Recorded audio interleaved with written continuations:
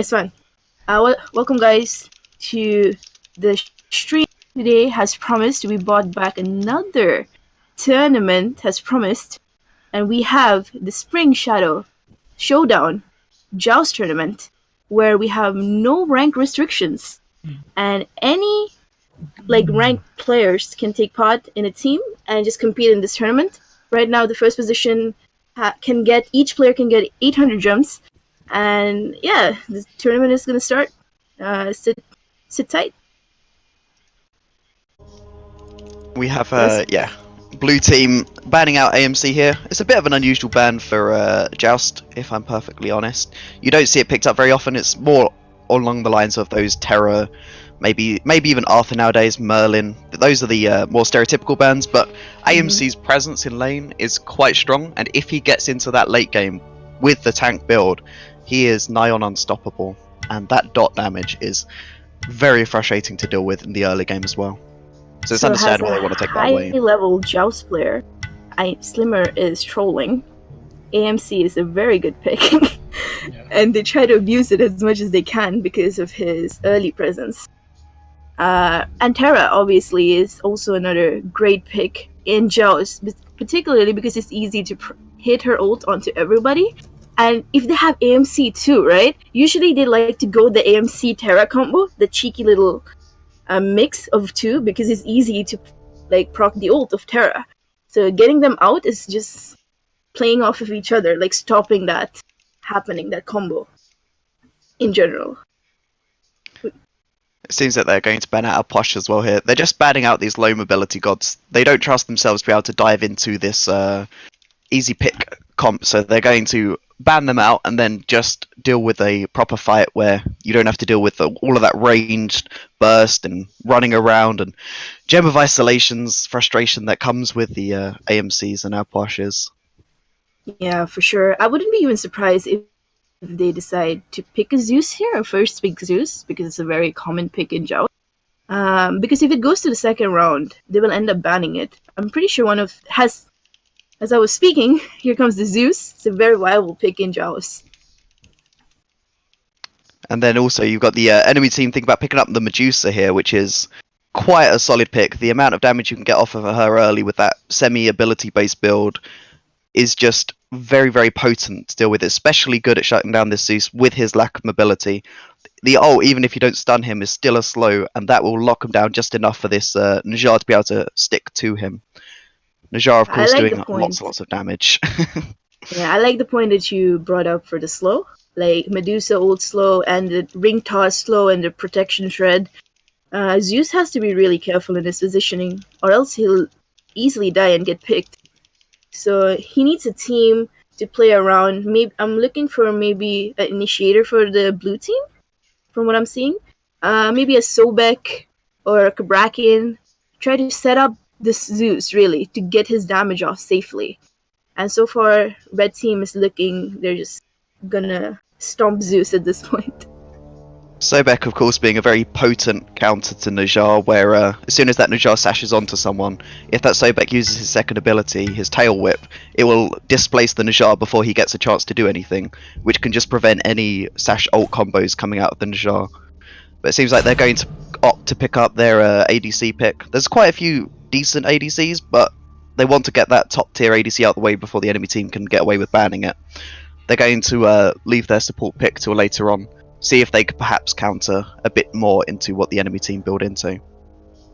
Yeah, the blue team is just showing all their cards right now in terms of the carry players, and in terms of countering, the red team just needs to be really careful in terms of engaging into this blue team, because Najjar inherently is an assassin after all early game compared to the most tanks, so he'll have to choose his battles wisely and look forward into taking the best possible fight for his team to secure a kill or push them enough to get red buff from the pressure they have on the red side.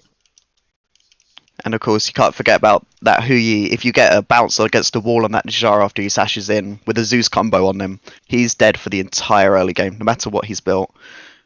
Oh yeah, you're a ADC player. Run us down on how Hahayes works. You showed off a little bit, right, last tournament? everyone's He best works, player. you look at a wall. Pop it. You look at a wall. You click one. Depending on whether you have normal or quick or instant, you sometimes left click as well, and then everyone dies. So what's your recommendation? Instant or quick? I would not recommend having the first ability on instant casting because you want to be able to aim at walls. No matter how much experience you have, you need to have some idea of where you're aiming, unless you have the most mathematical brain in the world. But I personally prefer everything else on instant. Okay. You heard it here. He's a good ADC player. If you guys didn't see the last tournament, which we had the 2v2, he was popping off. Crowd favorite here, by the way, with us. Aimbot Slimmer. Yeah, that's what he was called. Alright. Used to be. There's a Kazembo pick. That is. So we are finally seeing all the picks coming through for the teams. If the pick Kuzumbo is the final draft for both teams. So as expected. Oh, here comes the tier. No flex. The classic Tyragel tier. I honestly wouldn't be surprised with either pick here. If they pick Kazembo, I will despise them. I'm telling you, they wouldn't. If they do, I'll be surprised right here, right now. But unfortunately, I don't think that's the case. It's not. But tier is not a good pick here. Yeah, exactly. Really that's the point. And here we can see the red team's telegraphed comp.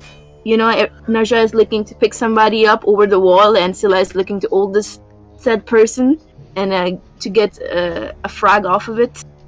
And the Zeus Hui combo is trying to give them space, you know, space control as much as they can for getting the abilities of Zeus and Hui out. So, in my opinion, I feel like the blue team's draft is better towards the mid-late. What's your opinion? Which team do you root for here? I personally believe this blue team's comp is just overwhelmingly better than the red team's here. I mean, I understand the decision to pick up that Scylla with the Naja, and of course, if you see the direction someone's looking before they get Naja ulted, you get a guaranteed Medusa stun on them as well.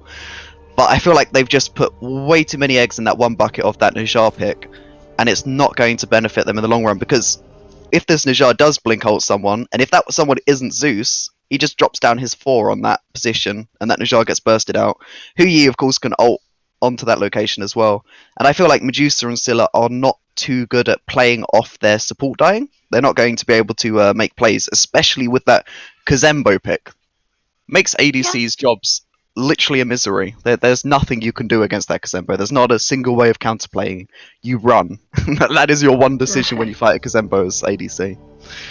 We'll see here, folks. They're a proclaimed GM team. So here, we will see how Naja is actually played, and if it'll work out into this blue team's high-pressure comp, because of high damage they have. As Slimmer said better than me, like, so all the eggs in one basket, everyone is following off each other, and if one of the execution maneuver fails in that supply, in that chain, everything might come crumbling down to the red team, and the blue team might just snowball off of the picks they get if their coordination is not on point on the red team. So we will tune back in when the game begins. Hey guys, Hello. we tuned back into the game. Here is the exciting, most thrilling game, and the very first game we're going to showcase to you guys. So I don't know how this is going to go. We're supposed to be super hyped right now.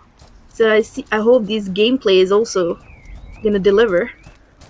What do you think, so? Good old double bounce comp in the blue side, so I love it. Got the Kappa and the Houyi Ricochet. Just throwing out his child, you know? This is how it is. Ooh! Ooh, that's some solid damage. That's some damage. Well, that's a Scylla half health before she even gets close to the enemies. And Scylla started tier 2 Brandcross, and you know what that means, right? He gets only 1 mana and 1 health. This is not looking good in terms of sustain if he gets poked again like that. But that is a lot of damage. They're just relying on hopefully getting that early pick. Obviously with that Naja as well, they want that early pressure. They just about outclear the enemy depending on how they play it. But they have to play super passive into that Kazembo. You see there, Medusa just dashing away at you like, nope, I do not want you to pick me up. Yeah, I don't want that chain lightning. Thank you. It seems like blue team are trying to bait them in to kill them at red buff, but they're just going to realise that's what's going on. Don't want to out-secure a Hahayes triple tap ricochet on a buff, and just go for their blue buff. Red team didn't waste any time. They went directly to their blue and immediately just you can tell that they've got a lot of synergy, and there's someone on their team just knows what they need to be doing.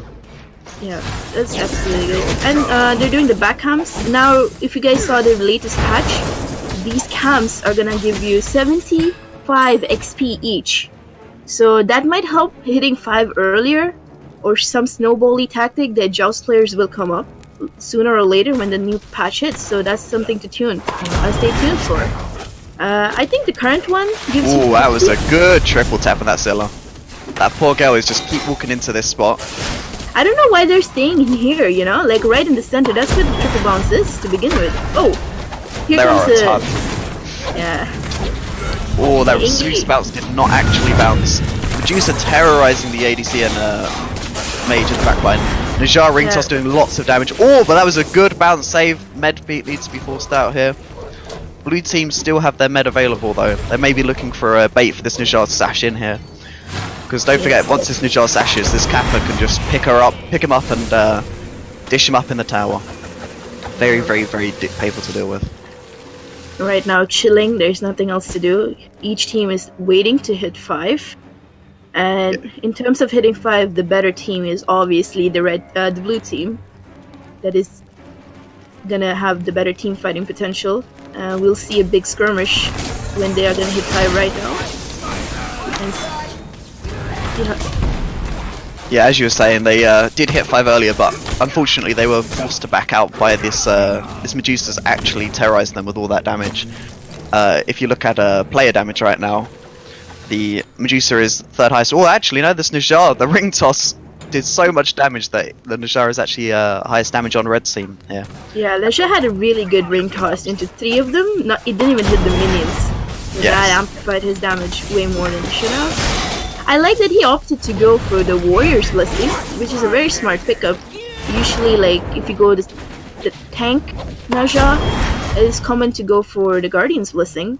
But into their comp, which is ideal to go Warrior's Blessing to mitigate most of the damage from Chain Lightning and the Hahayes ult, the bounce, to get hit by it.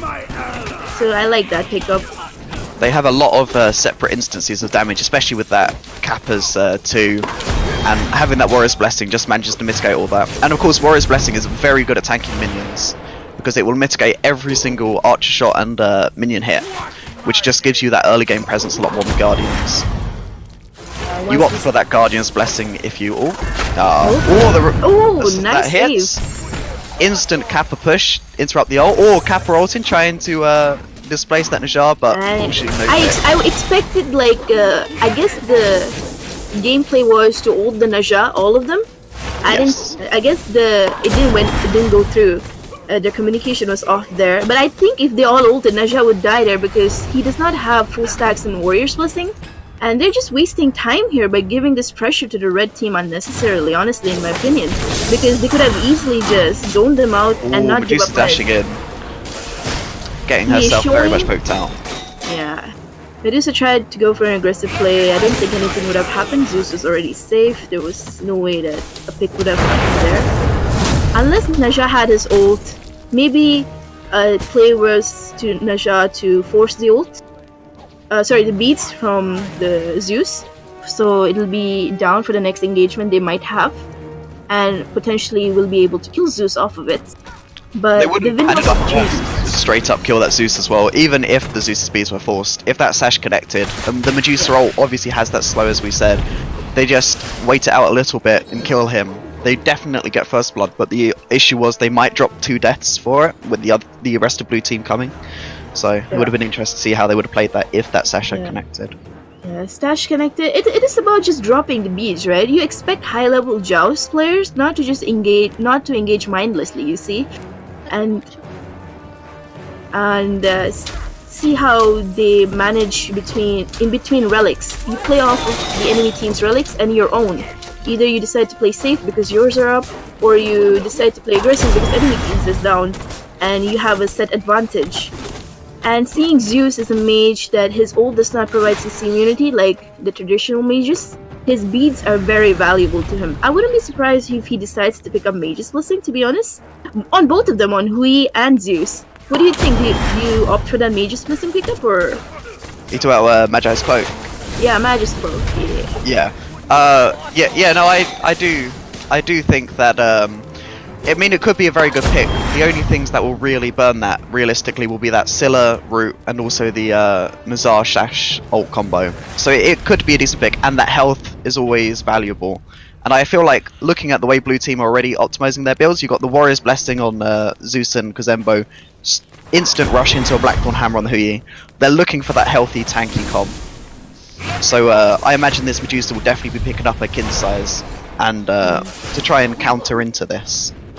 I like the Blackthorn pickup on both sides of the team. Like, to burn through Blackthorn in general, you need, in physical terms of building, you need Quintsas.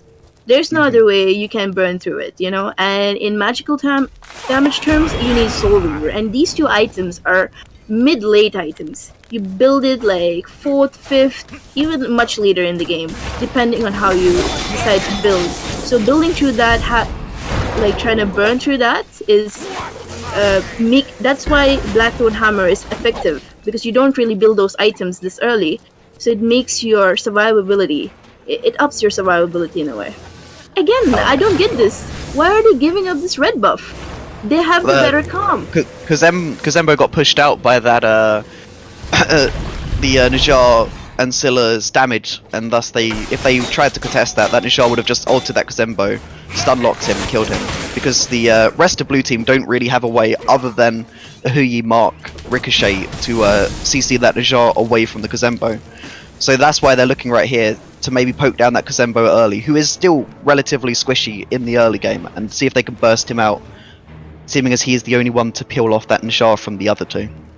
Yeah, Kozembo, looking in terms of mobility, right, in both teams, we can see almost no mobility when it comes to the blue team, and high mobility on the red team. So if the main mobile person on the blue team gets pushed out, he's the only one who's there to peel, that is the Kozembo, his dash. And the rest of them, if they get pushed out, there's no way for them to safely re-engage, disengage, compared to a Scylla, who has the 3, compared to the Medusa, who also has the 3 dash, can dash away if they mess up or get into a rough spot. So, yes. Kozembo is a vital part in their kit. So that's a lot of damage to that Scylla. Almost took her life. And Scylla took almost 3/4 of her health in return. I think they're gonna force an early fire here. Will they actually go for it? Looks like they're gonna attempt it. They have very good secure with that Zeus Detonate. But the Kozembo misses Kozembo is causing a really good distraction here. That's beats down on the beats out of Medusa. Zeus ult on that. The Najjar ult does not connect. The Najjar is out of position in the back line. We're gonna see first med here, and Najjar is gonna maybe hit the ground. The med was solid, but was not enough. Scylla ult connects, but it hit on the Kozembo, so it's, the damage almost is non-existent when you hit the tank. Zeus is coming around the back line here, seeing if he can get a pick. But here comes the Zeus gang. Chain Lightning misses. That slow would have been very potent, but Scylla gets way free. She looks like she's trying to play aggressive here, go for a pick on the Kozembo, but she does not have the damage to kill him right now. I think she's just underestimating them, honestly. If she gets bounced right here in this spot, if she just stays there, she's just gonna give her life away for no reason if she pushes up again like this. Well, at least anyway, that engagement was super good for the blue team, because Medusa lost her beads, but even if she lost her beads compared to the Hui, right? Hui does not have a Sisimian ult. Next time, the Medusa can look to ult in a defensive manner, as if she was utilizing beads instead of actually ulting for the damage. So hopefully we'll see that kind of a defensive play if blue team is not looking to aggress and take advantage of the thing they have right now. But right now it's a stare down competition going on. I don't know, I feel like Zeus is holding his ult. He just needs to ult. Well, as you mentioned before, they have such high mobility on this red team here. Oh, that was a solid Najjar ult, but it pulls them out of the Scylla ult. Zeus ult terrorizing lots of damage. That was a lot of ults used there, a lot of AoE, I want to kill everyone, and everyone just walks away from them. Everyone was that was a big miscommunication from the red team. That was straight up miscommunication. Like, I'm a monster should hit when he comes down from the windfire wheels. There is no way that it should hit before that. There was with playing with each other. I guess he expected him not to actually get him up in the air and want to get his damage off earlier, in a sense. But still, having that communication, we just saw that was a whole big mess. You should have been communicating. That this Najjar here is opted for the Talaria boots. He knows that blue team, he needs to try and stick to them, and this Zeus might build into a wing blade or something. So he opts for this higher movement speed item in order to be able to get close enough and initiate. And of course, the in Jxwsii is the less important, but that speed to come out of Fountain to help your team out if he ever gets picked off is going to be very crucial to any fight they have. Yeah, and it helps in tower defense too, reaching to the tower faster than normal.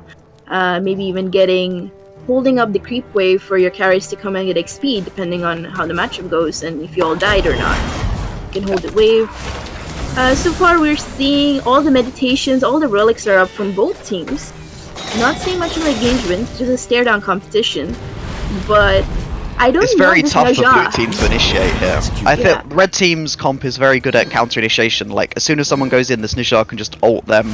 The Medusa and Scylla both have a dash and a underground leap available to them. And so I think blue team's comp here, what they're looking for is that counter initiation. That Najjar initiates like right here. Zeus speeds forced, no ult used. Zeus needs to look out for that now.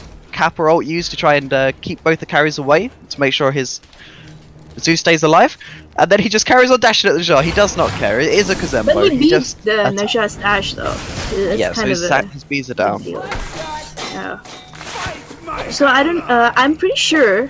Even if you beads, even if you don't, sometimes the Najjar ult tends to phantom hit. That means off of the stash, you can still miss the ult.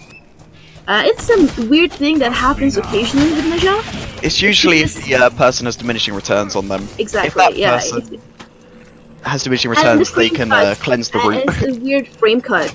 But either way, I think Cruzenbo should have just ulted as soon as he ult. Meanwhile, very good pick. Can he live? Oh, he got into the minion wave, no mana. Oh, that's an interesting med used by the Kazembo. The ring toss didn't bounce, and the red team thought it was a very appropriate time to engage on this lonely Zeus who was in the middle lane, as the only lane, and end up taking the hit. They both dashed in, and they end up paying the price. The Scylla did. Bull Demon King being attacked here. They know they can get it. Hui ult pop just to make sure that they burst it down fast enough that no one can get past that Kazembo. Yeah, the Kazembo's zoning abilities are very strong for a single target, but if there's any more than one person, they can just slip through his net very, very easily, especially if his ult is not available.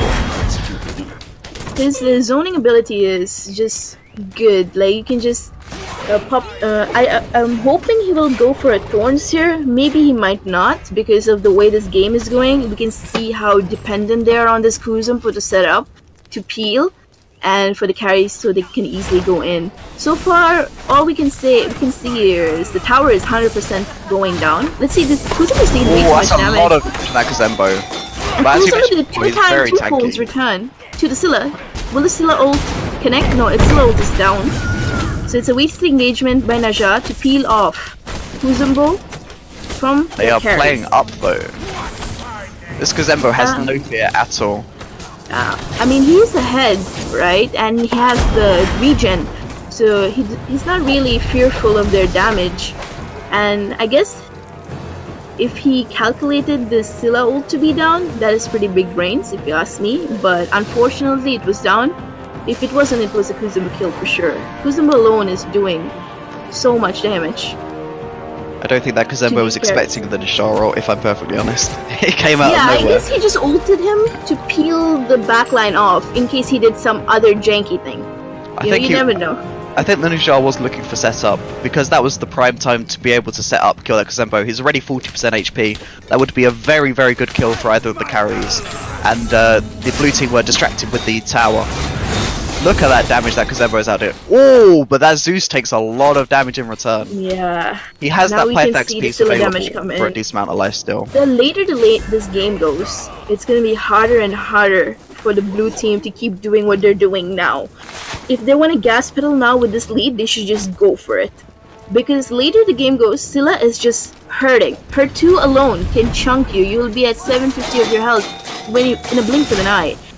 And I don't like this pickup by Naja because Kuzumbo 1 is up every 2 seconds. It feels like so at least.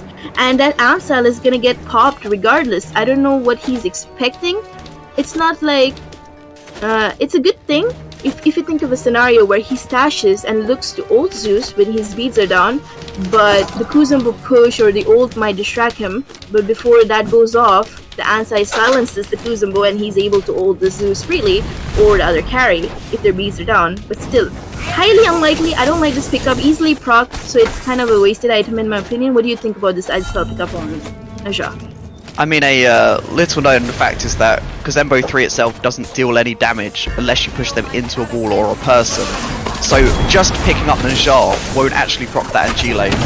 So he can still pull that Najar off. Or that is a solid Najar ult. Kazembo has no dash available, he has his ult. This Scylla just looks to run forward, but she gets bursted out by that double tap in the Zeus ult.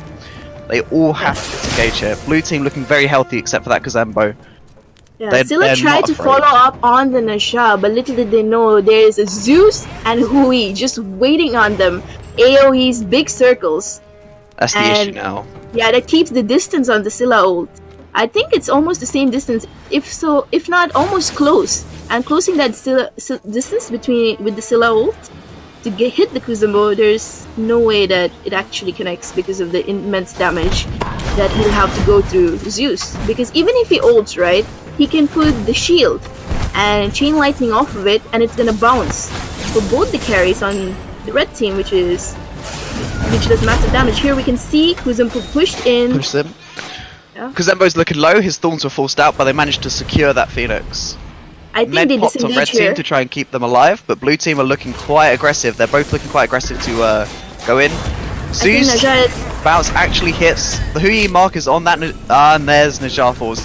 Too much CC.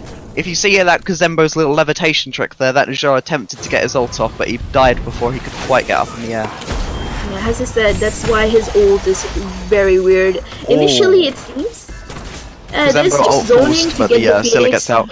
B's down on that Medusa now. Blue team are aware of that, but this Kazembo does not have a blink. After this pickup, yes, as expected, to be honest, and. Played beautifully by the Kuzumbo. He chose the right target to go after. He could have easily been tempted and went inside the blue buff camp on the red side and tried to go for a squishy, but instead he just went to the closest target and locked him down, which was the Naja in this case, and helped the Hui to jump follow up off of it and do enough damage to kill him, and that allowed them to freely take Phoenix with no much contestant really. All of this game, really, it was not much of a contest. They never really contested fire, or even before being able to contest fire, they were dead. They were outnumbered.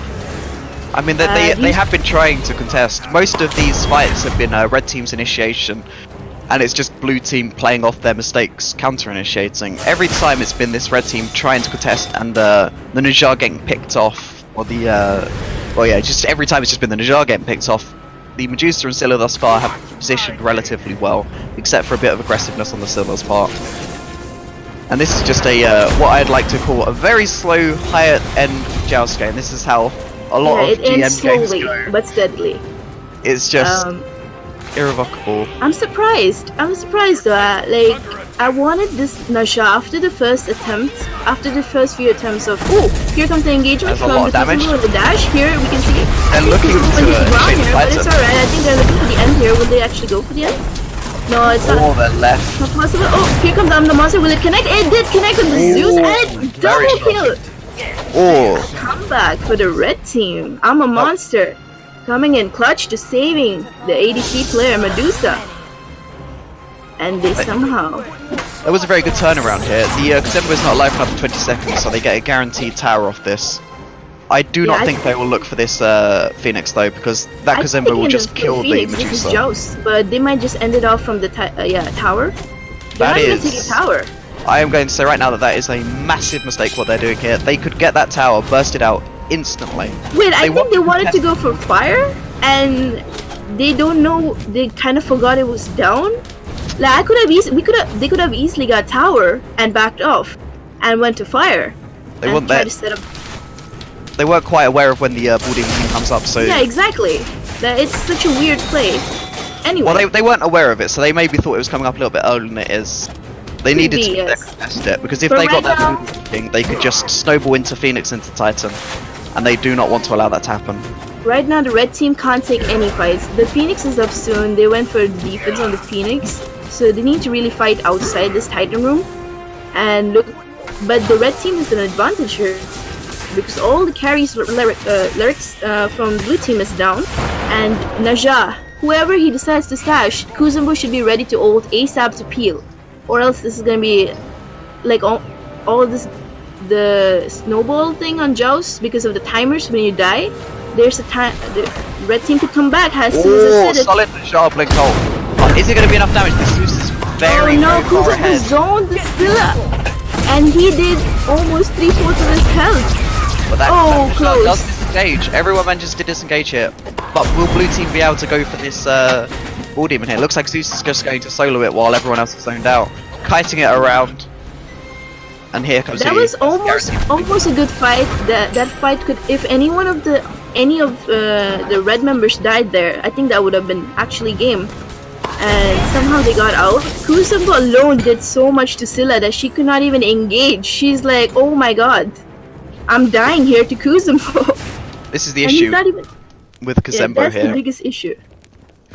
Red team don't actually have too much pill. Naja is much more of an initiation character than a pill. He can pill, but here he's not wanting to. He wants to initiate onto that Zeus, and because of that, the Kazembo can just freely do whatever he wants in the red team's backline. Especially as he's quite far ahead now with that Nemean online, Thorns online. He's got tankiness as well, Stone of Binding for that extra damage from all sources. Like that will increase his Thorns damage as well. The red team are terrified of this Kazembo just clicking too. Yeah, I would be too, the way I'm getting chunked if I was a carry. Like, and hopefully that Warrior's Blessing will be maybe a gem of isolation. I wouldn't be surprised coming out of the Kuzumbo, but we'll have yet to see. Right now they're slowly trying to hold this. It will go down, but depends on how they will decide to play this off. All the relics are up from blue. Oh, Dash connects, but Chain Lightning is far. Look at that, 100 HP that Medusa was left on. This is the damage of the Zeus. They're going to just triple ult onto this Titan and go for it. I think this is the end. Yeah. Oh, he's gonna pick off. That was a game. We could see both teams from the very beginning. Like, it was a slow and steady game. They were winning very slowly, but at the end of the day, Zeus in Jxwsii. That's all I have to say. Zeus in Jxwsii. That's it. With a fair amount of pill and a lot of terror on the enemy team. Fear of that Kazembo initiation. The Kazembo's player damage here is just showing just how much impact he had on that game. That backline could do nothing when compared to when faced with him, especially into that late game. The Hahayes might as well have not been there. He was very solid for peeling off the Naja and terrifying the Naja when he wanted to kill the Zeus. But at the end of the day, that Zeus and Kazembo, it was way too difficult for Red Team. The draft put a meme phase. It'll be that Godfather meme. Look how they massacred the Red Team. Yeah. But yeah, there's no peel on the Red Team. It was purely dependent on, I would say, skill. Not saying the Red Team lacked any of the skills, but the draft made them impossible to able to hit their own skill shots, which caused the ultimate demise, honestly. So, when you pick, you need to be very mindful of picks and bats. And this is one of the scenarios where big circles, big 3 circles against small 3 tiny, two tiny circles. Big 3 win. wins. At the end of the day, high level joust games, 90% of the game is drafting. 10% of the game is how you perform, but 90% is knowing what the enemy team might pick and picking around it. Because at the end of the day, you can't tell which team were more mechanically proficient or more aware of what they were doing that game. It's just purely blue team outdrafted red team to such an extent that there was nothing that red team could do about it. Yeah. Anyway, unless we will get back to you when we get into the next match, which will be what, Meg? Sayonara. Next match is good question. One sec, I gotta find it. Next match is gonna be where is it? Awu Papi Slimer versus the winners of match 1, who have been yet to be decided. That'll be either Team Hahayes or Team Rainbow Kitty Brigade. Whoever you are, win. Please. Thank you. Didn't Brigade win yet? Okay, we'll be back. Welcome, guys. We got the blue team DDK. If you tuned in last time, you know DDK. He's been smashing on the 2v2 scene, and right now we can see the Terra pickup and a Nox for each of the teams. What's your pick on this? I want blue team to lose. Why do you hate Terra? Terra is... what has she done to you? She has given you the thickness. She has Terra. Given you... Terra is an amazing god. I hate the people and their name. That's just simple as. They have terrible names, and thus I hate them. But no, this Terra pick, I mean, it's always a solid first pick, but you can see that red team were aware of that, and they're just instantly with that Nox pick. If that Nox drops down her silence on top of a Terra pillar, there's nothing the Terra can do to it. But equally, if the Terra plays around that and baits the Nox to use her silence, that's pretty much the entirety of Nox's kit, is that in that one ability, and it will be very difficult to do anything without it. So it'd be interesting to see how they play around each other there. Yeah, I honestly textbook plays, right? Like on Nox and Kumba. Like, if you get Nox, the first 2 picks, if anybody is thinking to get this combo, straight up is the most freest combo to get off of these both. Yeah. Well, you can see that very instantly just going for that tank build, tank comp in blue team here. You've got the Terra and Jxwsii pick. They're both just looking to sit on the enemy team, not take any damage, and just be like, yo, fight me. Let's see what happens. Which is a pretty common joust strategy of, I want to be as tanky as possible. Whoever's tankier wins, I'll be tanky and just W at you. That is how you win joust, if anyone wants to know. The winning joust strat is to tape your W key down, and you win. Yeah, according to Slimmer. Which I agree too. Genuinely the rule. Yeah. They opted for the Zeus, they reconsidered. And I like that reconsideration because Zhonghui is much more... let's say Zeus is much more vulnerable compared to Zhonghui, right? Like, all you can... Let's say you get Blink on Zhong and you get Aegis on Zhong.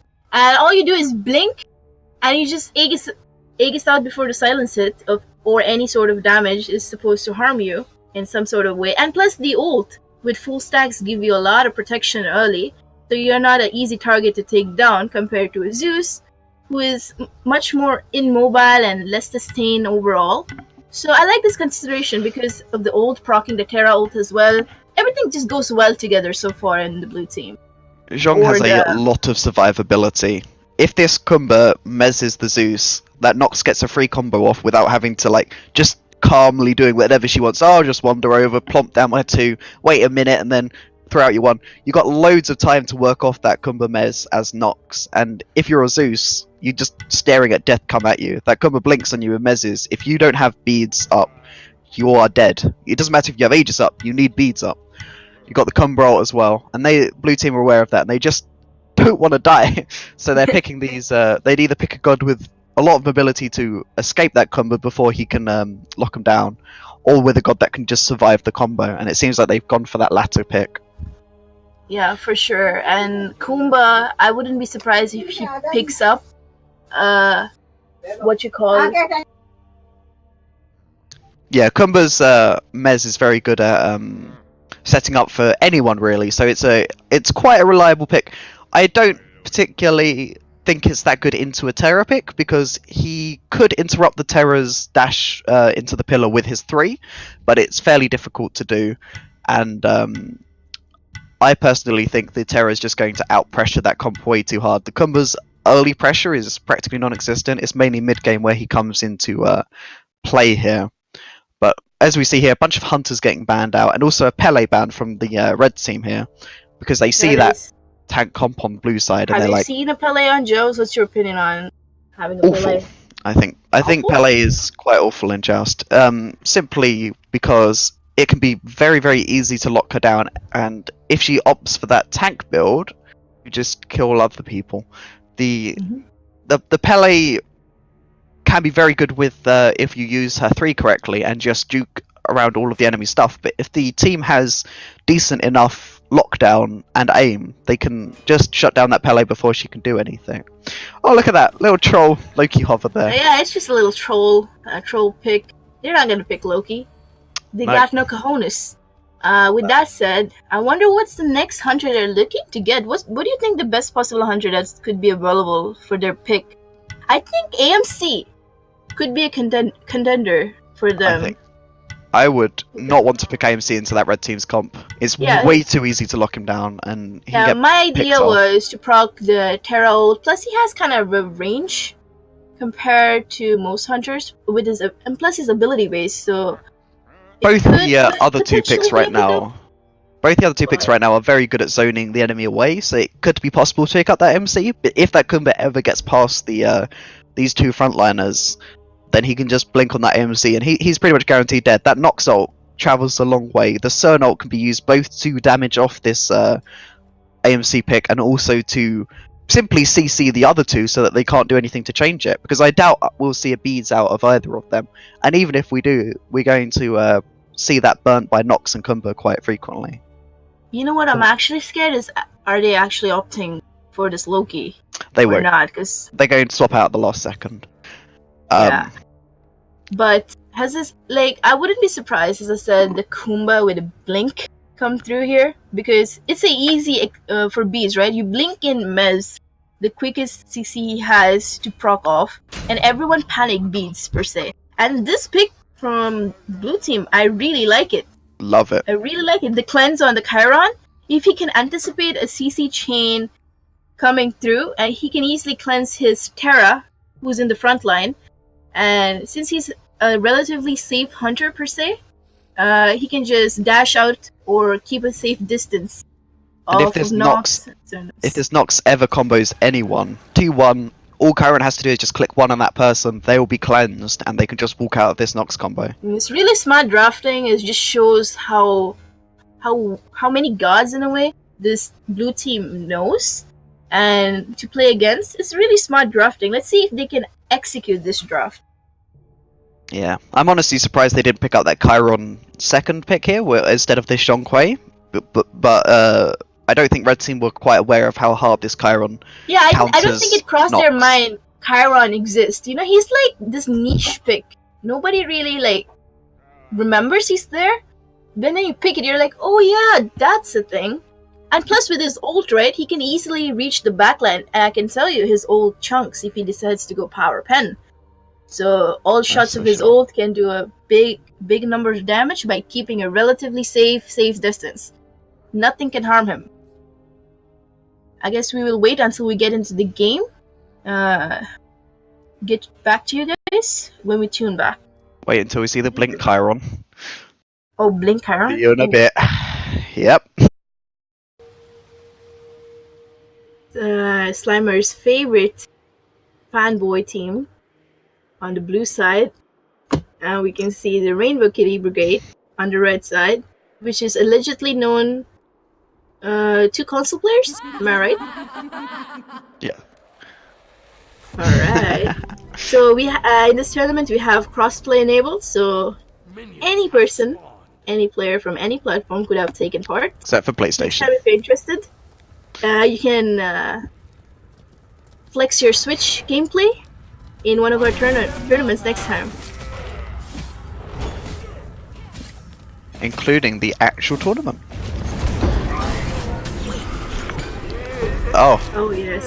Oh, they contested red team stole the red. Or red team actually managed to steal that buff away. I do not think blue team are very happy about this whatsoever. I think Kumba is gonna go down and hit the passive. No. No, the Kumba gets out fine. The red buff Kumba is red buff Kumba nice is OP. Don't even at me. You know this. Kumba is lit. Kind of broken. I will not lie about that. Only broken you know this. game. I like the blue team immediately asserting their position into. Oh, okay. Will they actually go with this? Hey! Chiron dash secure. This Kumba. Oh, sprint is forced, but he has his dash available, and his HP 5 and health pot will heal him up more than the Zhonghui 1 damage can do. Ticks. Zhonghui very close. If he had more points in his one, obviously not possible because level 3. A risky play by the red team to come back in with such low health bars on their Guardian player, but they managed to. It was not successful, but at least they have the timer, right? It's kind of a win. Sure, a win. It's like a morale win in a way. It's the sprint was forced, but they also managed to force out this Chiron's beads here, and he did go for beads, not blink, which is honestly a shocker to me. But evidently he is enough of a person to respect the enemy team enough to buy beads, which I respect. As you can see, the natural tankiness of Zong is coming out right now. We can see this because he had no fear on that Nox combo. Plus, that Nox combo doesn't do that much this early. A couple of items in should be able to chunk anybody really. So have to stay on the lookout, not easily get debated by that, or comfortable to say. And looking good, clear advantage on the red side. I wonder will they make a play on this Chiron because his beads are done. I don't think so because he's already 5 and the beads are almost coming up. I think time will run out. I think by the time. Much too hard to initiate onto them here. Much too hard. Do you reckon that Kumba will go for a blink second relic? I mean, I'm very shocked that he went for this sprint first, but it's just to try and get them away from the Zhonghui, I believe. I feel like later on they're going to be forced into this Kumba pickup shell. Oh, is that Nox's dash? Is that actually going in? That's a beast down. That was a really good wall. Or Kumba roll forced out as well. That was a very, very good fight for blue team here. Chiron ult was available, but he opted not to use it to chase down that Kumba. He knew he had passive, he just didn't want to waste his ult onto a Kumba passive, which I think is an incorrect decision because the passive does not last for very long, and it's, what is it, 4 minutes till it comes back up again? I guess, feel like, yes. I think it's around that. I feel like it's like 220 seconds or something, so just under 4. Who knows? Who knows the cooldown on Kumba passive? Unfortunate there, really. Nox was trying to dash, but her dash got caught, and she beads out, but she has no mobility item, and that's close quarters, especially with the Terra able to cut the distance with the Monolith, and the dash through. Here comes it, combo again, but no much follow-up, just for the clear. Yeah, that Terra 2 was very potent. He's looking for it. Oh, they managed to steal it! Surprised they didn't wait for it. I am quite shocked actually, but well, there you go. Chiron's just too good at securing buffs, I guess. Over walls. That red buff must be the reason. Can't be anything else. Yeah, the unexpected damage spike. 100%. That's exactly the reason. Another stare down battle. It looks like this Zhong might be rushing into that Gem of Iso here. Zhong rushing the Gem of Iso, Nox rushing the Spear of the Magus. Apparently I can't say it. I mean, you know it's Joust and you want to be, what you call it, annoying as hell. And Zhong is one of those gods. Yes, but you can't just throw out words like that, Slimmer. Come on now. But throw out the truth.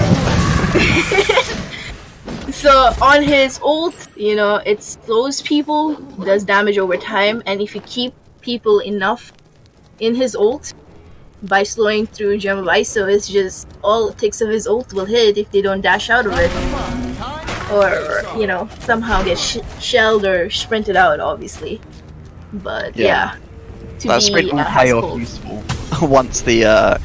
I mean, also take note that sprint is upgraded. The Kumba decided to upgrade it, so I feel like he's hoping that his ADC will just be able to hold down W in the typical Jxwsii style and kill someone. But I'm honestly very surprised because they're not going to be able to initiate too well onto this Tyragel. So it's quite shocking, especially with this Chiron again rushing that Blackthorn hammer, making him very tanky. Yeah, I expect like a defensive style play from Rainbow Kitty Brigade. Ooh, good mez. Good mez out of that Kumba there. Good disengage. Blue team went again, to another stare-down competition. Who can clear the best? Obviously, the blue team can clear the best. And there's the troll. I would like to just say Slimmer fanboys, because Slimmer hates their actual team name, but you know, for an understandable reason, it sucks. I don't know. They're just admiring you, you know. Oh, they're initiating. Oh, I think Kumba was looking to maybe. Oh, that was a big Cernol. Oh, Noxel mistimed, and they're going on the Zhonghui. Kumba has no dash available. Tries to sprint out, but he just can't get away fast enough. And first blood goes in the way of the Zonger Donger. Second kill. Oh, second kill, yikes. But yeah, my kill counter didn't update, but you get the point. That's not fair. And both You will like the spectate client. Yeah. Works well. It's always perfect. No questions about it. But yeah, it was a very sick disengage in the beginning, right? When the fight kinda started from the red team, but they still got caught out by the Shadow Step, the Root. Yeah. The Nox won, and Kumba didn't have a way to get out of it.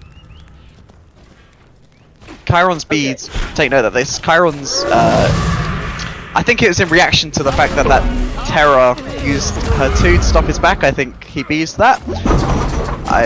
Earlier when I was commenting on them having respect for the enemies, so I feel like now they've reverted to their true selves. What a shame. Except for the Zhong. The Zhonga here is playing nicely, respecting his enemies. But there we go, there's that Gem of Ice rush. That is going to be very difficult for the Noxus to deal with. That just pains my soul. Once that Zhong throws out that Explosive, it's 20% slow, stacked with the Gem of Ice, so it's 25% slow, and it lasts for so long. Oh, Chiron ult! Does that connect? Oh, the first one hits, but the second 2 miss. Maybe if he actually had any ability in the game, maybe he would have done something. There you go. Well, maybe she's got Blink, you know? Maybe that was the real strategy here. Blink after the enemy. Oof. Take note that this Terra has that Stone of Binding there. As soon as she roots an enemy, that enemy having a protection shred from all sources, it's going to be very, very easy to burst out anyone who's not tanky, which just so happens to be both the Cern and the Nox. They're very, very squishy right now. No defense, no health at all. Yeah, for sure. Just so chat knows, it's no personal vendetta against anyone. It's just friendly banter, right? Friendly and lovable banter. It's hey, listen, we're seeing a Jxwsii tournament.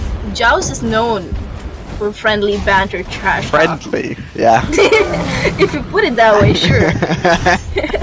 Oh, here comes the Zonger. We can all believe that. Oh, there we go. And there's that slow that we're talking about. But the sprint is popped to try and get away, but it's just not enough. That last little soul chasing him down, last little demon. Kyra's looking to kill that Nox in the back line. Zhong, the poor Cern, did not opt to carry on running. He thought he could live on a tower, but Terra ult, with all that tankiness, no one can live through that. Yeah, both of the carries having Warrior's Blessing, and they think they're safe under their own tier 1 tower.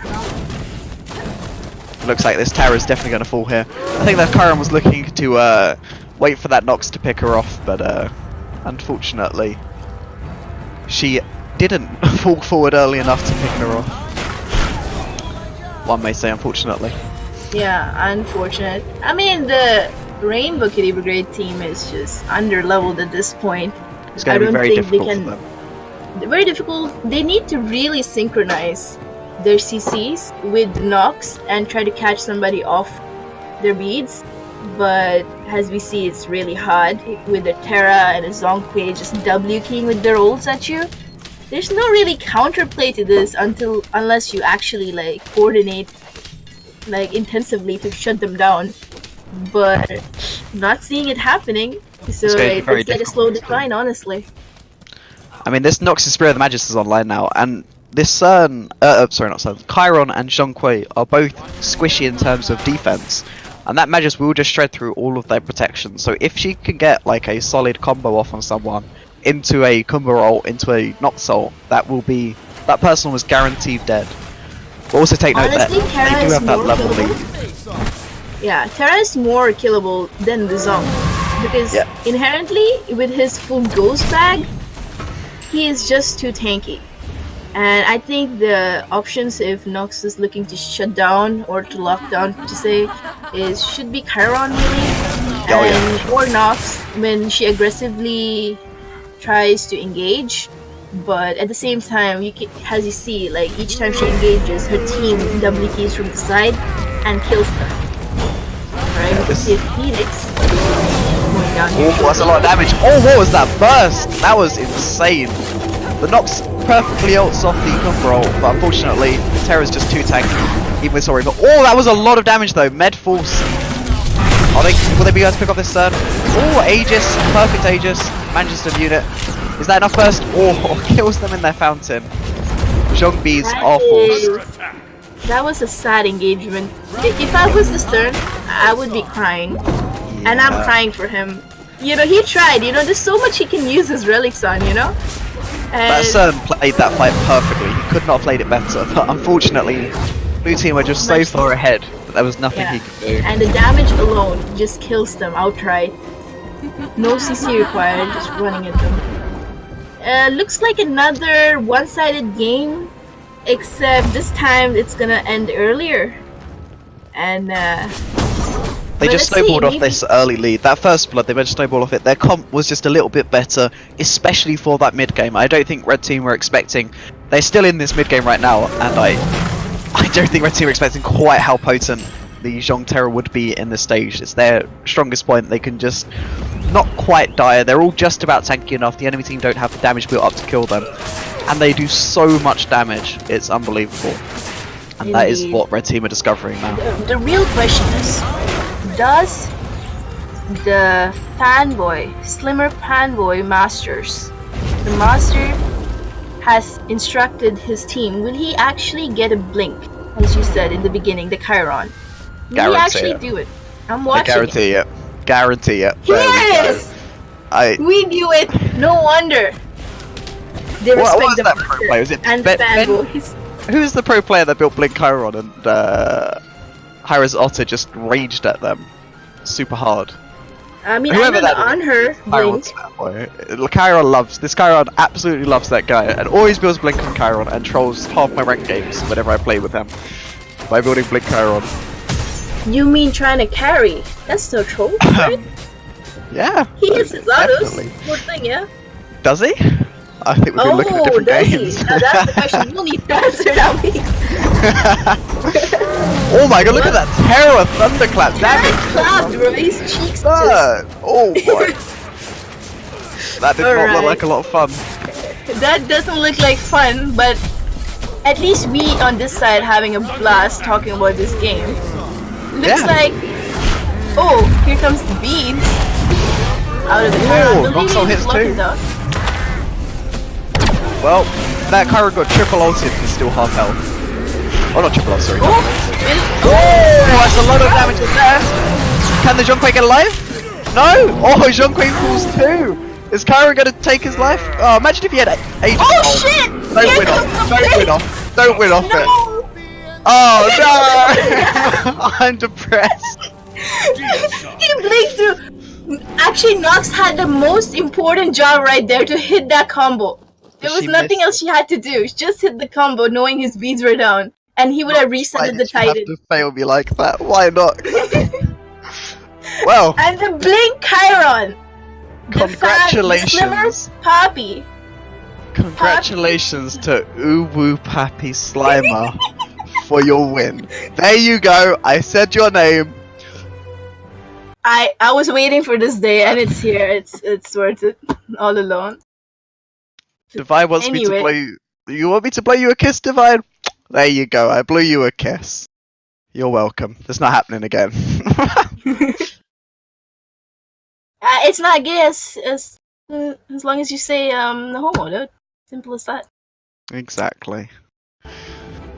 Divine would never say something like that.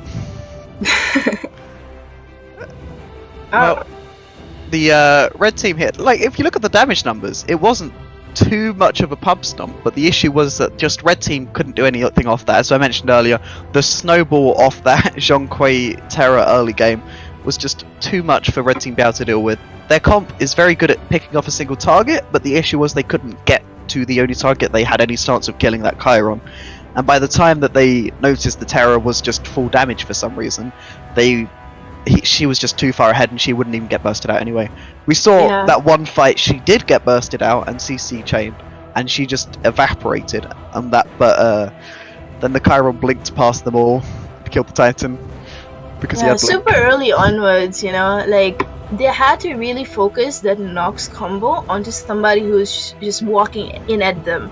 So initially it was Terra, but because of their clear being poor and kind of being zoned out, they had to use it in terms of clear instead of actually trying to lock somebody down or damage them, or, you know, at least poke them per se.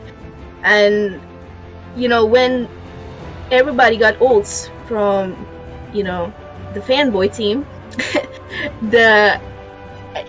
like they could not lock anybody down. Like Terra just roots and dashes through, and Zhonghui just walks past. Either they had to lock down the Zhonghui somehow, or the Terra, like just stopping them, walking at them.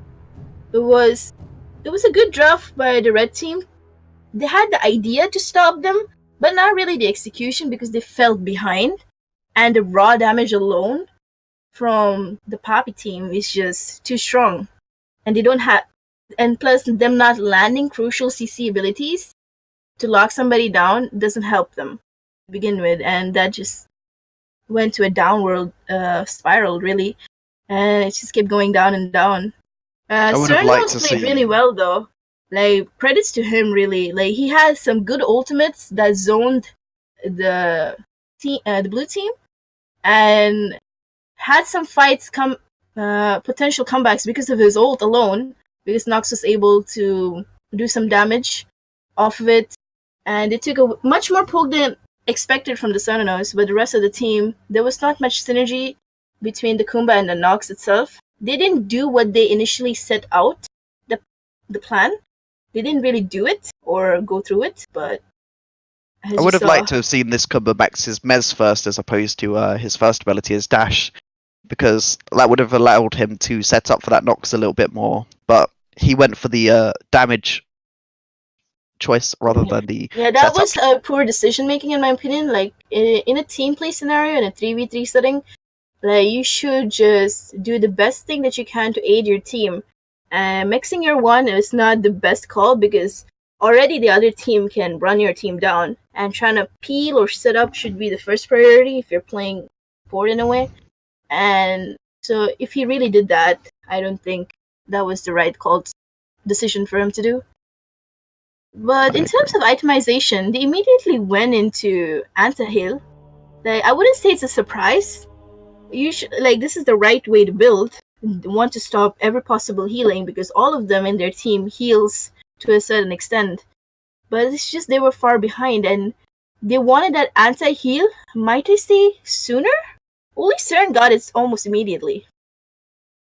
I would not personally agree with that beat stick on the Cern, because I feel like he's relying a lot more on those auto-attack damages. He had the Ninja Tabi for some attack speed, but I would have rathered to see an attack speed item before the beat stick, honestly.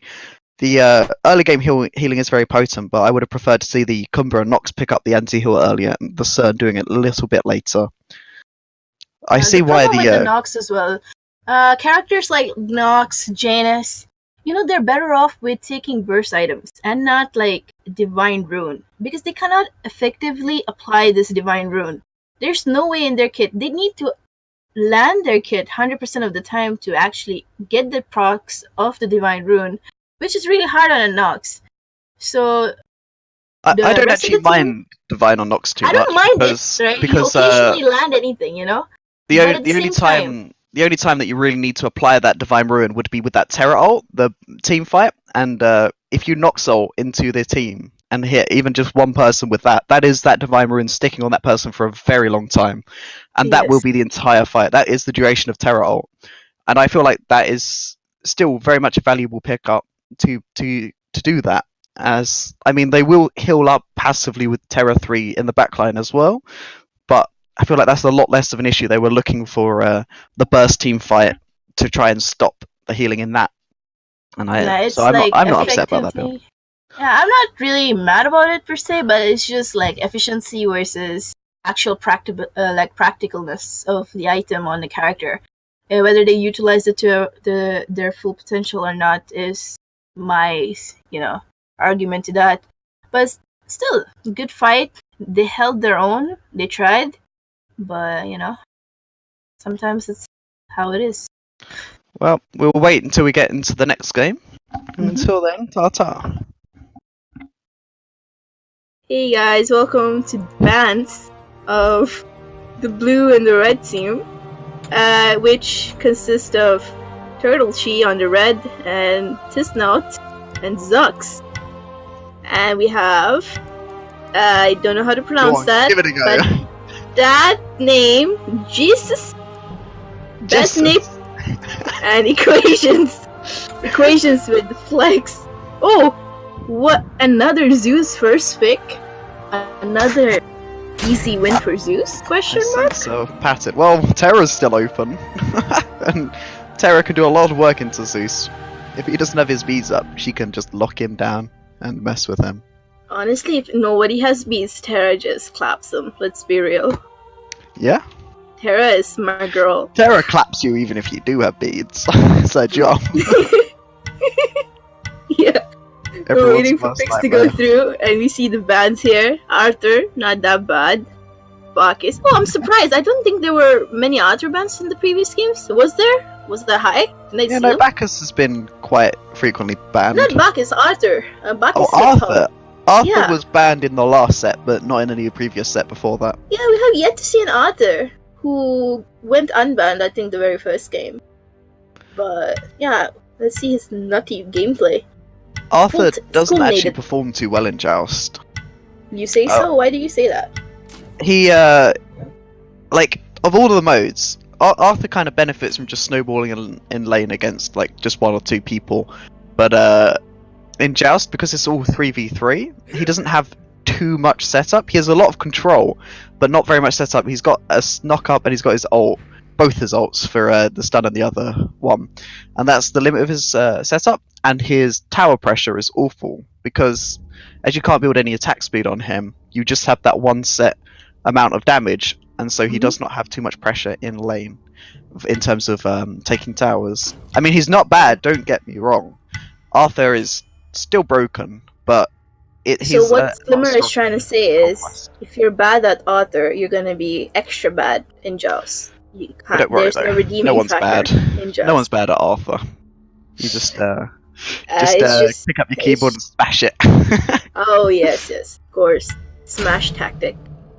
And what is this drafting? My mind This- cannot even comprehend. Hades Like- ult set up into Zeus, but both the enemy team Zeus have totally escapes from it. set up. Yes, you're absolutely right. So Mr. BestNep is living back in season 1. He's got his Hades Guardian going, and he's gonna build full tank support setup to try and get that. I mean, I am struggling to justify any of what I'm seeing right now, but Yeah, in a- same. I in a can't way, process what's happening. the So I'm silence can be potent. After that Sobek plucks and his CC immunity's over, that Hades can just fear him and ult him, but Sobek can just ult out. Both Medusa and Sobek have two ways of immuning / escaping Hades ult. Yeah, they have a technical way of getting out. I don't think the red team is just gonna draft an immobile major. I don't think they will do this into the Hades. There's no way. I don't expect it. I would like. It's so many better mages they can just get instead of trying to get someone on mobile. Let's see what they really go and opt for here. They banned out the AMC here. I don't know about the AMC pick into this. Hades feel like- does enable. I have no idea what they. I have no idea what they pick on blue team. I'm thinking maybe a warrior, but Warrior? I'm thinking well, another ADC probably, but it needs some sort of pill. If they pick an ADC, they've guaranteed loss. They need some sort of tanky pill initiating character. So there we go. They see a warrior pick up. Oh, the warrior double mage. I've not seen that for a very long time. I mean, it can do work if you snowball early with think that. against Agni?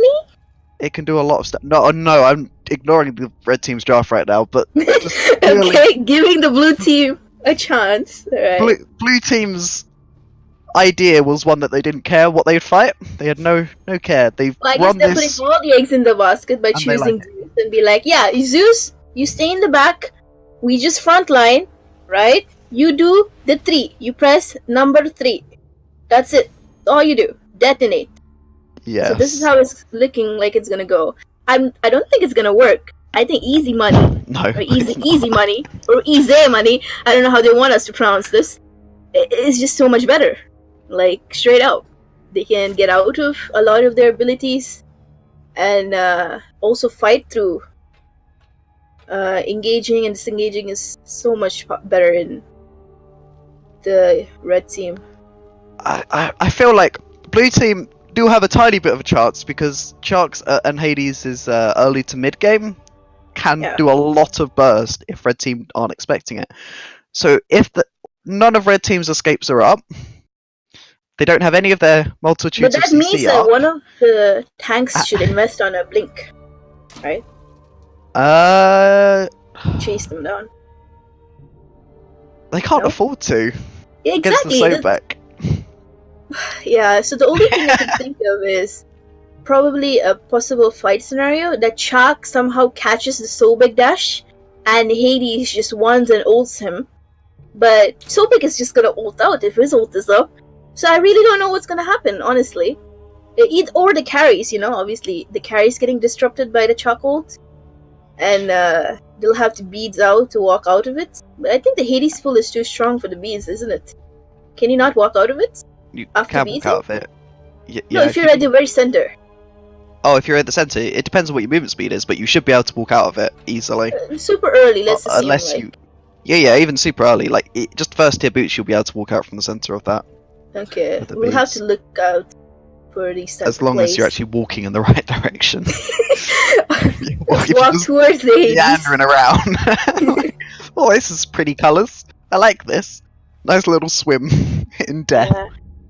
I mean, to be fair, if this Shark snowballs, the red team aren't going to be picking up too much physical defense, which means it's going to be hard for them to dive. If they get an Emperor's armor and Shark gets a little bit fed, he could just sit on the enemy. Yeah, he's just an annoyance to and a do a lot carry. better. Like, if you have ever been against a Chuck in Jxwsii, you know how annoying he can be. His autos, him getting close, his slow.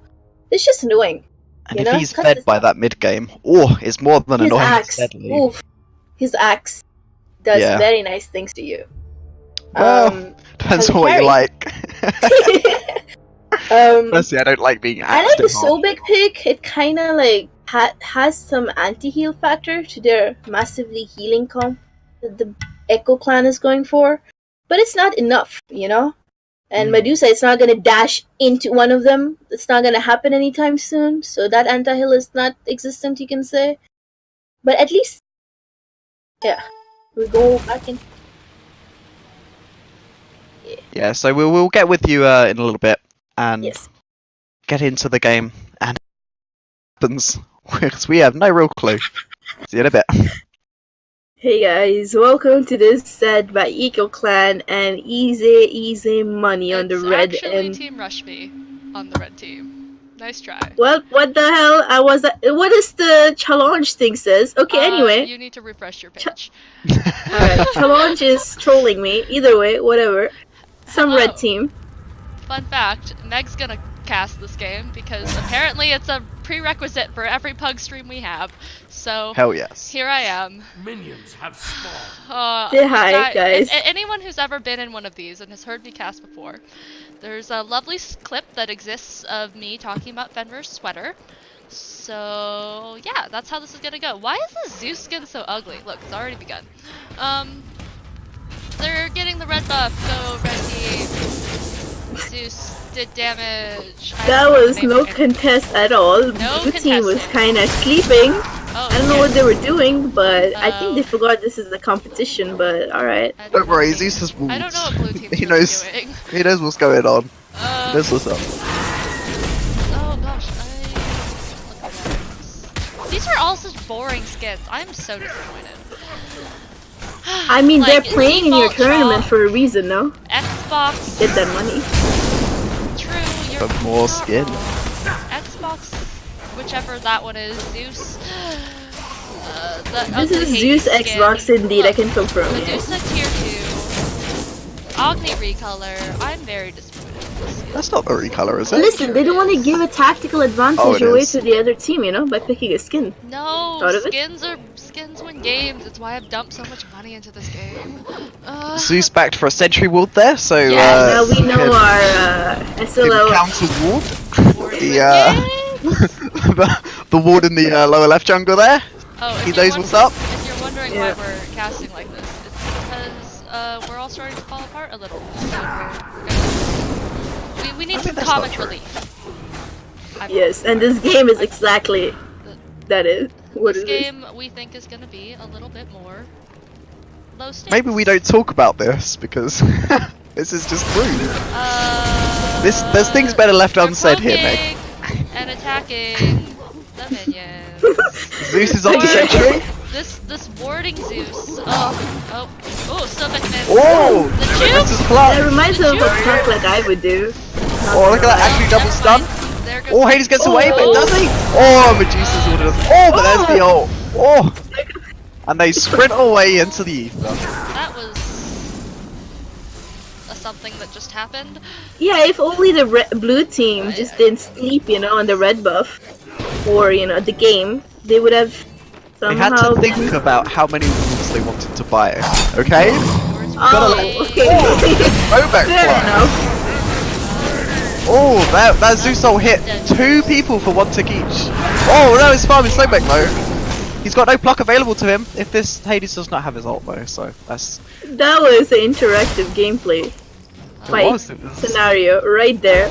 I don't know what was going through everyone's mind, but that was as awfully as possible that could turn out for both of the team. Exactly. It was super weird.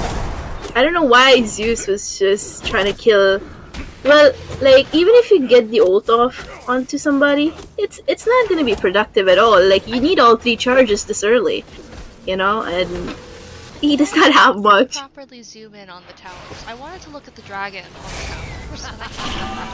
Oh, there's a dash. Make, you might want to turn up the volume a Put bit. it on free camera and don't know move how to the do that. WSD. Volume. Turn up my volume. Microphone audio. It's all the way up. I don't know how to make it. I don't know why Zeus is opting to fix my stay mic. for these Maybe 6 creeps instead of backing, but each to their own, am I right? It's not like Agni can kill him. Maybe he doesn't have enough money to buy wards yet. More You know? wards. More wards. Wars wins game. I don't know what you're talking about. We gotta click 5, Meg. Click 5. We gotta Five. see the wards placed here. That's not words placed. Oh, 5. What? I Didn't thought you repeat meant 5 F5. back at I me? thought you meant F5. I was like, that's Refresh. not words. Refresh. No, F5 got- is fight. The We've fight got tab. Two 2 wards. wards. Oh, Sobek has a ward 2 now. Ooh, Oh, so many wards. Look at this Hades statue. Look at him. Look at him. He's like where living is his he? life. Oh yeah, look Back at him. behind He's this tower so here. graciously running away. He looks terrifying. I mean, he's Oh, looking he reminds me directly of- at where the Medusa killed him. Of Harry Potter. You know, Nice. prison Oh, look at all break. that damage on Medusa. Zeus She is almost nowhere lost to be health. found though. So like, nope. There we go. Oh. Stuff is happening. Come on, Zeus, kill them all! Oh, no, Oh, behind the enemy team. Why isn't he going in? That 1 HP. No. It was so close. I didn't see where believe- Zeus coming from. That was the most epic gank I've seen in a while in Jaws. I believe. There was the questionably placed Zeus ult briefly before all of that, Shh, don't but talk then about it. he almost killed everyone. I believed. Agni with these 4 wards placed. Look at these wards. There's is a lot of wards.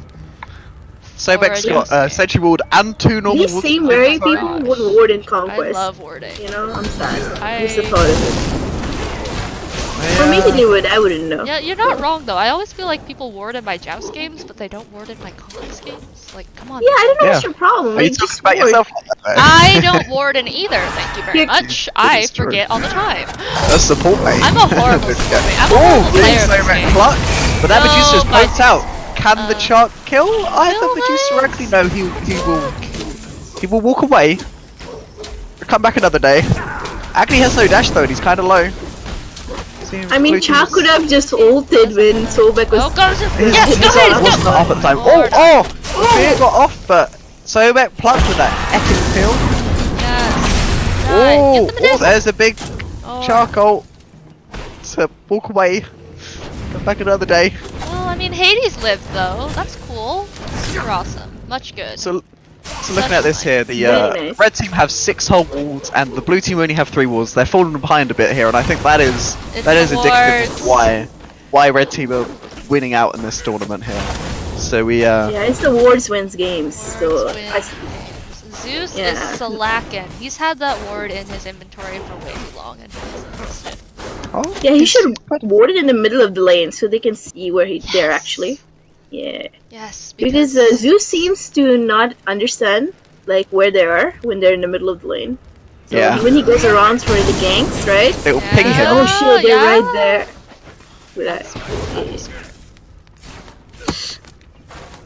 But it's alright. Oh, well, that was a lot of damage onto that Zeus right there. Jesus Christ. Oh, Sobek misses his block. Zeus out of position. Oh, big Zeus ult.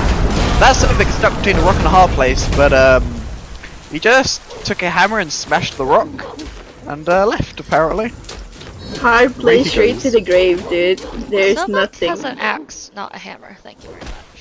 Just saying. I mean, have you ever tried using an axe on a grave? It's On a doable. stone? I do it Is in it? Minecraft all the time. Why You would should she know use that. axe on a Oh, grave? you do.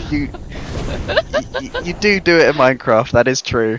I'm Makes a terrible. keen Minecraft player. I'm the best Minecraft Oh, which player. reminds me, yesterday was the 10-year anniversary of Minecraft. Everyone. Oh, It's fun. Oh, it Yes. is, isn't it? Yeah. Yeah, And they released yeah. that VR game, didn't they? Or augmented Yeah, reality they AR did. game. That was cute. Missed that. Minecraft. Yay. Minecraft for the win. It's Meg's favourite game. She won't tell anyone about it. I do but- enjoy Minecraft Wait, wasn't for it about when you're 30 trying to- minutes before I implement. I like Minecraft in theory. Look at all I- these wards I on the heard red 30 team. minutes before I got aborted. I don't know why. Abandoned. It's fun. Meg has abandonment issues, ain't you, I- Meg? That's rude. That's why she spends all her money on Smite skins. Oh! I feel we're so being attacked. savage towards blue team here, not to poor Meg. Can we talk about this admin abuse? Like, the admin being abused? Yeah, it's a different kind of admin abuse. I'm much more keenly interested in this one. You're so mean to me, Slimer. That's what the stream wants. Oh, you're so mean. You're so cool. Okay, Whoa, that Medusa 2 almost hit Hades, but it didn't. can they, like, fight each other? They were. I mean, but And then I Blue mean, team kept they're dying. not They were anymore. fighting each other. I don't know. So let's talk about this chart build here, Meg. What do What you is the think? chalk building? Oh my gosh, he got mystical mail first item and he doesn't have boots. I'm in love. I stan. That's great. That's... Who needs movement? And, you know, movement. Okay. I can't help but notice he has no wards still. Oh, I no feel like wards. That's it. Oh, and he's got the That's Aegis too too. much into this. Oh, yes. Go, Hades. Go. Oh, The they killed someone. silence! Oh! The silence into the Hades ult! Look at that OP! Dash away from this shit! Shout out. Now that is the combo they were looking Okay, for. maybe not to that Zeus beads, but shout That's- outs to the blue team's first kill. Look at that, Zeus dodging. Oh, look at that accuracy! Yes. He hit his 1 and he hit his 3. Yes. Oh, he hit his 3. Oh gosh. Yeah, Oh gosh. he did. I mean, you're not wrong. He did do that. It's interesting to I see think he hit Sobek his pick up trait. this Heredity here, despite the fact that most of the damage is magical. Oh, MP5, but HP5. I feel like it may be going for. You're underestimating MP5. Chug. Yep, You see that that's why. mystical mail? HP5. Hell, Yeah, exactly. That is. no mystical. That is gonna mail. chunk To with mitigate the magical mystical damage. mail, this I know obviously he has big IQ I don't plays know what it. item he But has. it doesn't mitigate. Mystical does magical damage. We just say it does? mitigates, okay? I thought it did mystical mail. Oh my gosh. It has 40 ticks, right? Hold up. It ticks 40 I don't know times. anything. It has 20%. Okay, it mitigates half of it. Hey, it's something, What? right? What are you Wait, saying mystical here? mail. Wait, mystical It does mail takes how many magical damage. times? Oh yeah, you're trolling. I'm trolling. Oh my It's god. 40 Mystical damage doesn't tick per a number of second. times. It says How many here. damage every- magical So damage every freaking second. Oh yeah, it does. Well, the sovereignty is for it's the for child. the HP5. The For the HP5 It's for the to towers. counter the health minions. loss. That's Because what it is. minions are MVP this game. Yes, minions. No, they need to take that red buff off. of Look cooldown, at these you see? Agnes wards. This man is actually just He's a man of god. action. He He's like God. he knows what's up. He will knows. see everything. I want this like him on my conquest games in mid All these lane. wards. He has got a Hell yeah. chalice of the Oracle, so he Oh. can ward in this He joust knows. match. I am proud. Oh, Saber misses pluck, goes straight into that tower. Oh. Looks a little bit painful. But that sovereignty didn't let him get too poked. You see? Oh, Yeah, exactly. sovereignty. The HP 5 will bring it back up again. Yes. Or he takes reduced damage. Come on now. Yeah. What? No, don't towers do What, magical what is damage this about too? mitigation? No, they do fist. I don't know Yes, anything. Meg, they do magical damage. I don't know anything. No one. And, I just know and they physical hurt. gods deal magical damage. I thought and you were magical talking about the gods do towers. physical damage. I don't. I'm talking about the tower shots. Yeah, the tower shots do physical. Okay, well. Whoa, the I dragon didn't know has that. an arm? I didn't know it had one arm and it kept moving. Oh, look at it! It's so cute. I I need can't to zoom look in at on this it now. properly. Okay, never mind. Assisted cam will let me zoom in on it very nicely. Look, Oh, they're it going does for have the an Bull arm. Demon King. Look at him. Look at this big freaking thing. It's so ugly. Why Look is at it the so Agni ugly? trying I to never go on realized how to ugly it people is. from the That is a team. very camp arm that dragon has though when it shoots. Yeah, it's like, you know, he's flexing his only good arm. You know what I'm saying? Yeah, look at me go. Red Yeah, team boy. You would know out of all has people secured what I'm the saying. thing, Hell yeah. whatever that's called. Campness is life. Camp. What's what called? The Bull Demon King. That's what it is. It does BDK. things. That- Go, BDK. Oh, there goes the Zeus. Oh no, Zeus! He was trying to ward! He's too young! Oh, look at that though! He Jxwsii got dashes one. into her Do death! it. Zeus is still alive! Zeus! Oh, they burn! Oh, he's walking the down Zeus Never come mind. back. You Oh. walked the Oh, wrong no. direction, sir. But it's okay. That's some good damage. Oh, from look at that Hades. poke on Agni! Yeah. That Hades just shred him! Yeah. That Spear of Death so power just putting in that work. Aw, heck Can he yes. fight in though? Go. He's only I one level believe. down on the Agni. I believe in you. Zeus has traveler shoes, guys. He's gonna be up in no time. Oh, goodbye. Oh, well, never mind. Not goodbye, but goodbye. Jump away, Hades! I Jump away! believe- Jump The away! jukes! No, jump again! Aw, he's not jumping. Those that were was some pretty, that was his some crucial pretty error. hot moves, but They were. not enough. Not. If only he had travelers too, you know what I'm saying? He could have Yes. juked much better. Where is that Bumbus mask? It should be there. Petition for Boombus Mask in this game. Necessary. Can somebody I- message one of the players and be like, can Why you get is- Boombus Mask? Look at how like distraught the tower dragon looks. He's like I want this He's Agni upset. to get Bumbus mask so he can get to places The dragon quicker. just he's like was how I feel. yeah. God. Same. When I wake up in the morning, Ugh. you know when you stretch, and pretty Yeah? much. Yeah?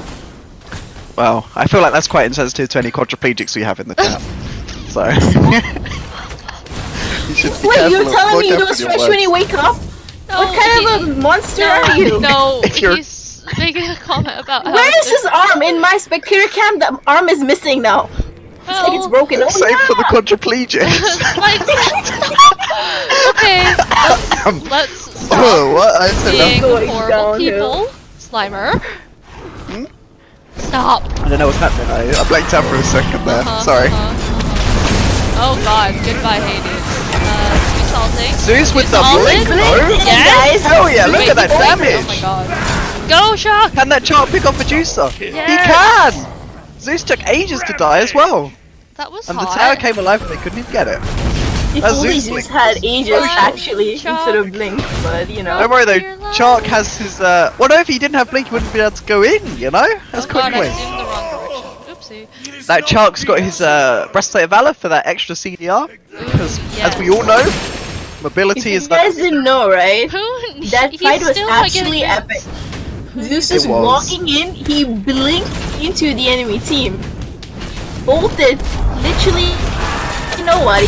Come on, Hades. Worked Come on, out. Oh, look at that Hades. damage! Oh! Nobex oh, Bulwark. Come on, Hades, I believe in you. Oh, I love that item. I wish that item was like really like better. I love Bulwark Does this Chark know about boots? though. Well, probably not. Someone should message him and be like, get Boombas. Yes. Who cares about boots? Who? At this point, if he gets Boombas, he'll be redeemed. All his sins will be cleansed. Look at how many. This Agni is really dedicated to this chalice. I don't know why the red team is playing so scared. Like, they can just walk up and kill, but you know, it's alright. Oh! Another Sobeck initiation through the block. Yay. Bye bye, Agni. Another Yeah. Zeus ult not hitting the mark. Well, But I mean, that's he good. hit something. No, he hit Casper. He didn't hit enough things. He... Oh yeah, yeah, fair enough. He hit. Oh, goodbye. Oh, look at that I bounce! don't even know where Zeus went. It farmed those minions. I'll tell you what, Zeus went I think Hades back knew to where he the went. grave. I don't even know. But We he's both did a pun about death. I never saw the Joust jungle in full vision. It looks pretty. It would be a nice tourist area. Yeah. No, and I like these like Aside little from all peach of the death and trees over destruction here. Like, surrounding look, it. I love this tree. Oh no, with no! peaches Look at this calm bonsai Look at the peaches. trees, right? Is that what they're called? Peaches. Sorry. Okay. Where are you looking at? Over on the order side, kind of by the blue buff, there's peaches. Yeah, Trees. the blue buff, but Oh, there? behind the blue buff, you I can like see the like a peaches. small mountain, few rocks. Is that a big ass peach? Yes. Or what? Oh my god. Is it a peach or is it an Look apple? at that juicy Common They're peach. apple. I think they're apples on this one by the Or phoenix. turnips, right? The one Is that by- what no. it's called? Turnips are on the ground. not on a tree. Turnips in a tree. Yeah, I mean, I this no, is the other fine. version of turnips were I think these ones by the phoenix are apples, but the ones over by the blue Guys, buff did are you know, peaches. fun fact, I love onions fruit. grow on trees. So But- this is the proof. They- Red No. onions especially. I love Especially red fruit. onions. The other onions do as well, but especially Yeah, red onions. no, they grow somewhere on the ground or Those are the ones. I really don't need to be sounding no, like a hey. pig on Oh, it is big! Go! So like, Oh, yes, see, bro. Chark, yes. This Chark is actually a god. Yes. Go. No, I mean, the you just- block. Run, Oh, Chalk, but run! Aegis. Ooh, the hot Aegis. Chalk is alive. What a man. Unfortunately. Oh, no, Oh, he's survived. Agni going ham. Look at that. Look at that Chalk HP. That's Mr. not Zux wants it. You know, if he had boots there, he wouldn't have lived. So his Yeah, building was he up. wouldn't have been as tanky if he had boots. Exactly. See, his building led up all to that moment of his Intelligent survival. design. Yeah. It was a plan. There's All more along. tankiness he's going into. As one does. Well, wow. This Agni's build makes you want to like strangle someone. Oh, at least he finished the. What happened to that bridge item? What did he get before? I mean, his Or did fifth he item skip wasn't even finished. His fifth item was like second tier rod. Yeah, what is happening He had there? second tier rod and then a divine. What is this build? Why does he hate It's me? like the people who have a tooth gap. You know, that's like that build. Ah, I see. You know what he Yeah. wants though? He needs to free up the spot for Bumba's mask. Yes. That's what it is. I want Bumbas. Get the dentist to fill in the tooth with the Bumbas. Oh, Give yes, me yes, for Bumbas sure. or give me death. See, if this child does not go Bombas by Yeah. the end of this, Go, I'm Hades. gonna get super sad. Go! Attack! Go fight, win! Ah, Oh yes! grr. Get that charcoal. Get him! Hades going in! Never mind. Hades going out! Who's going in? Zeus still in. Yeah, Zeus. Oh my god. Body block by his own teammate. Oh, the chalk. The chalk is just gone. He's running. Back, man, back. You gotta back. They're not chasing you. No, he needs to run over there with his boots. Oh, Never Agni's mind. coming. Agni. Agni knows. Agni has walls. Agni's What you get for not having walls? Should have centured it. Now there's enemy minions attacking him. This man. That Agni just is thirsty for that kill. And he'll get it. Yeah. Goodbye. Well, Hades Titan. 11 4 seconds. Can he Titan defend? come Yes, his ult through. available. Go Medusa Titan. has no ult. I never Yeah, noticed. Hades can definitely defend this. Hades is just he will so not die at all. Go Hades. Oh. He's got this. Zeus is alive too, though. Look at the Titan's like little his armor. Like it's cute. It's like gold. What cute guy. Top 4, are we that DM? I hope not. The Titan. That's The Order supposed to be. Titan. He's got gold hair. He's real cute. Who's the cutie? You're the cutie. Let's go look at let's go look over here. What if they created a bridge to this next island on Jxwsii? You see? Oh, like So over you here can, to like- the right, behind the red. Yeah, map?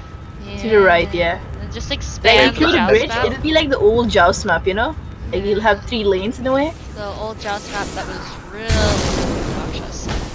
I learned that when they made that adventure, the classic Jxwsii adventure, because I'd never actually played it before. It wasn't fun. None of that was fun. I was I like don't- reminiscing, like, nostalgia oh, old Jxwsii factor. was so good. Old Jxwsii was so much better. And it's like, no, just It was fun for a isn't. solid 2 games, and then I was like, oh look, we got backdoored Let's again. camp on the tower for 1 year. At least camping now is kind of minimized in a way. You can just I like run the old through. map for the good old Hahayes bounces, though. There's some sweet bounces you could do. This one, you actually have to put thought into doing bounces. They weren't Oh, just a bunch thinking. of parallel lines. I like the parallel lines. You could just click one at a wall. Zeus? Rest shot. Zeus is out of position. You got Goodbye, some Hades. Goodbye. Zeus had the wall down, though. He was Come on, Chalk, I believe. he was aware of that jungle. We're... Good Aegis to Aegis? immune any potential damage off the top. Yes, Chalk. Run away with all that movement speed. I'll never catch you. Never. Well, that Titan is getting shredded in the typical Okay. Just fashion. So, what we learned here is that wards win games. All to win games. Agreed, yeah. That was 22 15 wards wards on Agni the had. red buff. 22 wards on the red team. I think that's why they won wards. That is the only reason. The I only assure you. reason. Obviously. Blue team. Where were those walls at? Where were This they? is putting in a bit of work, but not enough. Not What? enough. Okay. Well, that was fun. Do we have any post-match discussion? I don't know how to post-match discussion. The whole game was supposed to have discussion, if you ask me. So we'll tune in for the next one. Stay tuned, guys. See you in a bit. Yay, we'll be back. Hello, welcome back to the stream. Here we have team blue team against red team.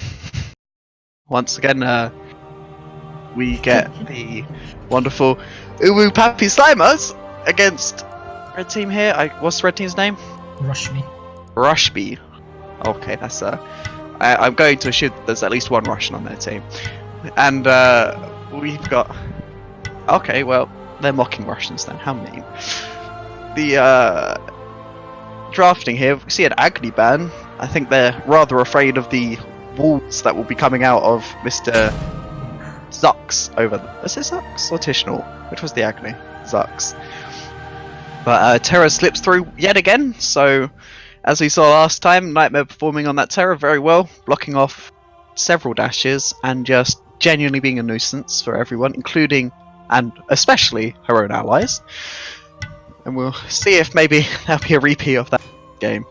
I imagine there will. Opting for that Medusa pick again over on red side. It worked well last time, it's a real solid pick, good against everything. Can dash away from the Terror whenever she goes to root. And they're going to lock that in, hope. There's 2 strong mages open right now. Zeus is open, who's performed really good in Joust this season. We might be seeing them pick that up. Terra, of course, can play well into Zeus. She's going to AoE stun or root. I'm curious to see what they're going to. Oh, okay. They opt to go for the support pick, Athena. I don't know how Athena's going to perform against the Terra. I mean, she can if she's really pays attention, taunt out that Terror dash to interrupt route, but I feel like the more she's going for is that age-old, well-known strategy of Athena taunt into Medusa roll. Everyone knows it, everyone hates it. Just get that guaranteed stun off. Merlin was open and Merlin's picked up on the blue team. The problem with Athena is she's a more aggressive Guardian. She's supposed to dash in. If she dashes in, she can't interrupt the Terra combo. Indeed. Which she can do, but that's not the traditional way to play Athena. So that is going to be interesting and something to look forward to. He's a much more aggressive support.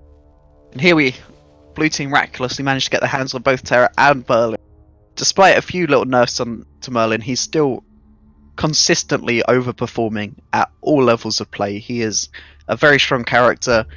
All of his stats do so much. He has a lot of control in that Frost stance, especially once he gets that Gem of Ice online. And if he's got Gem of Ice and a person has no dash down, if he gets his Vortex 1-2 combo off, that is like 70% of the health for free if he's just even with them, let alone ahead.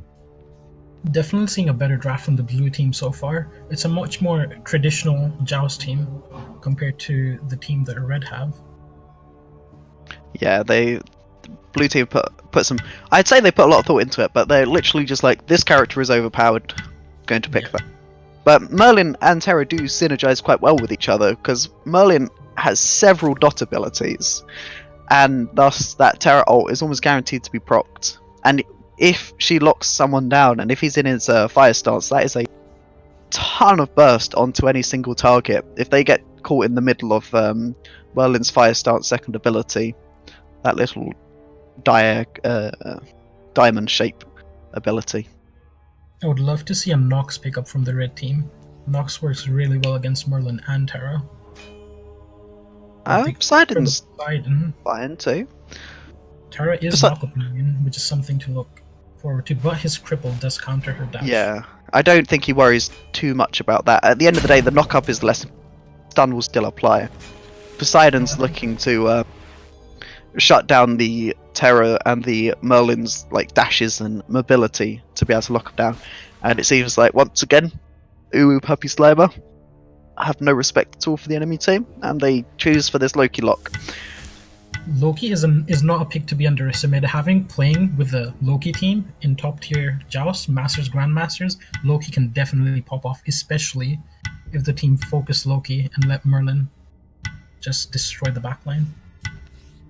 The issue with Loki, of course, being he has no early game or mid game presence. Once it gets to late game, he can just pick off an enemy and distract the enemy to an extent. And to be fair, the Terra and Merlin, as we mentioned before, are so very strong. They are going to have some presence in lane, but I honestly think that red team over here have a chance to outclear, especially with that Poseidon, one of the strongest clears in Smite. I think it wouldn't be that big of an issue even if the blue team do fall behind, because Loki can play well from behind. But the Athena block stacks, and if they get an upgraded shell, then I think Loki's kind of useless. For sure, especially since they nerfed him.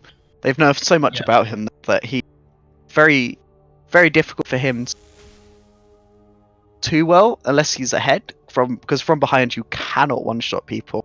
The biggest nerf being the scaling. His auto attack scalings went from the first auto attack from 0.75 down to 0.5, which was massive, as the majority of Loki's damage onto a single target will only use that first auto attack chain due to the auto attack resets in his kit that everyone employs when attacking the enemy. Mm-hmm. So I feel like that single nerf has done a lot to cripple his burst potential onto the enemy. But equally, that Poseidon is a relatively low base health pool, and unless he's probably building a Gem of ISO, but unless he builds too much defense, that Loki will still be able to one-shot him unless he has his bees and angels up. Well, we will wait until we get into this game, and we will continue to comment once that happens. Hello, and welcome back. Just going to jump into the game here. Have a little look at the builds.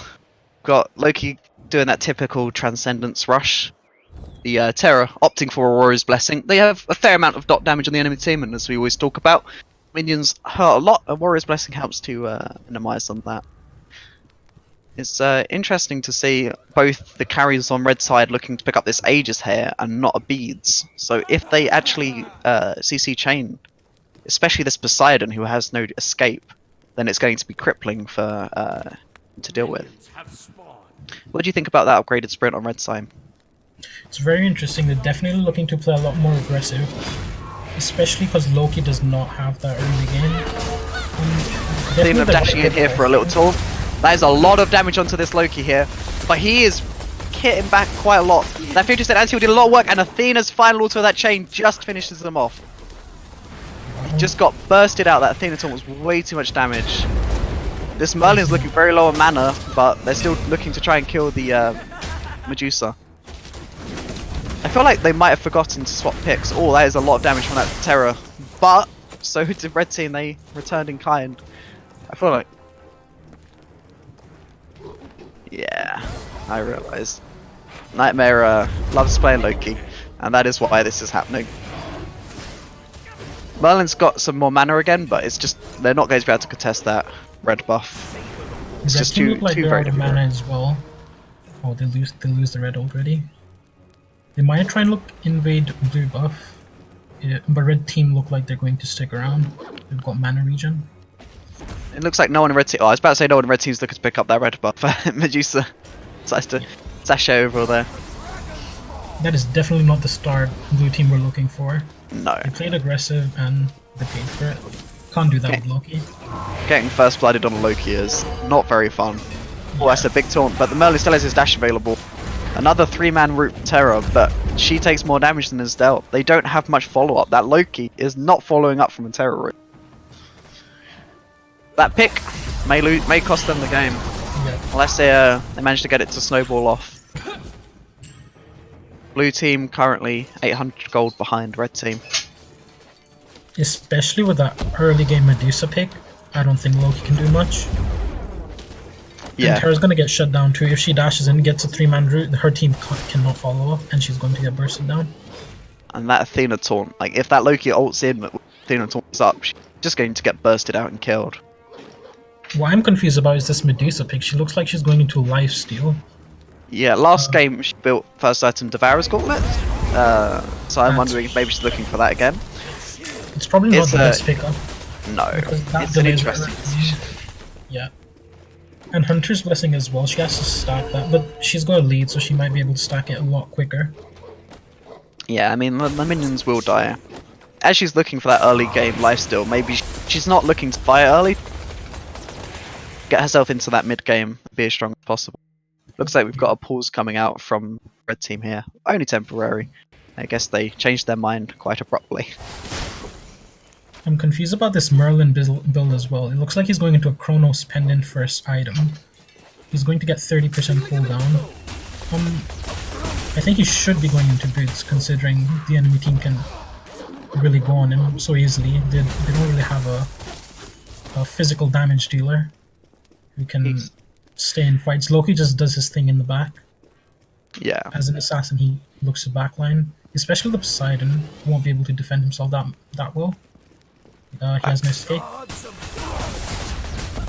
Oh, Terra's going in here, getting a lot of damage off on that Athena. Poseidon tries to cripple out her return dash, but fortunately she just about manages to get that. Again, Merlin and Loki just watching from the sidelines as Terra does all the work. Yeah, they're just hoping for late game for them to be relevant. Loki here is the lowest player damage, only 4. A pause coming out from blue team. See how long this lasts for. It's interesting to see this Merlin. He just started that lost artifact to get the MP5 to sustain early. He knew that 5% move speed would not do a lot of work, so he'd rather just build into that lost artifact and then finish boots afterward. Opting for those pen boots, not the cooldown boots. He wants to do the damage. Seems like this Terra here is restarting. Maybe she's lagging out a little bit. Yeah, she's walking to a wall. Disconnected. Well, hopefully Blessing on Terra would have worked because it's really easy for to get sacks, but playing from behind, it's a lot I don't think it's that good anymore. Guardian's Blessing would have been better, but they didn't plan to lose early game.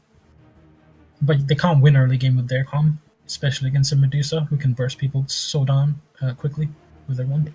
If she tries to like 3-1 into the enemy team, burst her out so quickly, Athena taunt into a Poseidon ult is in itself going to be enough burst without Medusa even needing to ult.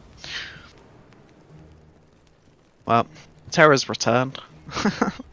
Left the auto walking into the tower. I think they try to test red. Athena was watching stream last game just because she's picked up a couple of wards. She knows wards wins games. Ah. I think the game's already decided with those wards. Well, no, that Athena bought walls last game as well as Sobek. Well, the Terra tried to secure that red buff, but they managed to get stolen away. Unfortunate for the blue team.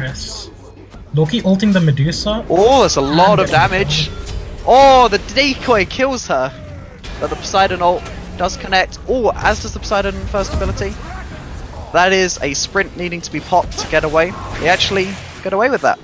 That's a good kill from Loki. Him recognizing that the Athena is not paying attention to her squishies, and Poseidon and Medusa just trying to pick up the red buff. Loki capitalizing off it. It was a very solid Athena taunt. A lot of damage onto blue team. It will prevent them from being able to invade that blue buff now.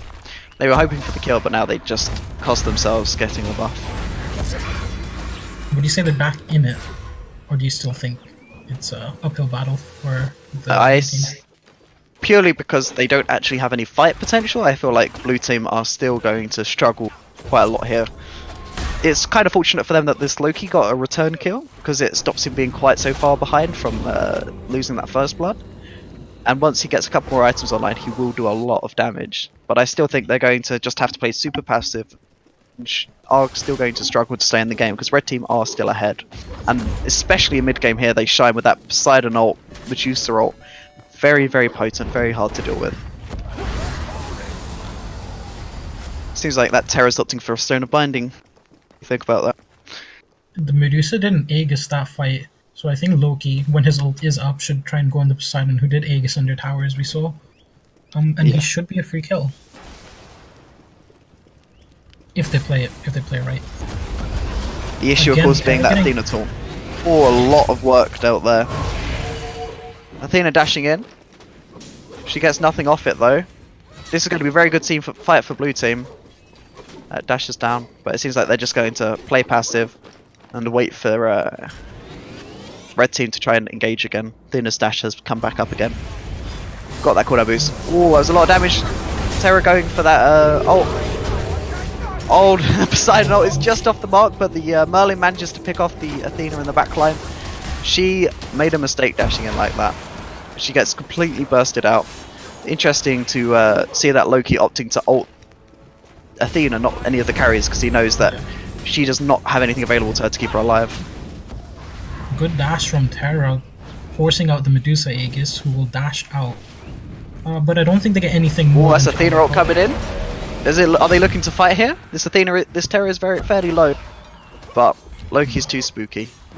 She's pushed up right next to the tower though, but Poseidon's out mana now.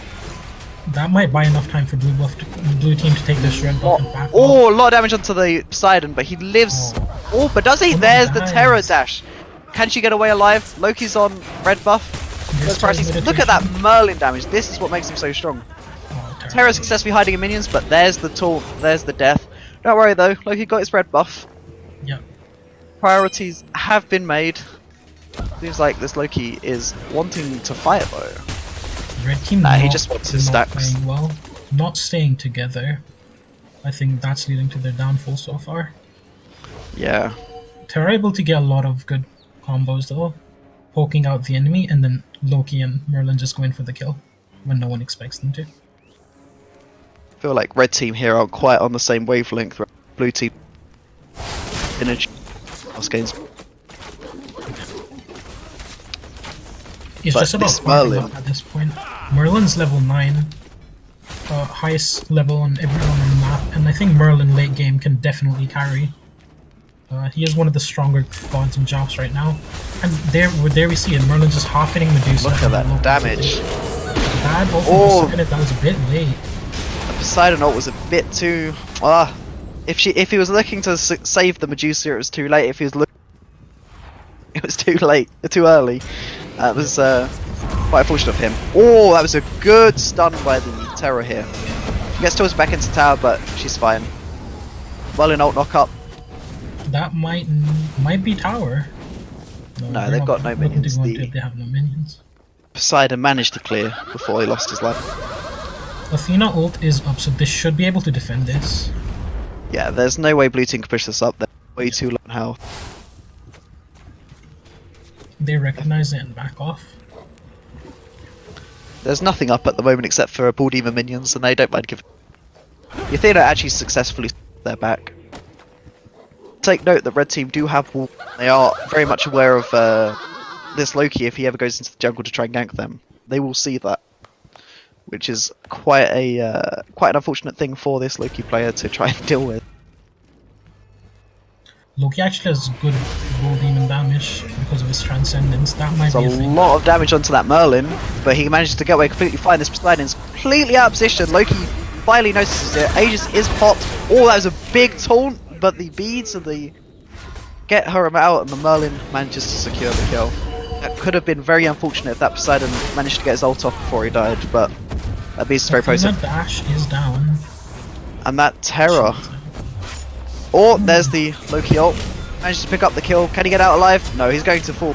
But is Athena's going to fall as well? That's a deer side for blue team with a full minion wave. And that is tower.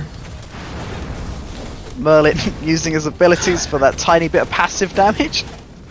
I mean, I sneezed at it, but it is useful. Blue team coming in he's from blinking in. He wants to kill the guy. His whirlpool is down.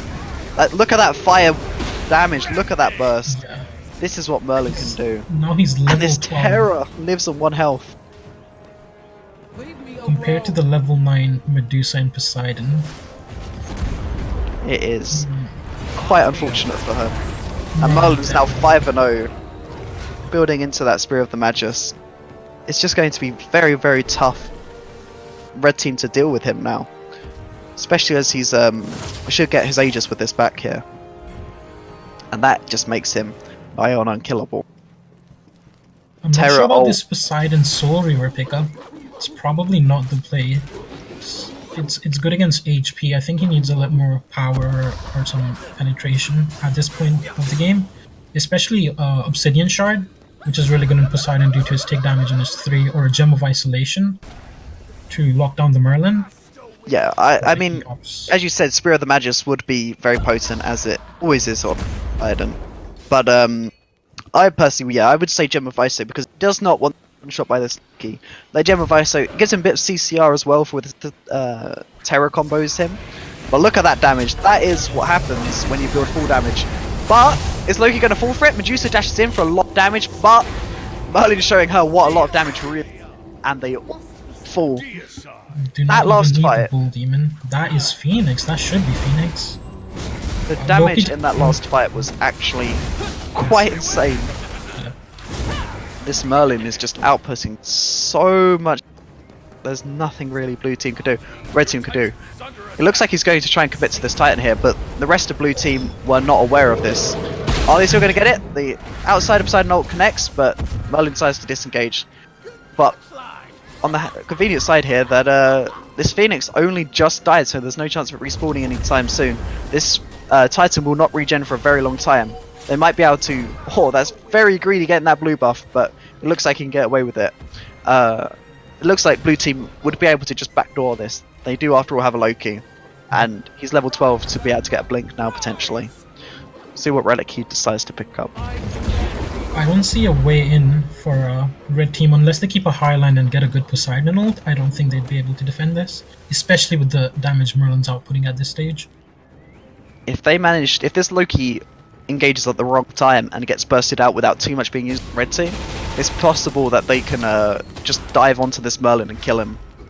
But don't forget, he does have that 3 available. It has a very long cooldown, but if it's up when they try and engage on him, that is an instantaneous blink to get him away from, say, an Athena taunt or a Poseidon ult if there's no cripple used with it. Oh, there we go, that's what I'm talking about. That's there. Bees forced. Well, look at all of that damage onto Athena, but all the damage onto Merlin. That's his beads and Aegis forced. Will they be able to backdoor this Titan? Look at that. Look at that insane damage. Oh my lord. Loki ults in to be able to make sure the Titan stays leashed into and doesn't get reset. But that Merlin 2-1 over the wall did a good fifth of that Titan's health. Seems that, once again, Uwu Papi Slimer do win. Much as I hate to say it. They won with Loki. They did win with Loki. I feel like the better way to describe that is they won despite the Loki. The Loki had 2 plays in that game which were relevant, and then the rest of the game it was blue team battling against their own Loki. That's the way I saw it anyway. I mean, the damage he output, considering how far ahead they were and how much domination they had in this game, is indicative of what a Loki can do in Joust, which is not very much. But I mean, Red Team had a couple of times where they might have been able to come back there. They had a few very good taunts from the Athena, but this Poseidon's ults weren't always on point. And I feel like if they managed to get a proper combo off on that Merlin, he just would have evaporated. He had no health, no defense. He was building into a Gem of Iso there. And Athena did very little to help her Medusa or Poseidon. She was just a bystander the whole game. Yes. She focused entirely on initiation. Even when she was behind, she wanted to initiate and try to peel. It is very tough to change your mindset as an Athena to that one of peeling. But I feel like that's what they needed to do to have any chance of winning that game. That upgraded sprint was not utilised very well at all on that team, and Poseidon can be seen in a way as an auto-attacker, so Poseidon with an upgraded sprint and a full stacked passive in his 2 is so very, very quick that he should have been able to just run at them and get away with practically anything with that mobility. Duke out the Terror, perhaps. But there you go. That's the game going to Uwu Papi Slimer. So we will leave you as we move on to the next game. Welcome, guys. We got the finals best of 3 against Lewis Capaldi against EzGodlike. This is going to be a really interesting team. Both teams have players who are Grandmaster in EU or have been. It should be a close game. You might not see that many kills because that's how the EU meta works as of now. But it should be an interesting game. These both teams are EU? I know one team is. EzGodlike, okay. It's interesting. I know ukurak used to play on EU. I'm not sure about his team. Yep. Nice. And again, we're going to see a fair even match from the looks of it, because they're probably playing on EU servers as well. And EU talent, EU server, EU GMs. Yep. So it's looking like a fair matchup. Like, there's no latency issue, shouldn't be. Yep. Shouldn't affect their performance in any form or way. And so we're seeing the Zeus and AMC ban. Both gods are really potent in EU meta. Not that much on NA. But surprisingly, we're also seeing a Houyi ban. Flipericson is a Houyi main, if I'm not wrong. He didn't perform as well as his team did in the first game. I'm not sure about the other games, but they just don't want to play against it. And Najal ban as well. So far, meta picks, high tier gods. Terra and Merlin, we saw that last game, worked out really well for them, and Apwash and Bacchus, which is also top tier picks. Yeah, looking like solid picks coming out from both of the teams. Nothing out of the ordinary. Apwash to shut down the Terra somehow. It's good enough. It's a huge ultimate. Empty the crypts. Merlin cannot get close or be in range, and knowing Jxwsii, the whole map gets eaten up by the ult itself, so there's not much counterplays you can do while the ult is going off. Early, sure, but later on with some items on, it's gonna hurt. So Merlin needs to play in a very sneaky manner, I would say. Blink aggressively or passively, depending on the situation. I wouldn't be surprised if he actually gets to blink, but highly unlikely, to be honest. Right now, second phase banning is coming through. We have both mage and support picks. I'm eager to see ADC picks. I think one of the teams will pick up Cernos, but what's your opinion on the ADCs? I'm not sure about Cernos, but Hachiman is one of the better ADCs who is... And there we go, he got banned out. Just as I said that. Looking at the Guardian picks, Bacchus and Terra both are aggressive Guardians, so I'd like to see an aggressive Hunter. But most of the Hunters, there's a total of 6 ADCs banned. So I am curious who they will pick. Cernano's coming in for the red team. Cernano's is decent. Yeah, he's decent. Yeah, I like him. He's really good. Like on the knock-up, he can set up the root, right? The typical textbook like follow-up. Jump on Bacchus and root on Cernano's, 3 on the Posh and Explosion. Does a decent bit of damage if the Terra has no escape and if dashes aggressively to begin with and the Bacchus engages right after. There's no way the Terra gets out alive. So hopefully they look out for a combination like that early game that could potentially give the EzGodlike team first blood. But let's see what DivineImpact is looking to go here for filling up the roster that they got going on. I think with Bacchus, who is an aggressive support, having Apwash and Cernanos on their team, they can also play a bit defensively, considering Apwash's ult, Empty the Crypts, is a really good counter to Terra's ult, and Cernanos with his ultimate can CC the enemy who are aggressing, especially the Terra, who looks to get in behind the enemy team. Yeah, Apwash cooldowns are kind of long, so I wouldn't be surprised if Merlin decides to blink in aggressively if his combination is down and Bacchus has already jumped. I wouldn't be surprised if I see such aggressive style Merlin play, especially knowing this is EU as well. EU is known for such, I would not say careless plays, tactical in a way, counting cooldowns, and I wouldn't expect any less. Speaking of, immediately as soon as I said that, instead of the ADC, they go for the Thor. That's not really common. What's your opinion on that? The best ADCs seem to be banned out, so they just opt for the Thor, but Thor does not perform that well in Joust, so I'm not sure where they're going with this pick. I guess they're trying to get the long CC with Thors too, which can combo really well with Merlin. So I think Thor should fit in a more hybrid type of role instead of going full damage, but he might. We'll see. It looks like we're gonna see a very untraditional pick. Thor does have a knock-up immune in his 3, so Bacchus might get countered by that. Stay tuned, we will get right back into you guys when the game begins.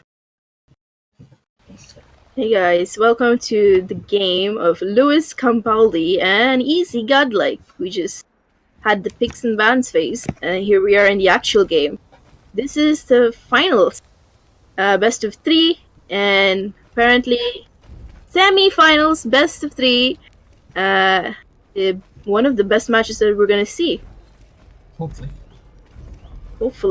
Or it could be but from what I'm told is EU GMs are actual GMs. So right now it's the game between EU GMs.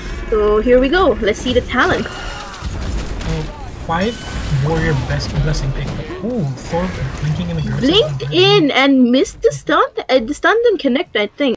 And it's he didn't put a point in his stun, surprisingly. Okay, he blinked to 3 the Posh. Okay, that's very strange. That's something. Alright. Yeah, the root connected because it's hard to miss. It's a big AoE compared to the stun. And they're on to the red buff. They might have some clear advantage because assassin quote unquote, but they're not letting it go easy. Initiation started by Bacchus by jumping in, but nothing to follow up really. It's just poke damage trading, just asserting dominance in a way. Oh, Terra dashed back in. Will his team follow up? I don't think so. There's nothing they can do. Double tap does not connect, and it's still back to lane clearing phase. Burp comes out, a jump comes out. But I guess the Aposh combo was on cooldown here, or else it could have been an easier combo with the force explosion, but nothing connected really. Will Thor really go down here? I'm not really sure. I got stasis. Continue. Thor playing super aggressive. I'm not sure if he can play super aggressive. Considering he's an assassin in Joust against really good players. And he's getting punished for it. You saw him fall, giving away first one. That should be red buff for red team if they can commit to it. And yeah, blue team giving it up, it seems. Ooh, Thor trying to go for the steal. And he lost it, unfortunately. This could be a really interesting game, especially when it gets into the mid game, because Thor might be able to one hit or at least get a Quash with really low health. But everyone on the map sort of recognizes Warrior Blessing as a really good item right now, and picking it up, so everyone's going to be really tanky, apart from Cernanos, who just went for Attacker's Blessing. So no one should get bursted down too quick, at least as of now. Maybe later on in the game. Baka's playing really aggressive, knowing that he's got the early game advantage against the enemy team's composition. And blue buff falls to the red team.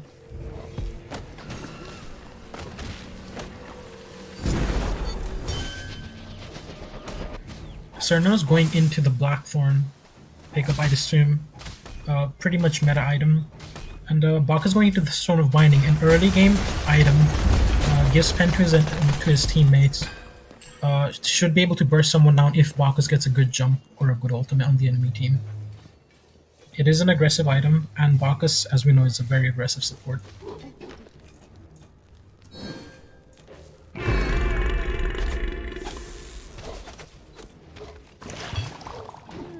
Blue team very much playing inside their tower as they should, knowing they cannot fight, they cannot take a fight right now. Playing from behind, and Bacchus jumps in and misses.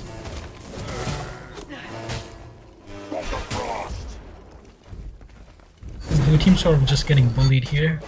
Not much they can do about it. Terra can clear with her 3 really easily, but Thor and Merlin forced to watch from the sidelines as red team run riot.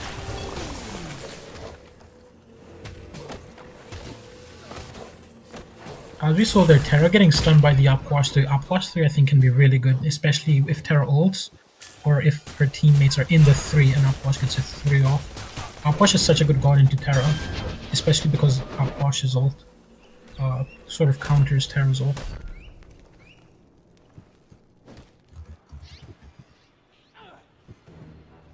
So far, not that many kills. 4 minutes in, we've seen first blood, and since then, blue team have managed to fend off the enemy team from taking their tower, or getting any kills under tower. They should be able to take Gold Demon pretty quick as well, especially if you see Upwash start stacking his crits on the Gold Demon. He should be able to burst it down really quickly, but so far they're just trying to poke the enemy team, who seem to not fold. They just seem to go back under tower, heal up, and come back to play wave.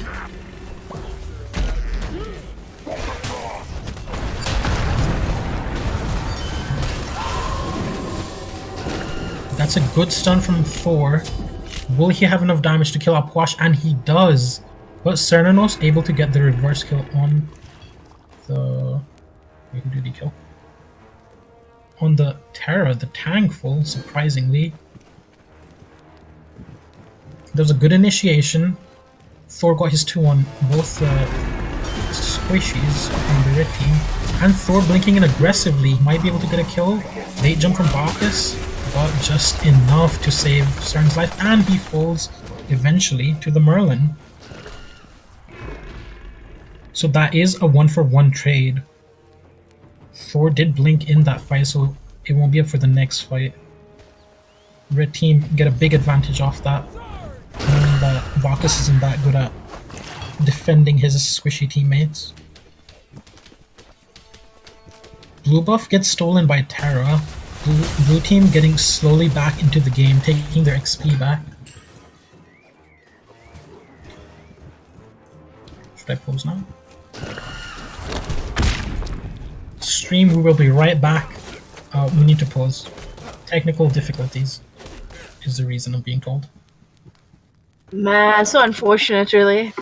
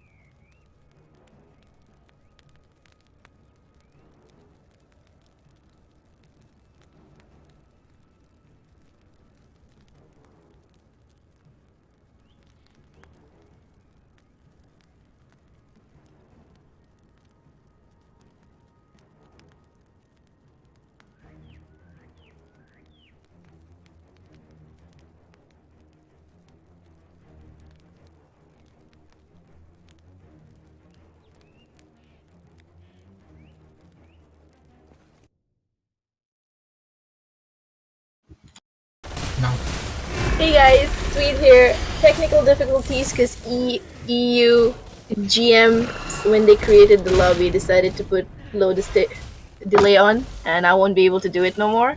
But it's okay. We have our beloved Slimer boy taking over. Hello. And he'll be as entertaining as I am, I hope. And take care, guys. Have fun. Well, hello. The cast has been changed around a bit. One more reminder, low delay spectate is nightmare to deal with when you're live casting, I will admit. Oh, this Bacchus is caught out of position, the only one with his back stopped, but it's a Thor and Terror. They do not have much kill potential. Oh, Aposh has a ward. They know the strat. They're ready. Really?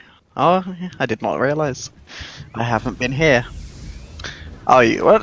Whatever. Thor's ulting. Oh, it's a two-man ult. B's forced on the Aposh. Oh, the second hammer does not hit, but the Merlin blinks in. Is that enough damage? The Serm bursts them down hard, but he's living. That med is quite potent. Oh, it's hard to walk through that. Thor's coming in to interrupt. Can he get a kill on Aposh? Terror falls to the Aposh, but oh, the wall does not connect. But the Aposh walked back towards him. Two more autos, but Divine cannot connect. He's way too far away now. If he tries to fight this Bacchus, it could go very badly for him here. Oh, the double tap through the wall, that blind double tap. Very, very good. The Aposh tried to move at the last second, but it was not enough. Oh no, he tried to juke, but the Bacchus belly flop smacks him. Merlin picks up the red buff. Cern dashing in. Well played from Thor, initially going in for the ult, knowing Bacchus is so out of position, going to place the ward on the right hand side it seemed, and capitalizing off that, doing a lot of damage to both Cernanos and Aposh. Forcing out beads. Yep. You know what, I regret playing Thor in the beginning of the game. That was a really good play. No, he's a very good player, he's just troll. He's a big troll. Bacchus not being able to do anything that fight. He came in late, his 3 takes too long to get off, and when it did get off, Thor already had a kill. Pretty much. And Thor ulting in again, this time Bacchus is recognizing it. Bacchus heard it and communicated it, so I'm just going to ping down on blue buff here, try to secure that. Blue team do manage to secure it, but that's Thor's hammer down now. Cern ult does connect, he's cut in a corner right here. All connects with 2 people, but he's out of position. Blue team are not there to help him. They try to disengage. Terror comes back around, but it's a little too late. Bacchus ult is forced. She is drunk. Will she be able to get out? Our Posh ult is zoning. Oh, big knock up on the Bacchus there. Terror ult is popped, but don't forget, our Posh has his 3 on him. So that 3 stuns them, because that Terror ult does the dot heal. Bacchus going for the stun here. Med is needing to be forced. But the Aposh can still pick up the kill on the Merlin. Oh, but the Merlin throws out the one just in time for that Cernanos to die to the tower. The Thor's here now, he's alive, blinks in. This Aposh has nowhere to run right now. He's trying to sustain up with his 1. Good double tap.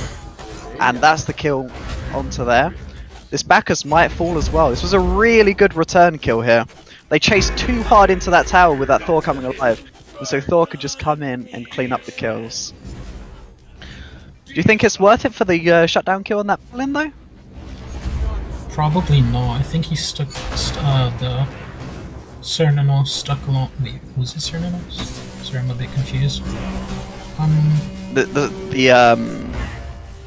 I believe it was the Aposh to secure the kill on the Merlin. Yeah, Aposh sticking on them. I think they had the kill anyways. Thor and Terra had them surrounded. Unfortunate death. He could have stayed back. Yeah, but do you not think it's do you think it was worth it for the red team pick up that Merlin kill? Is what I'm asking. Because they dropped all 3 of them, but they did get 2 kills with it. They initially got the Thor kill beginning of the fight at the enemy blue buff, and then managed to chase it down to get that Merlin kill. I'm not sure. They don't really get much in terms of objectives, which is what they should be looking for 10 minutes into the game. So it's just back and forth fighting, which isn't really getting any team anything. Just got pressure from it, so I think it is worth actually. Yeah. Tower looking pretty poked as well. Thor playing really aggressive, which I like. Bacchus not being able to defend his team very well because how aggressive Thor is playing. take note here that blue team had that sustain with that Terra threat. Well, it looks like Terra tries to initiate with a stun, but misses. Good double tap on the Bacchus though. Bacchus knockup is missing. This Terra is out of position, getting slowed and surrounded, but she just dashes out. No dash available for any combo here. The stun misses. The Aposh ult is forced. The Cern ult is forced. They get bursted out. This Terra just loses her life. Blue team do get the red buff, but they lose the Terra for it. Yeah, they're getting a bit too greedy. They're playing a bit too aggressive, trying to secure the red buff. And now they get Bull Demon off that, most likely, unless Thor can ult in and steal it. I don't see any other way with that. Ooh, Bacchus completely alone with the Merlin, who gets into the Bull Demon, and Thor ulting in. This fight could turn really easily. See if this Thor manages to connect his ult. He decides to go on the Bull Demon King to try and secure it, but they decide to drop it. Wise play on their part. Oh, that was a lot of damage onto that Thor. Very big stun, 3 people, but it was enough to save him. We'll see if red team once again go to try and secure this Bull Demon. This Merlin playing very passive. He does not want to be close enough to die, but equally it does not allow him to fight too well. Oh, he gets knocked up by that Bacchus though. This Bacchus does not have his ult available, but he still does a lot of damage. The Terra over at Bull Demon King trying to terrorize the 2 people attempting to go for it, succeeding, zones them off, forces them to back. The Thor is up in 2 seconds, so they know that they need to back off and re-engage. Blue team played really well splitting up there. That fight allowing allowing the enemy team not to get that Bull Demon. I think that's really important. Yeah, that's for sure. They managed to stop, but I still think it's worth it for the red team because they managed to get 2 kills out of it, and no one on their team falls. So, although they didn't get the Bull Demon secure, they get to come a bit more into the game, and now they have a lead over blue team, which they did not have before. I'm curious to see how the next fight go. All ultimates are up on both teams. Everyone's back and spent their gold. It should be a really interesting fight. That's for sure. Hopefully something interesting happens. Right now they're just farming up, taking their blue buffs. Farm is really important. And especially on Merlin, who's level 13. Thor looks like he's going to ult in. He managed to get 2 people with that ult. Massive. The Aposh ult is popped, but the Thor is tanky as anything. There is the Terra ult. 2 people with the stun with the Terra. They are forced to disengage. The Bacchus falls. They have no front line left. Terra's looking at half health and the looking 30%. But do they have the sustain to be able to stick to this tower here? The Merlin gets poked out. It looks like they're just going to try and back perhaps. Here comes the sustain out of Terra. It's not much, but it's enough to keep you in the fight. And a plus healing all his corpses as well. Yes. Very, very potent heal that, if you're not in a fight, especially once he gets a bit of CDR online, because of course whenever you exhume one of the corpses, it reduces the cooldown on his first ability where he's Undead Surge. And so he can just keep spamming it. Oh, sorry. Thor recognizing that red buff is coming up and he can get his second relic. This red buff is super important. Not only because of the XP, but at this stage of the game, damage is really important. That 20% boost in damage is really important. And backing off, and they should be able to secure this. Bacchus is not here for this fight. Yep, Thor manages to pick this up. This Thor has had some very, very strong links in that, and Chile stops the Gem of Ice. That poor Cernos was just completely trapped in that. Thor ult donks down and finishes him off. They did not see that coming. The spin to win manages to proc the Terra ult. A lot of damage onto the Aposh now. The red team are not looking in too bad of a position here. They are relatively healthy between them. It's going to be tough for them to get tower, but it looks like they're managing it. Divine double taps that Aposh, that Thor. Just damage is just insane. Managed to pick it off. That is the tower down. Cernos not alive for another 12 seconds, but they've only got 4 archers. Seems like they're going to try and go for a Bull Demon King here, so that they can pressure into the Phoenix next time they come alive. Very well played from Thor with the initiation with his blink, completely catching the enemy team off guard, and Cernos absolutely getting melted, and not much the enemy team can do from there. Yeah, it's interesting. The Aposh and Cernos have already itemized into this anti-kill, so the Bull Demon sustain is going to be less important. And of course, that Aposh corpse, his third ability, the stun on it procs on anyone if they have terror on them. It's a very potent ability to try and deal with. So they have to be very careful about how they siege this, because if this Aposh gets a decent combo off, then it's going to be very tough for red team to do anything. Thor hammering in, wanted to get a kill, but the Aposh was like, no, I'm leaving. I don't want to risk the game to get a Bull Demon minion. The Terror's going in, the Thor is ulting to try and attack. There's a root onto that Aposh. He is taking a lot of damage, beads are forced, Aegis to fall, but the Thor is there and he falls anyway. The Cernanos is outputting a lot of damage, the stun connects. Bacchus trying to terrorize Merlin backline, but Merlin is way too fed. Root one more time onto this Bacchus.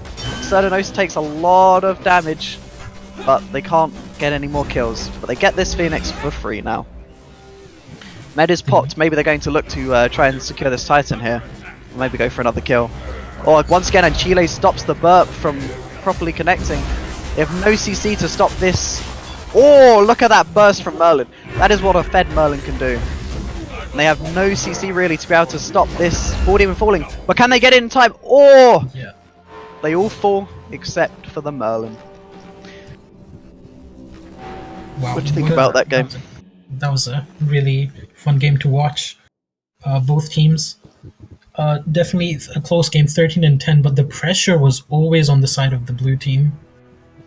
That Thor just terrorizing the red team. Blinking in every opportunity he gets, ulting in every opportunity he gets, and Terra doing really well to keep Merlin safe. When 7-1, only one death on the Merlin. He played it back, he played it safe. And yeah, well-deserved team to the blue team. Definitely. The Bacchus, I think Bacchus was not able to do much against the Thor. Thor just hammering in, not caring about anyone. Every time he went in, he had his beads ready to beads any CC on him. And yeah, that and Chile pick up as well. Really aggressive. Knowing that he can silence so many burps out as well. Yeah. Bacchus was being used and abused by that Chile. Being able to get that stun off is a crucial intention when you're playing Bacchus. You really want to be able to lock someone down with that burp. And Chile just made it so hard to do that. I would have liked to see this Aposh maybe pick up some tankiness a bit earlier, knowing that this was going in on him all the time and that he was seen carry. So it's a bit disappointing that he went for this more offensive build. He realised at the end that he needed this defense to try and live with Terra and Thor sitting on him, but it was just a little too late, I think. Yeah, especially because Aposh tank does work really well. Aposh already has a lot of damage, and he's got a lot of utility as well with his slows, his stuns, and his ultimate, which is a really effective zoning tool. But Thor also built defense, and he was just able to live in fights until he got a kill, and then he died. Right, we shall leave you for a little while we get into the next game, the second game in this set of best of 3 between these two teams.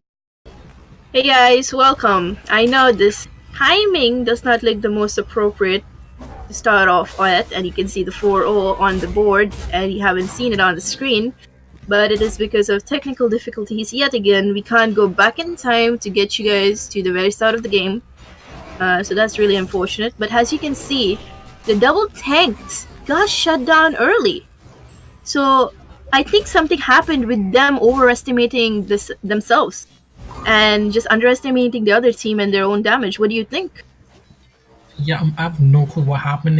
Anything could have happened, but what I do know right now is that Hercules playing from behind with the Bacchus and Scylla, it's not that good. It's really difficult. Scylla going for the ult, missing it, dashing out. I don't know about that jump from Bacchus, and he should fall. Yeah, they're still being aggressive, not realizing that they're 4-0 behind. It's not even like for planned aggressiveness. For me, I know they're kind of desperate right now because they're on the losing end, but still, you need to be patient in working off of each other. Regardless if you're losing or winning, you should be able to play off of each other. That's the whole point of Smite. That's what makes Smite interesting. It is a team-based game, regardless of what mood you play, except Duel, of course, unless you play Hera on Duel, so it's a 2v1. But with that said, teamwork is important, whether behind or ahead. for the success, and so far, they seem like they're making desperate attempts to get possible kills or some damage to push them off, but it seems like it's over already. What do you think? I think they're trying anything to prevent that snowball, recognizing that if that Medusa or Thoth or Najah, any of those gods gets ahead, they can be really, really annoying to deal with. Najah's ring toss, Thoth has really good poke, Medusa can burst anyone down if she's ahead, and it wasn't completely unsynchronized. As soon as Bacchus jumped in, Scylla channeled her ultimate. Unfortunately, Bacchus just managed to miss the entire enemy team. Blue team played really safe, their position away from the wall, and again, Scylla folds. Bacchus might fall here as well. Yeah, Scylla had no time before she realized she got stashed, ulted. There's so much you can do when you're stunned, even though she had ult up. There's so much you can react to. I think, like, if I was the red team, you know, your headspace is not at the right place. Because this is not what you want to start off. You have double tanks early game for a reason, to possibly win or like go through.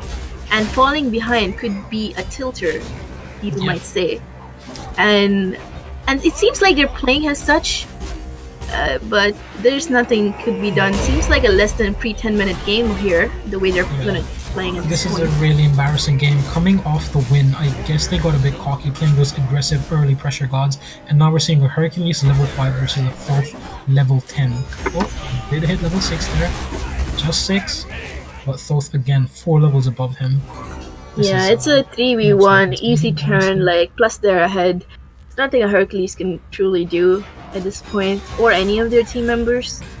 Maybe like during a Phoenix Siege without the Bull Demon King, they could look like when they're diving or trying to hit the Phoenix, maybe they can look for an engagement there and look for a potential kill or trying to back them off by lowering their health bars. But really, like, at this point, like, I think they're mentally out, honestly. There's nothing much to it. Yep.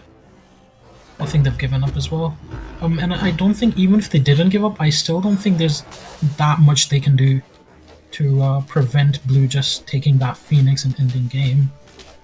Because the level advantage and the goal difference between the team is over 5,000, which is unbelievable. It's only 8 minutes in. Yeah, this looks like a 10-minute game, honestly. No spoilers, love you. 3,000, but instead it's over 5,000. It's looking like a really rough game. I don't see how they pull this off.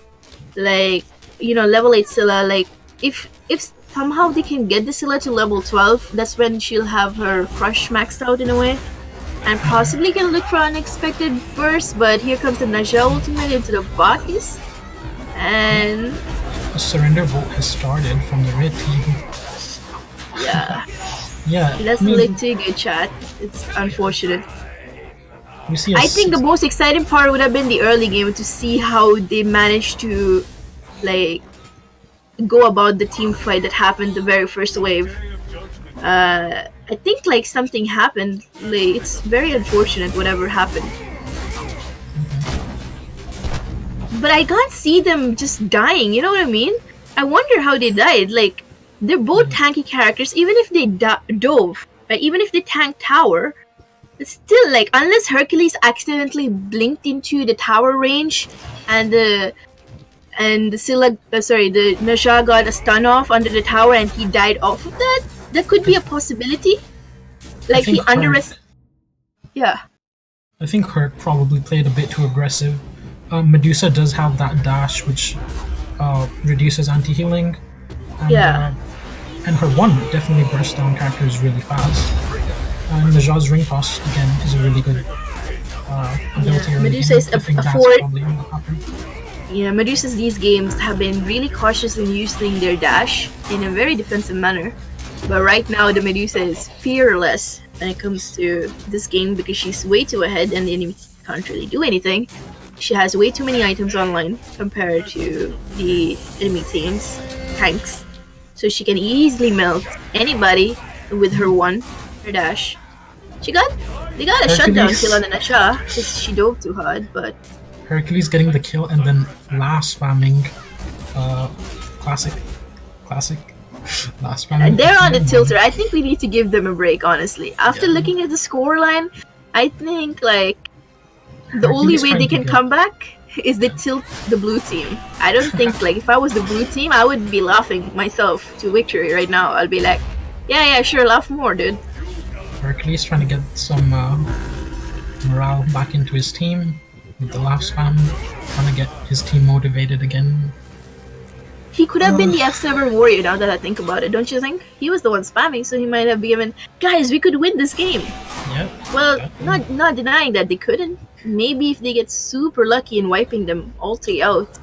Sure, but with Phoenix down and no possible ADC to take tower or objectives. Here we can see with fire wheels on Hercules, he's pretty much dead on landing, as expected. Wait, I think I heard Naja laugh mid-air. Maybe I'm tripping. Same treatment back to back, really. Yep. And it looks like the end of the game. Yep. Unfortunately, we can't do much analysis on the end. Like in the beginning of this game, what truly went wrong.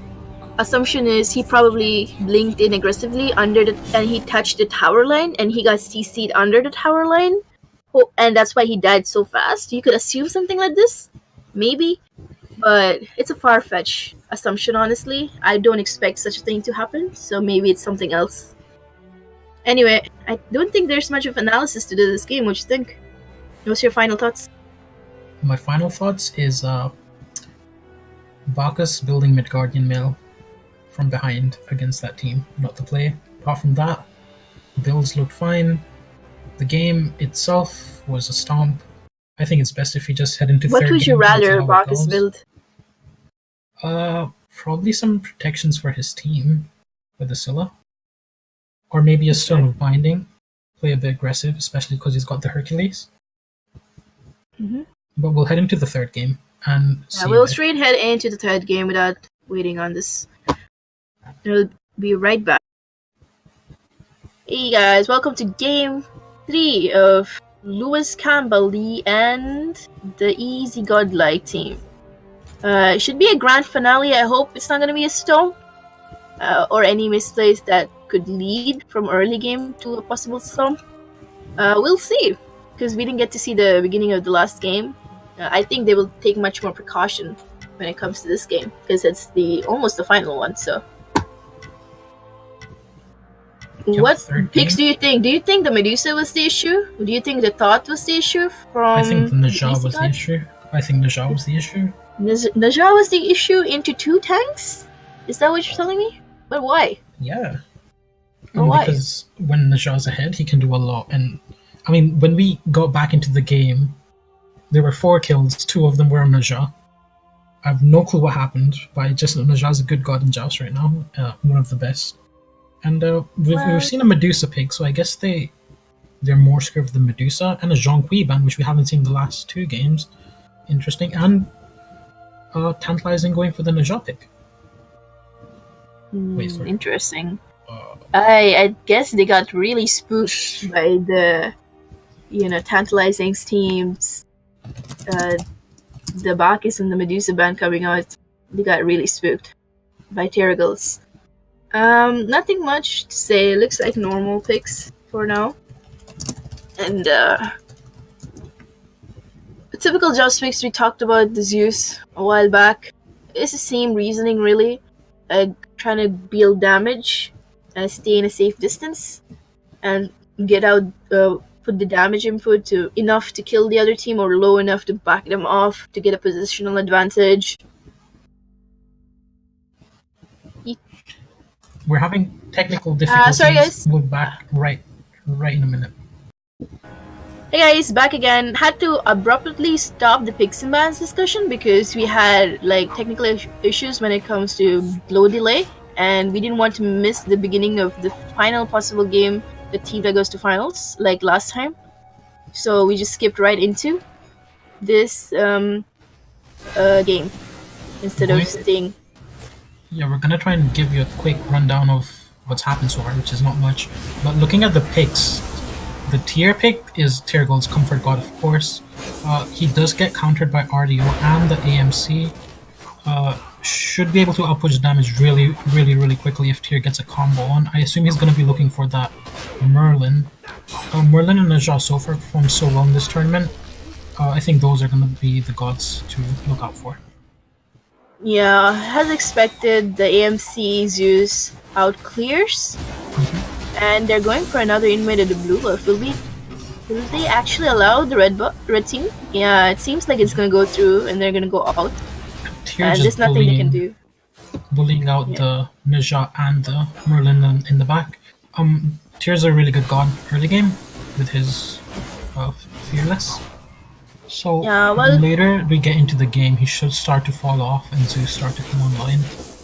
But early game, as expected, should go to the red team. Yeah, absolutely right. Early game, like, it allows Tyr to take a lot of control, and I like the RT pickup to kind of counter him in a way. But at the end of the day, like, as long as the Zeus and AMC is able to hit their damage with such a safe distance, I think R2 is the most god right now in danger of dying immediately to first blood the way she's playing, because she has to play upfront into this AMC and Zeus. Speaking of the picks and bans, since we're not having much, the red team banned Terra, Zong, Kabrakan, and Ares. Last ban coming through. What do you think of the Ares ban? Why do you think they banned Ares? Red team, of course, banning Ares because Tyr gets hard countered by Ares with the shackles. Tyr isn't able to use his one in either stance. Ooh, Nasha gets caught out here. I think it's gonna give first blood. Yeah. I think that was a lack of communication. I know usually it's not good to all three members of the team to back in a joust game, but you can't play up like that, right? What's your thoughts? I think he just tried to stop the enemy team from backing. He didn't think Zeus would output damage, and that is a silly first blood to give away. Yeah, if you play enough jousts at this point, you know how much Zeus juice can affect you, honestly. I guess he just underestimated it, and he had to pay the price for it. I think blue team getting a bit irritated. They lost all the buffs on the map, and getting a bit irritated. Fear ults into the RTO, cannot follow through with the Fearless because of the cripple, and that's the end of that engagement. Yeah, really, like, there's a saying, right? Like, if you play enough of Joust, you know once they get, like, triple buff control in a way, the game is over. What's your opinion on that? Definitely used to be the case, but I think this season, it's not as... The saying isn't as true. I've seen gods come back from behind and win, probably because of gods like AMC, who have consistent damage, were able to hold their place. Gods like that have become meta. But last season it was a lot more true. The snowball potential was definitely there. This game though, blue team really getting behind, and that is not good for them because the Zeus, once he gets online, he should be able to bully the enemy team. Yeah, this is looking like it's gonna annoy the blue team so much here, right? Like, they keep on gas pedaling on their own jungle, and the blue team really can't do anything. The longer this game gets, the more it looks like it's gonna be in red team's favor. Nasha blinks in, misses. Zeus beats there. Misses. Yeah, Zeus beats, but he misses the ring toss. But still somehow gets the ultimate off of AMC. AMC beats a while back, but still no follow-up to kill. Really, I feel like there's so much pressure on this Merlin, right? To carry them through. But my issue is, right, look at this way. Like, we will have Merlin, and we have Artio, right? So the both tanks who's gonna engage on each other is Artio and Tyr, of each other. And the mages following up from behind is...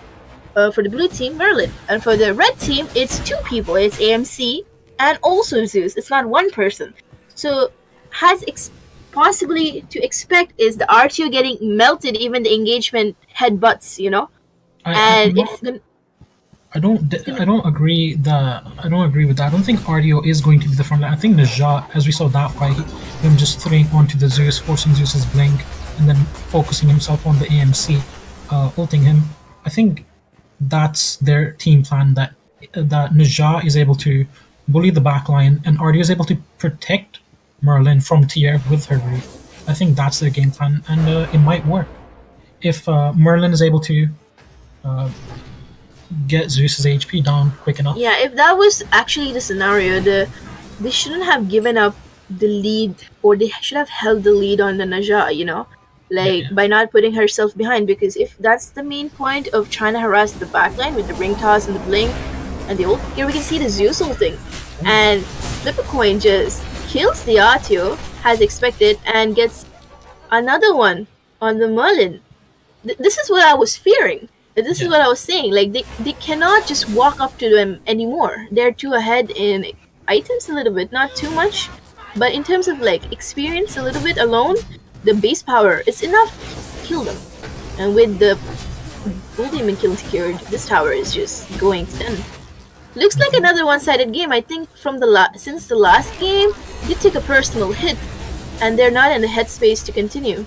Usually you can see teams like revamp, put a game behind, and restart again, because new game, new me, you know, meta kind of a thing. But seems like, you know, Tyragel team.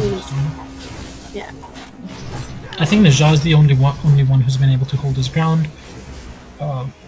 Tyr is just bullying Ardu and Merlin in the back though, and another kill by Zeus. Phoenix is I think this is another pre-10-minute game. Unfortunate, uneventful semi-final. At least from the looks of it, the first game was good, right? I think. What's the difference? You saw the first game and this last game. What do you think is the main difference? I think it's all been about pressure. The first game, that Thor pickup definitely brought a lot of pressure for ukurak's team. They were in control of the game. They controlled the pace of fights.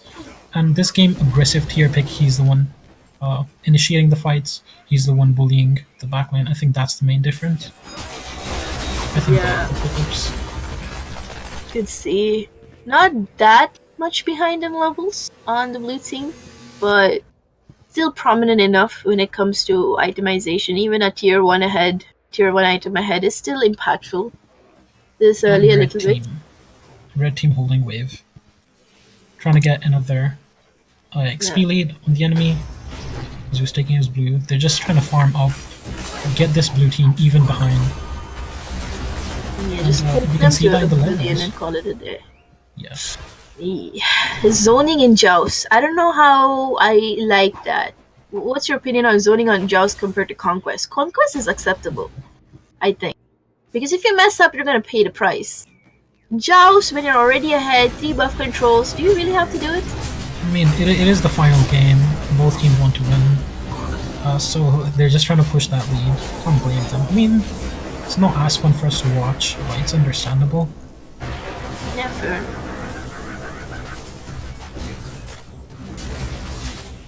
Okay, so we've been told that it's a double elimination game, so whoever loses here, it's not the end for them. They still have a chance at coming back, so I hope that, you know, Yurik's team can come back into this after a new team discussion or evaluation phase. Here, Tyr is looking to give up Shutdown? Yep. Close enough, but it's not really a shutdown, but he was far ahead enough for them to get the gold. It's good enough. I think Tyragel getting a bit greedy there, recognizing he's so far ahead. He's got Phoenix. Ooh. Oh. Here looks Najah getting Stash the connecting. Yep. Unfortunately, the Merlin one does not connect. Even if it did, he would survive by a sliver of HP. They're showing signs of life. Not like the second game, right? They're showing some comeback potential. They're trying at least to come back off of this. At least that's some hope, right? Yeah, especially because Zeus beats us down. If next fight they're able to pull in that Zeus, and Ardu is able to fend off Tyr with her cripple, I think they have a chance to at least get back into the game a bit. Yeah, probably Tyr got a little bit ambitious there, trying to like run at 3 people, and he underestimated the Merlin damage. Merlin behind her early, you know, it's Merlin at the end of the day. You can't really underestimate how much he could potentially do to your health bar. So, you know, maybe this time they're calming their Tyr down and be like, yo man, chill. listen, let's end. I don't want to take this to 20 minutes, right? So go in the Titan room, let me Zeus ult it, and AMC is just gonna free cast abilities. It looks like that's what they're trying to do, but Artu got severely poked by almost like they did like simple things. I think the Zeus sneezed on him, and he just got level 11 Zeus versus level 7 Artu. You see the wildfire is coming through from the Naja, and he's heavily committing to this Zeus. Naja recognizing the beads is down, going on him. Tyragel falling in the back. Very interesting. Yeah, heavily That's what I was talking about. If Naja can take that Zeus out of the fight, which he did, and the other team is able to collapse on Tyragel, Zeus is getting caught in action. Yeah, that was very good zoning. I think Tyr was tanking even the Titan, along with Merlin and also Artu. Like Artu can hit her one and heal a good percentage. I think 1/4 of your health bar on Artu herself, and a little bit more, almost even to a little less on the opposition hit, because her one heals if the goddess, another opposition goddess hit, it heals a nearby ally. So, you know, that possibly came into play when Tyr went into this Titan room trying to stop this Merlin, and he paid the price by taking additional damage than he bargained for. And meanwhile, Naja did a very good job, as you said, in zoning. Red team played a bit too aggressive there, and Phoenix is back up for blue team, which means they have a lifeline now. That should give them a bit momentum, a bit more motivation to get back into the game. And yeah, definitely. Yeah. And Zeus should have beads for the next fight, though. Red team instantly looking towards the Bull Demon, which is what they should be doing, knowing that they still have a lead that they can salvage, especially if they get Bull Demon. Because Phoenix is looking really low, and looks like the blue team won't be contesting it. I think that's the right call, and hopefully they can Titan cam long enough that Merlin gets online, that Tyr, if he keeps diving like this, he's gonna end up dying. Because if he died the first 2 times, what it makes him think like he won't die the 3rd time, you know, because of the Merlin damage. So if that's their game plan, try to somehow kill Tyr with Artu and Merlin, while Naja is able to handle Zeus and AMC. They should be able to make it a 3v2 fight eventually when Tyr falls. But we'll see. I like this pickup from Merlin, who looks like he's going into a gem of isolation, knowing that he's against AMC and Zeus, who don't have an escape, not the most mobile gods, and knowing that Tyr is going to look to backline. Yes, and tuning in, we saw the Tyr ult in Naja, and he got fearless into the wall, but as soon as the chain ended, there was no enough CC chain to continue. If there was, I think he was 100% dead, but he windfired wheeled out. So there's actually no threat when they come to this Titan room with fire minions going in to the Titan room and no Naja ult. How is she gonna threaten, or he gonna threaten the carries now? I'm not sure. It's going to be a difficult task. I want to see red team all in and just try and go on the Merlin. If Zeus or AMC do get zoned by Naja, he is a bit single target. I want to see them try and aggress with Tyr and try and get a kill, because they definitely have the damage to take Merlin or Artu out of the fight. And the Naja ult is almost back up, like halfway through. I don't know if he had Jotuns before the fight or after the fight, but either way, and that CDR alone is enough to make up for ulting to safety, which is the right call in this scenario. When a Phoenix is down and your Titan is exposed, ulting to get to safety and keeping the numbers present instead of being outnumbered is the key to potential Titan camping and trying to come back from it. Red team's still recognizing they cannot Titan dive. Last time they tried that, Tyr got absolutely demolished because of Here he's doing an attempt yet again. He effectively now zoned out the Merlin, but Artu, instead of being with Merlin, he just went into frontline with Naja. Ended up forcing a shell there. With nothing, Titan? Team. I think that was 100%. Ooh. Blink coming in from Naja, not doing much. Tyr missing his fearless. Lightning, chains of lightning connecting to 3 members on blue team. I think Tyr will fall here unless he is able to somehow get out. Ooh, he juked the Naja 3. He might be out the fight. Yeah, still, Merlin damage shouldn't be underestimated. Nice sidestep into the cripple field, but they tried. Phoenix should come up, and that Titan should heal its HP off. If Tyragel lived there, I think they would have been able to come back for another push, which would have been really good. But Tyragel falls. Now they'll have to wait, and this Phoenix. Let's see if they will force this Phoenix or get the fire, and then force. I don't think they can. It's a 2v3 situation. I think they just have to try and hold this tower. Zeus is going aggressively in the corner on their own jungle, but I don't think that was the right call with Najah having CDR. Merlin's ready on the ground. I think Zeus is gonna hit the ground. That was such an aggressive positioning. I think he got overconfident in his abilities to kill this guy. But with enough CDR, the Windfire Wheels is always up at this point. And that's just a lack of words from Zeus, trying to turn the corner to his blue, not recognizing that Najah and RDO are just standing there waiting for him to come. And don't you? I can hear sometimes the blue buff being done. I don't know about you. What do you think? You should be able to anticipate it. Alright, here comes the stash by the Najah, which gets pushed out. Not 100% committing, which I like, without their Merlin. They're not doing much, so they don't want to go too deep at the same time, but keep the pressure up. So going a little bit, one by one, try to stall them as much as they can. These RDO cripples are definitely making life a lot harder for Tyr, who's not able to get anything done anymore. The fight we saw under Titan, Najah did a really good job at defending. He got Zeus's beads, which allowed him to get the next kill, and he ulted the AMC, which is the reason they couldn't end the game. And now looks like they're back in the game, and they're even, if not ahead. Yes. AMC was coming right back from base. I think here's got tunnel vision. I know his objective might be Merlin.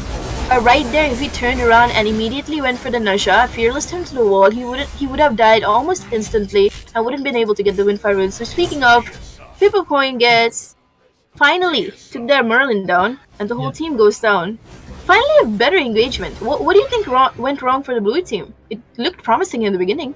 I think they just got a bit too greedy. Najah ulting the Tyr living at 1 HP, and then Merlin again lazy backing, and 1 DSI, the game ends because they've already got Phoenix.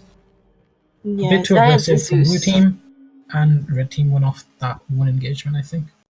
Yeah, the other team was backing. Tyr almost died. It was so close. I thought when the Windfire Wheels were ending, he would die on landing, but he somehow got his healing stance 2 off, I think, and healed off a little bit. Post-game analysis. What do you think of the builds? The builds, I'm not sure about the RDO Genjis. I think I'm not sure about it. Merlin, Gem of Isolation, I think 100% was the pickup for him, but in the end, lazy backing, he can't do that. He just can't. Him paying the price for that. Najah's build I definitely like. Glacial, especially because he got so many ones off on just the enemy gods without the minions. Overall, I think, Tyragel's team just playing it better. Yeah, early game, in the middle, but the beginning and the end, Tyragel's team, I think. They even lazy back, but they were too far ahead to fall behind because they died too lazy backing like that. Especially Zeus did that. But overall, that was a bad fight. They were holding well up till then. Definitely corner fights are not their best fights to take, even though they have a Merlin, even Najah. But I think with the Zeus and AMC, they're much more prominent because plus they were ahead, right? So their damage was a little more prominent than the blue teams, and it happened to be that engagement cost the game for them, even though they were holding on. Anyway, thank you guys for watching this one. We'll tune in to the next possible final game. Hey guys, this is the finals winners bracket game we're gonna foresee. These two teams played the very first game of the stream today when we started off. It started off pretty hot. Now it's gonna possibly end off with some flames as well. So right now we can see some bans and a Medusa pick. Why do you think they valued Medusa over any Merlin even? What's your opinion on that? I mean, Medusa's always a solid pick. She works any comp. She's got clear and she has damage. And I think we've got a little bit of lag issues here on the server. And obviously Merlin in the same way is always solid. That issue is the cooldown on his dash is very, very high to start with, which lets him sometimes get picked out very easily. But in this situation, it should be okay. It should be okay. Yeah, you're right. Chat, you might be behind us. We're a little bit ahead in picks and bans right now. The blue team, or the EU dot bags. I don't know if I'm allowed to say this, but either way, they have Medusa and Scylla in their pocket against the Merlin and Najah. And they first picked Medusa. I don't know. Why would you value, Scylla over Merlin? I guess it's a comfort thing. Like, would you play a comfort pick or something forced upon you because it's meta? I mean, I feel like in a high-level joust, it's much better to rely on picks that you're competent with that are decent than it is to just pick those picks that are known to be OP and that you might not perform quite so well on. I mean, the reason I think they picked up the Medusa first, not the Merlin as well, could be this Flipericson has played a lot of Medusa and he's really turned up lately with that Medusa gameplay, and they just want to take it away from him, make sure he can't play it. And we've never seen Escanor, iVanity playing on this Merlin before, so we're not really sure how he'll perform. But if he plays as well with Merlin as he has been with other characters, then it should go well. He has been really comfortable on the Zeus, but his team decided to ban the Zeus, and the other team decided to ban the Terra. Almost equal in ban phase, because I think they're very high value picks, Terra and Zeus. Right now, the picks in second phase begin, and the red team has Kuzumbo, all three tanks banned Kuzumbo, Bacchus, Sobek, and Zeus, being the only mage. And the blue team banned AMC, Uller, Hui, and Terra. What do you think of these bans? Do you think they were appropriate? I mean, the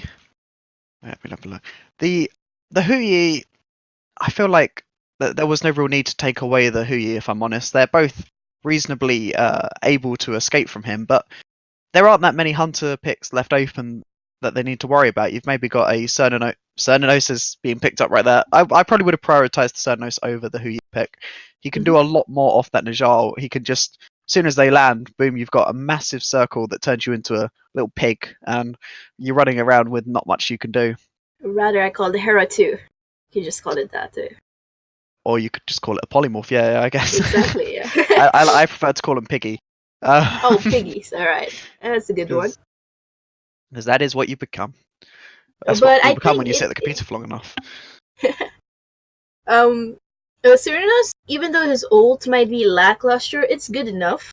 But I think his one, right? The stats changes, so I say, like the spring, summer, that's what makes him a very viable ADC in this current meta. And with the picks that they're going and the items they're building, makes him really strong ADC to pick against. And with that said, an unusual pick comes true for the blue team.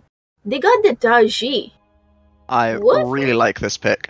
It's so rare you see it in Joust, but I think it's incredibly strong. And they're recognizing this Merlin and Cernanos, neither of them have CC immune ults, and both of their escapes are relatively short. This Daji can just go in, click 4, and guarantee burn both of their bees pretty much, as long as they're quick on the mark. And that Najah needs to ult to be able to CC immune it. And if that ult doesn't connect with anyone, that's pretty much a guaranteed one fight just off that.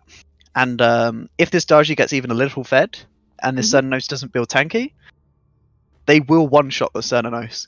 Daji's damage, Daji alone, even hybrid, is insane. Yeah. Daji alone hybrid ahead, she's a nightmare to deal with. Because her one is like the Merlin one in a way, but a little less cooldown, I think. It's almost off constantly. You're onto people and you keep slowing them and chunking a little bit of the health bar again and again and again. It just keeps going, you know? It's super annoying. Hydras. So these finals here, they will be a little bit complicated. The losers bracket team, another load and straight DC, will be in a way, well, not favoured very well, because this game will start off as a best of 3, but if the blue team win 2 games, take 2 games off there, it will become a best of 5, where the winner just wins the tournament. And the red team here, all they need to do is get 2 wins, and they will win if they get the first 2 wins. So instead of it being 2 sets of best of 3s, we're making it into a best of 3 that will shift to a best of 5 if the losers team performs well. Ooh, giving the underdogs a chance to come back. Yeah, that's interesting. That's what double elimination for. Yeah, this will get it. All teams want this over quickly. This will, to be fair, give blue team an advantage over red team in the sense of the entire tournament, because they otherwise they need to get 4 wins, but this way they only need 3 wins.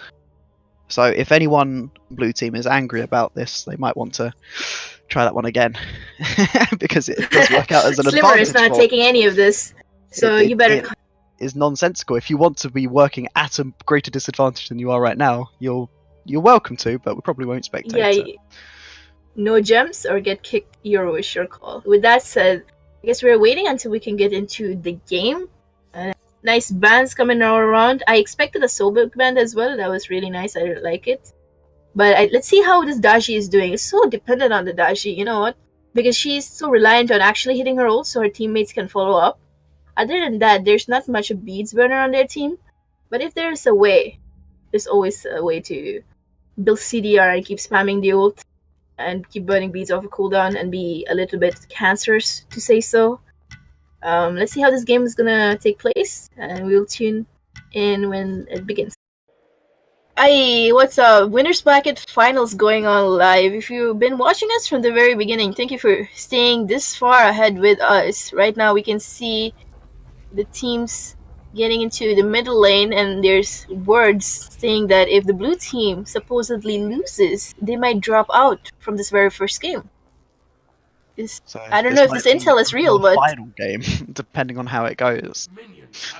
Yeah, I mean, would you drop out for 400 gems coming this far?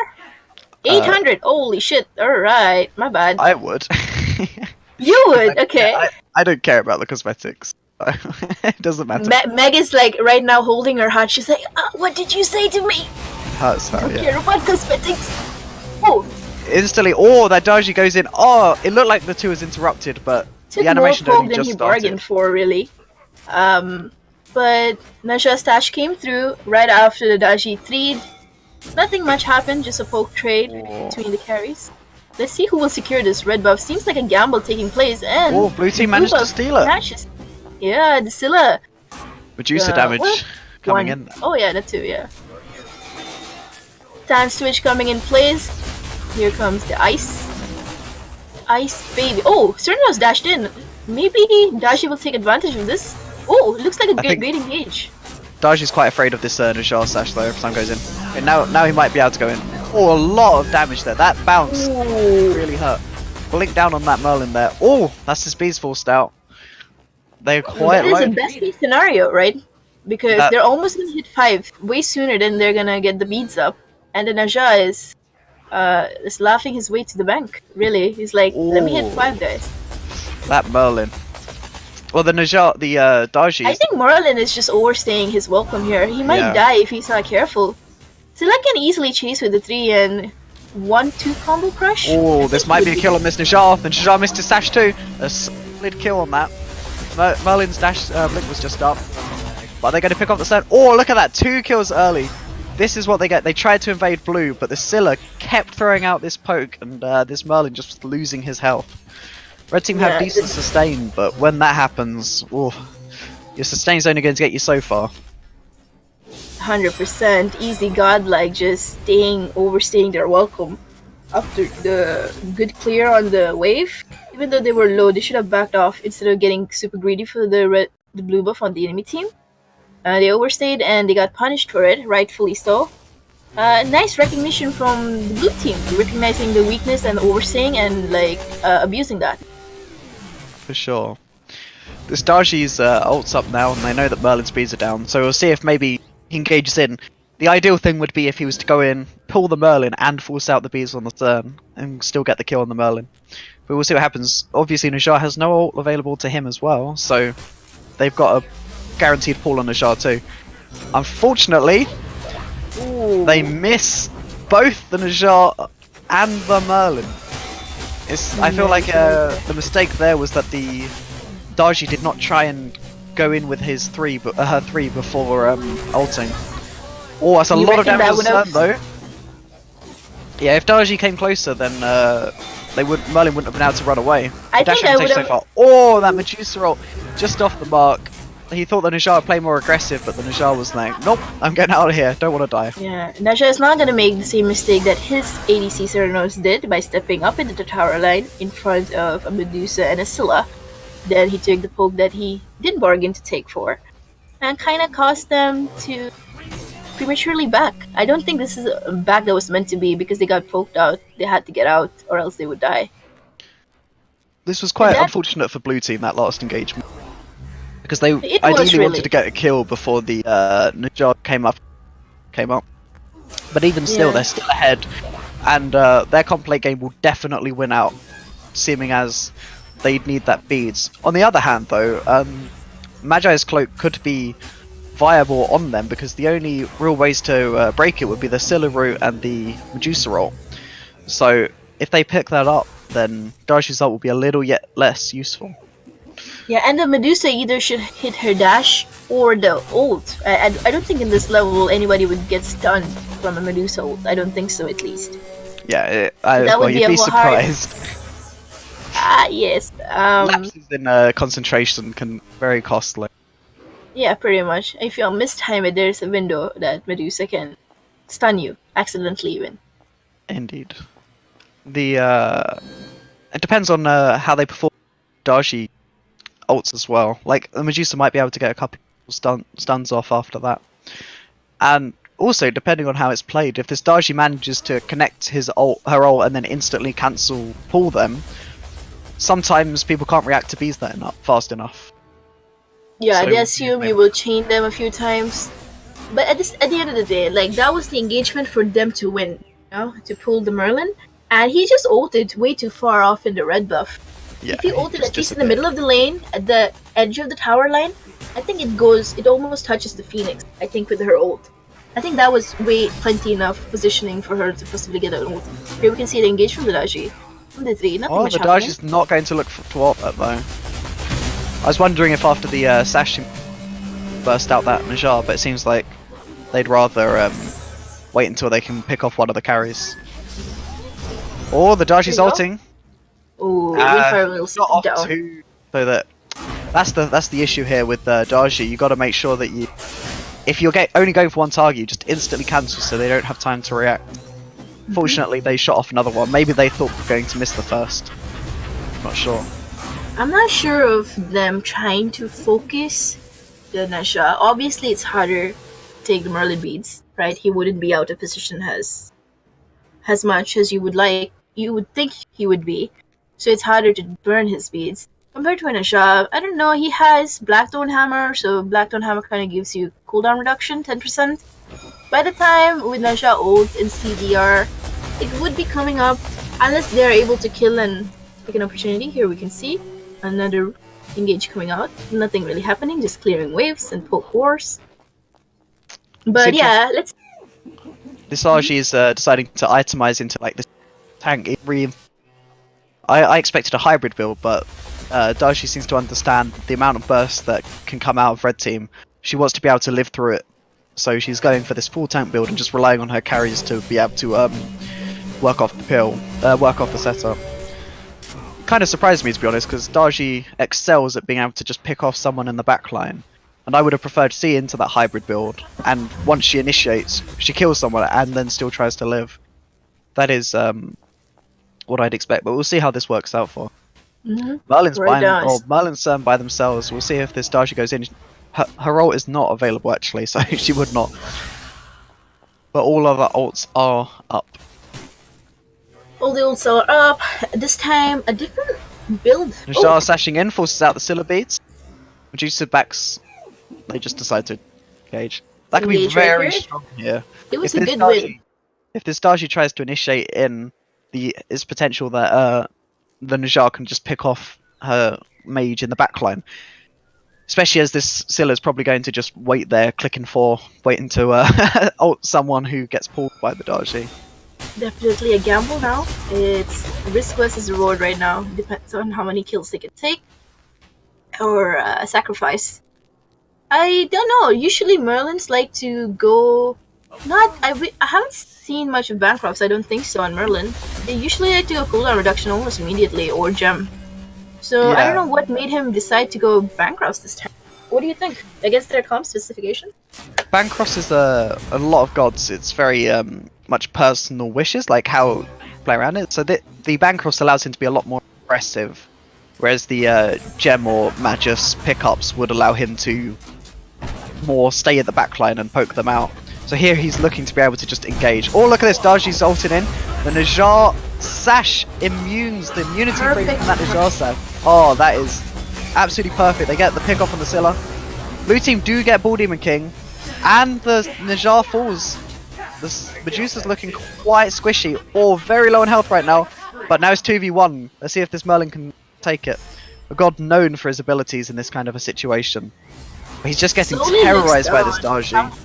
Oh, Medusa dashes in, loses her life, but there is no tower, so the Merlin will fall now. He wants to clear before he dies. Closely a push. Scylla is coming up. They have an advantage. Somehow, that was a good target selection. Usually, it's so easy to look top view and be like, oh yeah, she has no beads, right? Just ult him, right? But in real game scenario, just blinking in, I assume, no, not blinking in, stashing the right target in between all of them, especially in the Bull Demon Pit, was very technical. He did a very technical, skilled gameplay right there. Stashing the right target, ulting, knowing the opportunity and abusing it. And it worked out. He did, Nasha really played that well. He got the advantage for the team, unfortunately, but the Bull Demon King went to the blue team. But it's alright. I don't think they will let this tower go this easily. I don't think it's that much of a stomp yet for them to freely take this tower. What do you think? No, I think that, especially as only one of them has the buff on it for the HP 5 as well, they're just going to be a little bit timid when engaging here, especially they did get the Merlin's dash here, so when this Daji's 3 comes back up again, she might be able to go on and kill him. But it seems like blue team are going to play passive, and there the Bull Demon Kings run out as well. So no chance of them getting anything off that. Medusa has ult in case things go south, although her beads are, because of her beads being down, you can use that as his immunity, but Cernunnos or Merlin can't stay the same.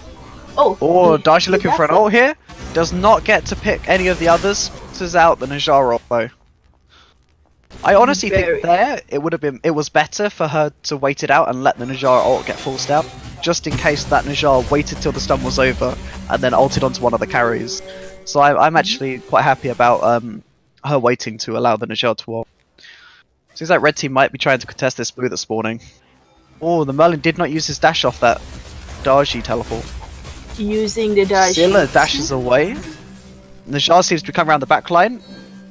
Is that... Oh, Najjar did not look for an ult. Yeah, we can't really do blind ults at this level. It's kind of risky. Could have easily gone for it and possibly end up... Oh, that's the bees forced on Medusa again. A lot of damage on that Merlin. That's Scylla in the back line. They did not see that coming. Yeah, with the tower being down, that aggressive... At the last second, before the tower came up, this play was made. Turned beads and immediately turned around and just ulted, and he just disappeared. Same thing's to happen again. Oh, Scylla just misses her route. Thus the crush misses too. Daji just playing up there to distract them while the Scylla attempts to get a pick off. There's nothing they could have done, right? It was full damage. It was nothing CC related per se, except the Medusa's slow. Yeah. Merlin couldn't. Yeah, and we can see a pause coming in. Okay, it's a mistake. Mistaken pause. But there's so much Merlin can do. You know, if that's the point. If you burst down a Merlin, there's nothing he can do. He really needs that Aegis to possibly even stay as far as he was staying. If he wants to stay that far from his tower, even though it's not too much, he needs Aegis for making that kind of plays. Especially with their tower was being down, that was not the right position to be. Should be a little more defensive than he was, and he got picked for it. for sure. This Djxwsii is just starting to build into some CDR right now. Once he gets a lot of that online, it will allow her to ult more freely, to be able to just burn the beads and then kill people afterwards. They have a very, very good comp for initiation here on blue team. Djxwsii is a very underrated god, but only against certain teams, namely ones without much CC immunity. Yeah, Wards wins games, right? They spotted out the Scylla trying to cheekily try to get around and won in Crush. At this level, she's level 12. She has her Crush maxed out on one off of the point, so you cannot underestimate her damage really. So, you know, you just have to like anticipate like where she's gonna hit, when she's gonna hit you, and for how much she's gonna hit you. You can't just recklessly be anywhere and underestimate her damage. Not a Scylla at least. With Bancroft's online, Deso, like she's gonna chunk. So you better look out for it. And being cautious right now, that's the best play they could do. And they've been doing good at it. Yes, it's interesting to see this Djxwsii build into this Anchile.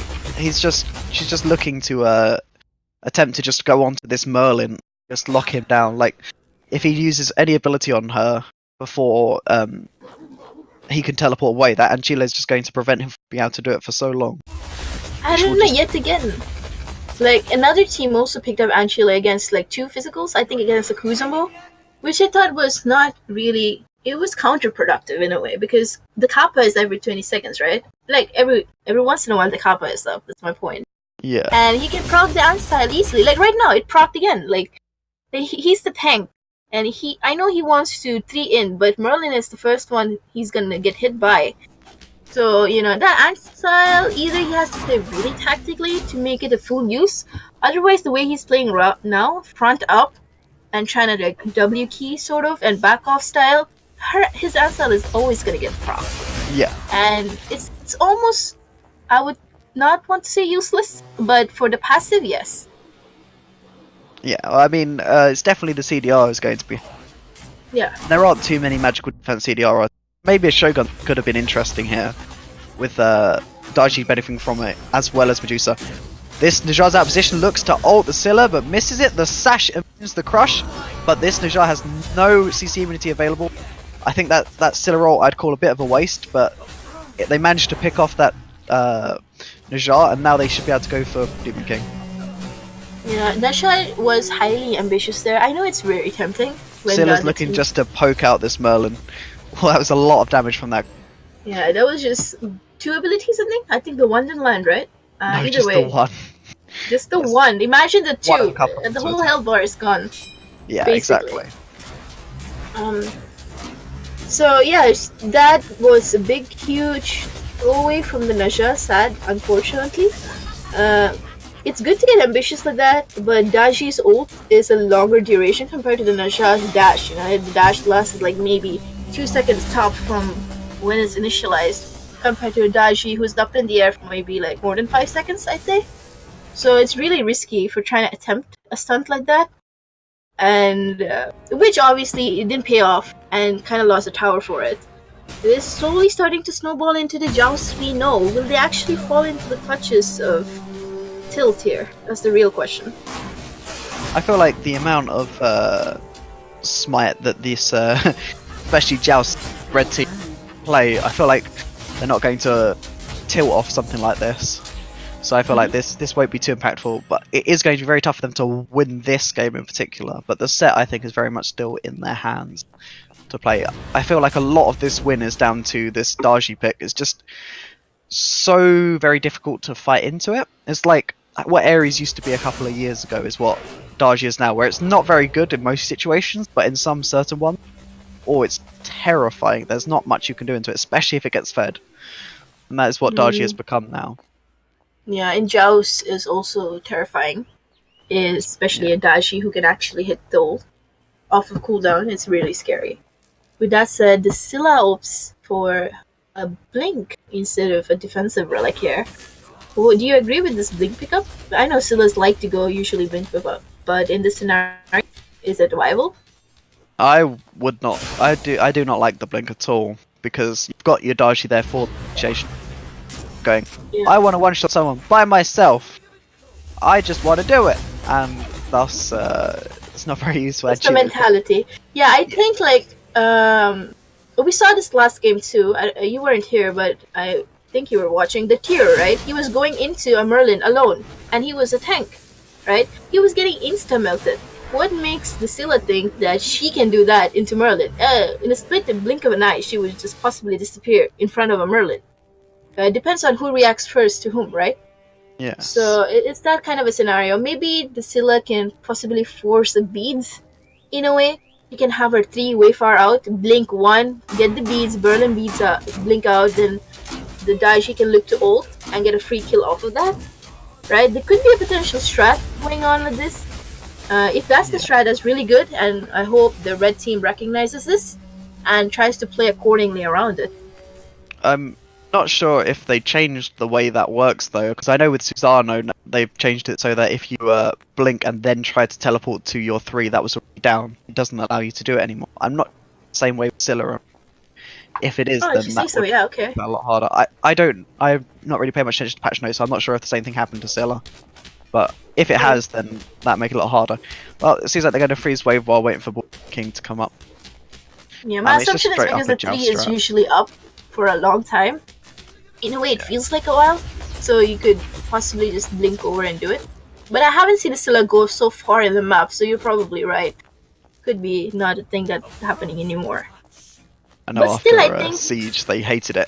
They hated coding it for the Siege. Like, no, I don't like them dashing. Go away, stop it. And they brought Horus into the game with that saying, with the Daiji combination. Then it's fun. Daiji's looking to initiate here. This Najjar is completely out of position. But the Daiji's just ignoring Najjar and going for the rest of them while the Najjar just gets picked off at the backline. The Medusa's beads and ult were used in that fight, but I'm not sure if it matters, to be honest. Najjar just disappeared. The Scylla didn't even use the old full combination, full combo off of Scylla, and the Medusa is enough to kill.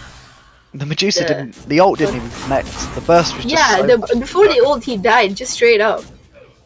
It is worth it to note that the Najjar doesn't actually have that many protections.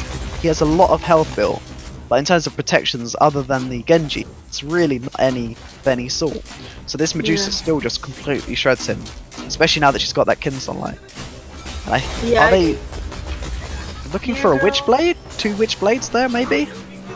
Cool. Najjar knows that the Medusa's ult is down, so Sash ults, but the rest of his team is just way too far away to be able to do anything. So nothing comes off that ult. That Daiji was just too scary. They did not want to initiate. There you go. Scylla blinks in, completely misses it, and just about lives with her life thanks to her beads. Oh, the crush barely misses. Good defense. Najjar's sash misses. To move in. Med's been popped. I wouldn't be surprised. Daiji blinks in. The Merlin's completely out of position now, but can they get to do anything? Oh, the Scylla ult does not connect. It gets a blue buff, but that's about it. Oh, Daiji ult, both the carries. Oh, that was a real good Daiji ult. Indeed, that was a fight. It looked like the chase was favorable to the red team after the Scylla being too aggressive there, taking most of his health bar. But at the end of the day, they were somehow able to turn it around. Are they going to be able to end off this? They are going to be able to end off this. Ending off this. And the Bancrofts was the reason. Yeah, Bancrofts is the reason he was able to heal a lot from the wave, and he's just able to come back and fight and end the game. Honestly. And it gave him so much damage onto that Merc when he... Yeah. Not a very good game. It seemed like it could have gone red team. That Daiji pick was just too much for them to be able to deal with. Yeah, I mean, Tyragel did the same thing on tier the last game, I think, and he still got the hands, you know? It was against the Merlin though, not with, but either way, you could compare the Scylla damage in a sense to the Merlin damage, plus she was ahead, you know, her crush does a lot of damage, you can't underestimate it. He was just most of the time out of position, away from his team, and Daiji was zoning so effectively with her levels and her build, and the Squishies could not just get closer enough to follow off of the Najjar, and that just went spiraling downhill because they fell behind more and more. Just got outdrafted just that little bit is enough to completely cost that game. Well, we shall move on to the second set of this finals and be with you when they get started. Welcome guys to game 2, Picks and Bans. Although I can't see the picks and bans, I hope Slimmer can. Nope, I can't either. Yeah, and they almost started the game immediately. Okay. Cause you know what? Meg can see the picks and bans. Meg's gonna give the picks and bans rundown. Oh, let's Oh, go! yes! Queen Meg on Okay, the picks. so what's happening? I'm updating the score is what's happening. They have on the blue team with Team EzGodlike has a Medusa and a Naja. Didn't they take the Naja last game? I don't remember. It's the enemy team. Well, I tried. Oh no, you're right. Ooh, look, I'm right about something for once. What? And Team EU Scumbags has chosen Hachiman, Merlin, and Cabrakan, waiting on the last pick for EzGodlike.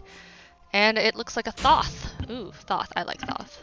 I don't know how to give opinions on this. I don't know. Cabrakan's kind of scary, but so is Thoth. Stuns. Merlin hurts. Horseman. Gotta love the Horseman. Somebody was saying earlier that the Horseman's really good, so like... Which Horseman? Hachiman, not Guan Yu. Guan is the origin. I mean, but Hachiman's Guan horse is cooler. Okay. Guan Yu's the original Amaterasu. Yes. Wait, what? Oh yeah. Oh, they didn't put on... They put High Delay Spectate on this time, so it's gonna be a... They did last time as well. They did? Oh, I don't remember. We got into it late. So that's hot. Look at these picks and bans. They banned Sobek and AMC and Terra and Kuzumbo, and then the other team banned Opwash, Scylla, Bacchus, and Zeus. The Scylla is scary. The Scylla kind of did really scary things last game, so that makes sense. Scylla. Yeah, banning out comfort picks is usually the call in Joust. Yeah, so they don't have to do it. Yay, Joust! Hey guys, back with full of excitement for this game 2 and empty bladders. Now, here we are proceeding to trickle down the lane and see how this goes.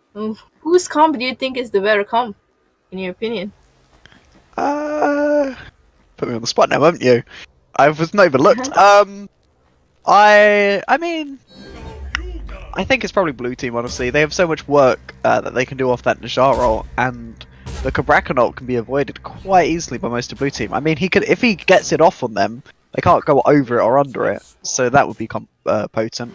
Wait, but how to avoid the Cabrakan ult again? By going over or under it. Right, like still dashing it. Cabrakan ults you, right? You need to avoid it way before, cause right? If you see a Cabrakan looking at you, holding down W with his things out, you're dashing away so you don't get ulted. Well, Cabrakan is out clearing here. Oh, but that sash interrupting the Cabrakan 3 could be good, but at the same time, I'd rather see the Najar using his sash on the carries. I would say a poke trade was won by the blue team here because they poked out 2 members initially to the Najar here, so never saw Oh, B's forced on that Hedgeman, but can that Cabrakan get up to the... Oh no, cannot! But the... Oh my god, so much damage from that ring toss! The med's falls out, the Medusa dashes in, and the other med is full. Loads of both damage, and the Medusa manages to pick up the kill on that Cabrakan. That was a hectic fight. That was all over the place. Let's break it down real quick. The Cabrakan medded. I think the dash connected before the med went through, but I'm not really sure. It seemed clumpy, but if it did, the med didn't heal quite as much because the dash obviously on the Medusa. Najar sashing into this Hachiman here, looking to fight him at blue buff. The dash is not available because he just dashed out base, but the Merlin 2 secures the blue buff, and the Najar is getting heavily poked out. The Thoth misses his first ability and cannot pick off the Hachiman. Here we can see the Tyragel's actual gameplay style coming into play from being ahead. So I hope he doesn't carelessly play this and throw away the lead that they have gotten for themselves.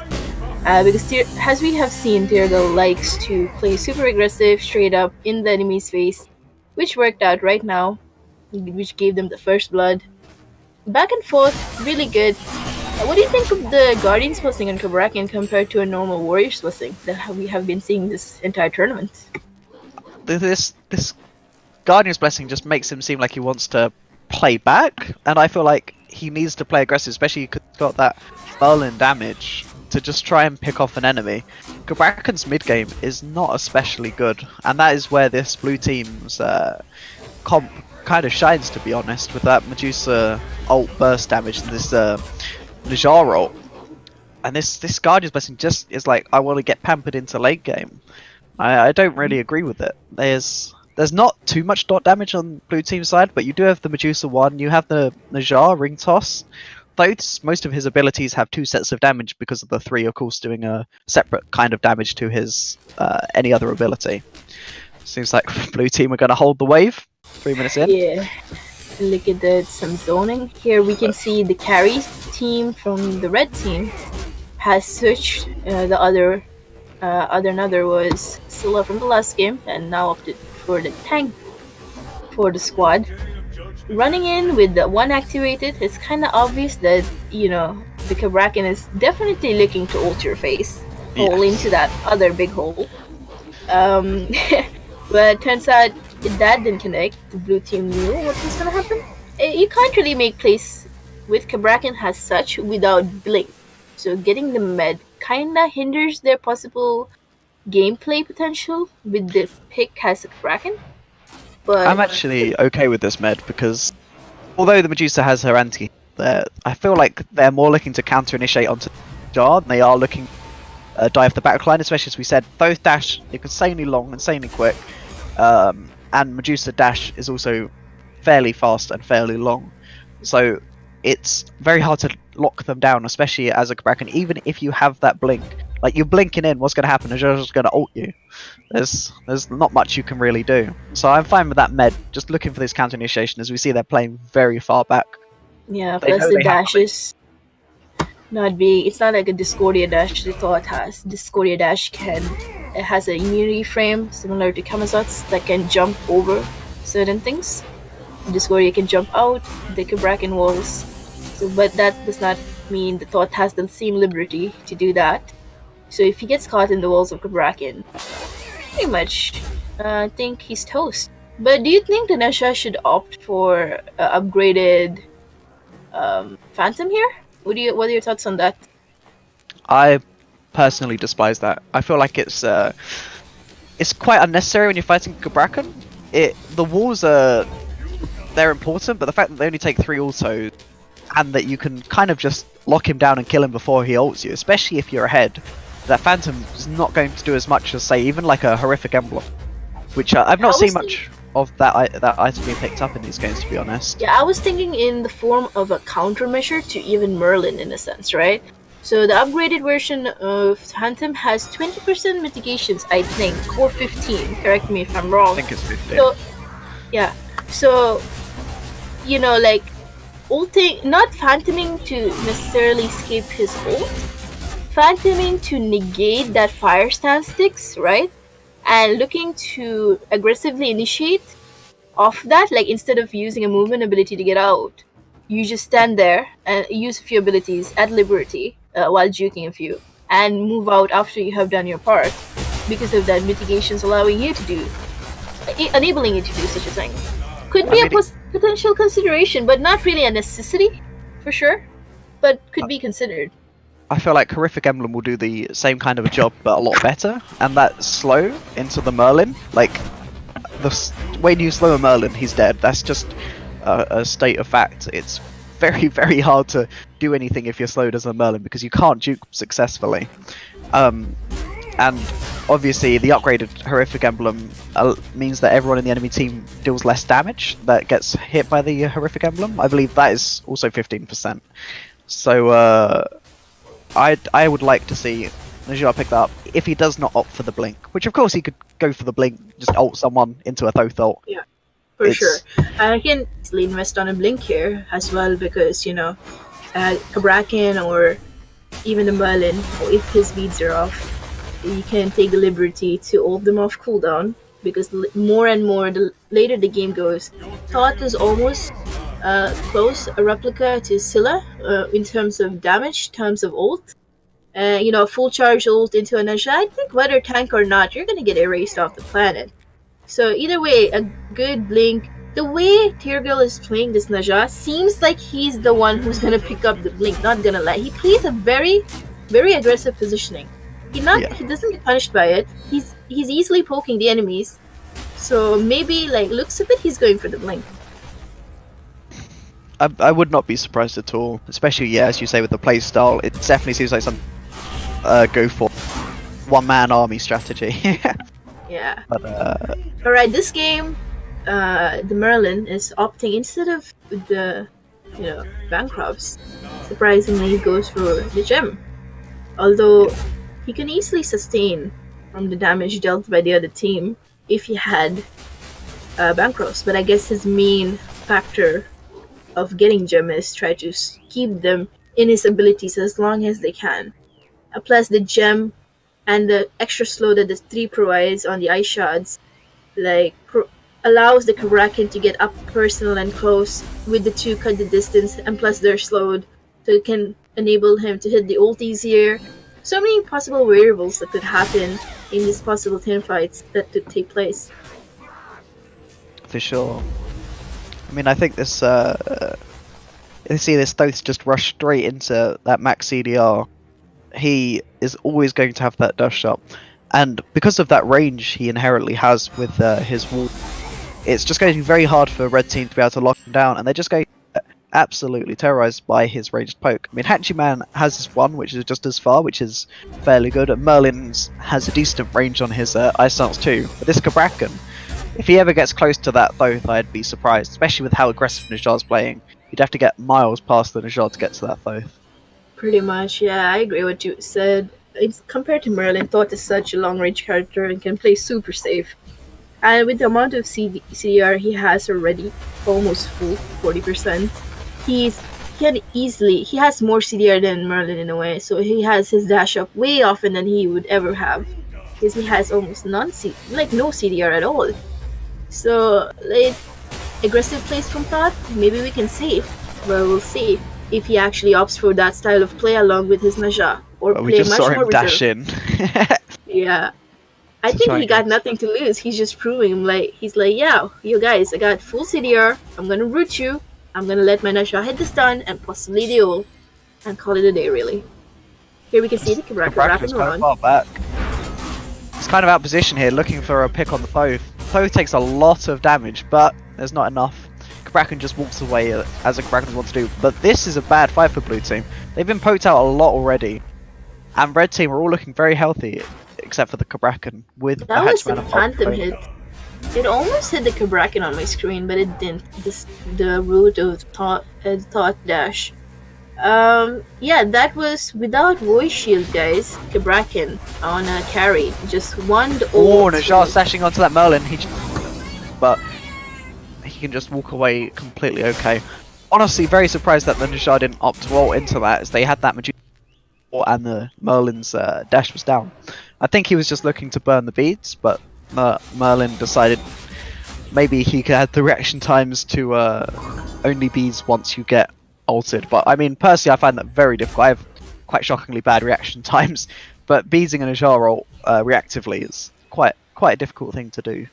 Yeah, I guess grinding to masters after multiple times does take your reaction time down a level. With that said, we have Najah. Well, even if he ulted, they managed to secure it, but Thoth just used his dash. Medusa just used her dash. This Kraken is W, manages to catch that Thoth. Trapped between a rock and a hard place, dashes for a long dash through. The Najah picks off the Hatchman in the backline, but this Thoth charging his ult gets a lot of damage off. Merlin's looking out mana.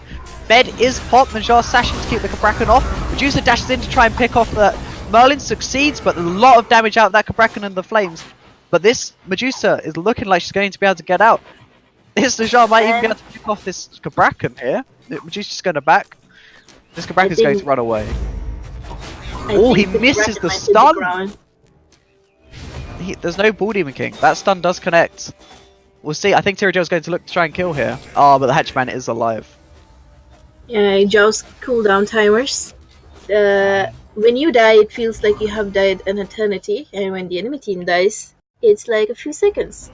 That's what it seems like happened here. Thought aggressively dashed to follow up on the Naja, but I don't think that was productive at all. I think he just dashed in to hit the tower, to be honest. Not this dash in the other team fight. In the other team fight, yeah, back in the day. He dashed aggressively to connect with the Nasha, but Nasha somehow got the pick anyway, you know? And that kind of put him out of position, enabling the red team to just walk at him and look for a pick. But all in all, they got the Ghoul Demon King. That was the whole point. Even if you die for it this early, it's fine. Because when you spawn, you have like one whole rotation, or 1.5 at least, to take tower. And from the looks of it, as you see, they succeeded. And they traded 3 for 1 as well, which is certainly handy, and they get that tower. They're in a very good position here. This Kraken is quite far up. Oh, but the Najar Sash does not connect. The Najar Ring Toss does not connect. That is a lot of burst. Najar goes up in the air. That Medusa ult stuns, does a lot of damage, falls out the beads. But that Medusa, the Thoth ult just takes out that Hachiman. The Hachiman was just too busy concentrating on killing that 1 health Najar when he lands. Kraken looks like he wants to go in. His ult is available. He catches the dash. A load of damage. This Merlin is just leaving. The Medusa's trapped in there. Oh, manages to actually pick her off. Blue team are dead for a while. I don't think Merlin has the damage to be able to actually take this tower. The tower target full wave first. I think with the full wave he's able to take. With a full wave he would have been able to, but the tower focused through and just killed that. Yeah, he's gonna just give it up. Half a tower, good enough. Goes for the red. Is it up? Yeah, he's going for it. Good fight overall for the red team. It was a Najar might actually be able to look to kill this Merlin here. No. Oh, maybe. Oh, the Sash connects. He has no mana. That Ring Toss is going to kill him. That Hachiman getting in. Najar looked like he wanted to fight, and then he was like, it's 1v2 after I just killed someone. Maybe not. Yeah, I'm surprised that none of his team members. I'm pretty sure the Hachiman just saw the Naja go into the red buff. Oh, the root does connect just as it's about to wear off. Connects, but they're all just going to back anyway.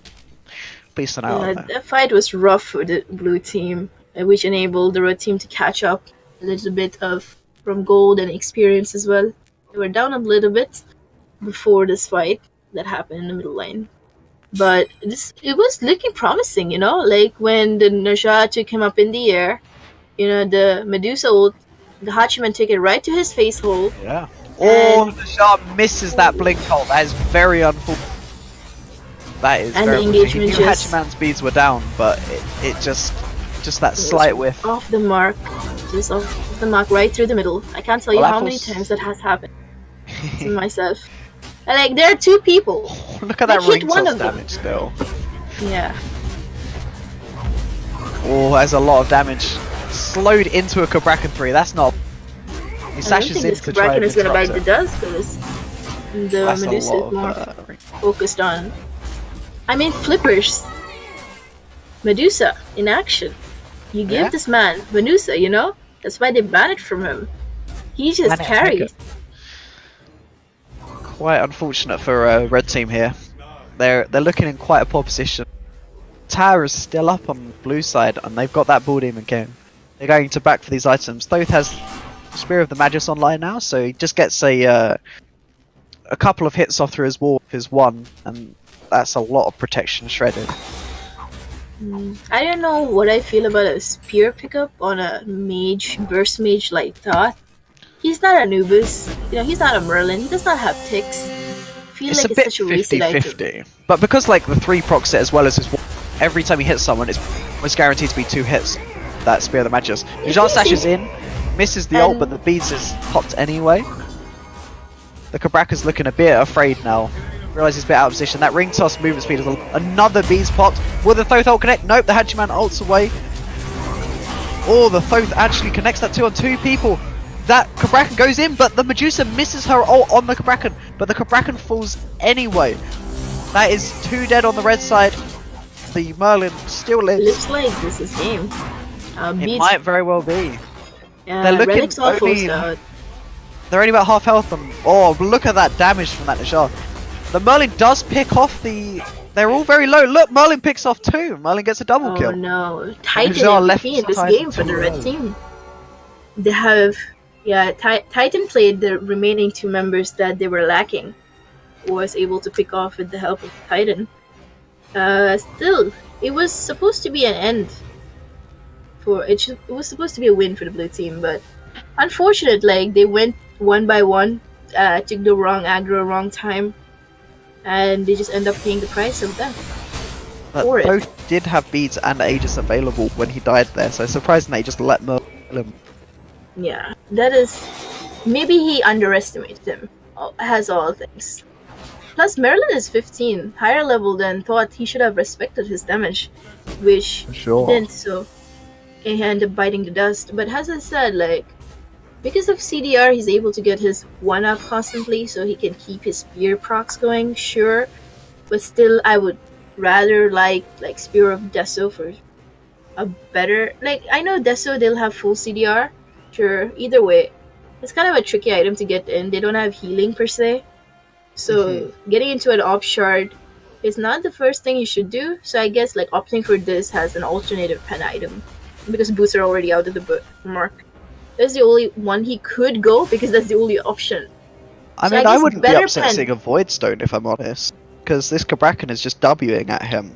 And Void Stone will give him tankiness. You still some Zeus's with Void Stones, right? You play around the Zeus. But the radius is the thing, right? Thoth wants to stay away from the enemy, so it's rare that the Voidstone pen will actually apply. But I'm honestly okay seeing that health and that tankiness will be quite important. Yeah, it will help him a little bit for sure. At least when the Cabrakan is W-king at him for sure. Or it'll cancel out the remaining Voidstone that the enemy Cabrakan has, obviously.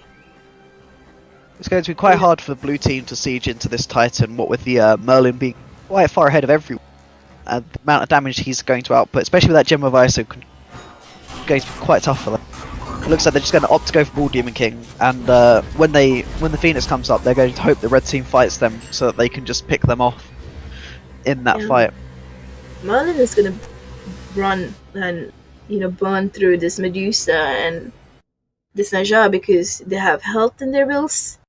And, Soul Reaver and constantly proccing and the slow, it gets a good chunk of their health out, although it procs only once because of the change. You should not still, run into a Merlin. That's not the way to face Merlin. You have to take his team out first, then isolate him. He excels in fighting with the team. So, they should focus on trying to kill the Cabrakan, because the Cabrakan is the only one that I see killable right now. And the blue team the massive Najar cult there. But that Merlin could just have his 3 available soon as spawn. The Aegis has popped, the Bees has popped. He gets into the Titan room. Aegis down on the Hachiman. Bees and ult down on the Hachiman. Medusa has to Aegis, trying to get out, but that's a lot of damage and she's pinned in by the walls. Medusa loses her life. They did get the tower though. This Thoth's looking to absolutely terrorize the people in the backline as they try and W at him. They look like they want to disengage, but it might be that blue team baits themselves into their own death here. It's 3v2 going to be very tough. It looked like a promising fight when the Cabrakan just solo ulted, tried to get into the Thoth and try to kill him with his abilities up. And I think when he went and did that, Nesha should have backed off from the ult. Oh, sash onto that Cabrakan. He does have root immunity in as one though, so that Thoth, even if it connected, would not have been able to CC him. Nesha has his ult. Oh, Najaro. Bees and Aegis down on this Hatchman, and he has no ult either. A lot of damage. Oh, that Merlin is caught out of position too. The Merlin loses life to try and come. Aegis popped on the Thoth. Will he be able to pick off this Kraken? There we go. That will be game. I think that is game. Surrender vote beautifully executed and been ended. Beautifully executed by blue team. 2v3. Played it really smart. Played it to their advantage to use CC of each other and followed off. And that's to it, honestly. They followed off each other beautifully. And the Thoth was not afraid towards the end to go in, and he didn't miss. Yeah, very, very good game. Look at this player damage here.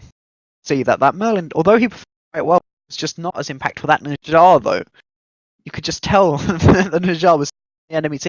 Caring about what I don't know why they let the Naja just do Naja things, Why did they let Tyragel do Tyragel? because he was so they never tanky. punished him or poked him. He was far ahead and tanky. Yeah, I think they could have taken the liberty to poke with this Merlin pick they have. They have Merlin, and Merlin is good at one thing, that is poking. Poking down to death. And I didn't see that being utilized a lot. And plus, the blue team was ahead as well. So that caused them to be a little bit cautious about it. Yeah. Overall, I think there was a good engage initiation by the Kabrakan and good zoning. Blue team 2 a few times during the sieges at Titan, which enabled the red team to come back almost like 2 times. But overall, the Fed team, the team that got ahead, won off of sheer power, true levels, and natural protections that just helped them along the way. Even though that was not the issue, the last fight was purely skilled. They followed off each other. Well, we will be with you when the next match is starting. Well, we see here a match started instantly. All of that wonderful amount of time break that we had. Love it. Love it. We got the Najjar Quick production ban. time, guys. Hell right, yeah. Quick. The quick, action quick, quick. right to you, no delays. We know, no hesitation. You just get in it all the time. Nice to see the respect ban of Najjar over on blue team here. Take that away from red side. But look at that, Kazembo AMC. Oh boy, I already favour the red team. That is just going to be horrible to fight into with this Medusa pick. But again, like as we saw earlier, we could look for maybe even a Dashi pick here into this AMC. He has no CC immunity. A soul pick? That's not one we've seen very often. She has a lot of sustain, and she's surprisingly good at dealing with this Kazembo, considering her Radiance gives her so much sustain that even with a Bancross, she can pretty much just auto down this Kazembo and live, whereas most hunters will just die to him. And obviously she has that incorporeal in her 3 to be able to just escape from anyone who tries to attack her. Mm-hmm. Quite a good pick, I wouldn't be surprised if they opt for a Guardian such as Fafnir, right? Fafnir is known to enhance auto attack damage. I don't think he's a very prominent pick in Jxwsii. It's not, I don't see him that much. But into the draft they have from the blue team, I wouldn't be surprised if they opt for a Fafnir. And if that Fafnir hammers an AMC, that would be very potent. Again, look, this would be a prime time to pick up Dashi. There's no CC immunity on both, no CC immunity on the AMC. And it's honestly, like, there's no god on the enemy team that can deal with the Dashi very well. All of their dashes, i.e. Thoth's dash, you can just follow it with Dashi 3. So I would not be surprised to see another Dashi pick up. Yeah, I think they're literally asking for them to pick Dashi at this point. Yeah, it's been seen before, but they're going to go for that Ares pick instead. This is reasonable enough because it can, if they chain that Kazembo, the Kazembo is not going to be able to just dash and do half of someone's health by pushing them through minions. Okay, we're just going to wait it out. We don't click the spectate match for. So we see this Ares chaining the Kazembo and obviously the Thoth as well. He's not really been seen much play lately, but a very good Ares can do a lot of work, especially with a blink. Yeah. Just blink and go. Ares was banned out in the previous games that we have seen. Yeah. I would call Dashi a budget Ares in a sense, and Ares is the true powerhouse. Yeah, it's Ares, god of war.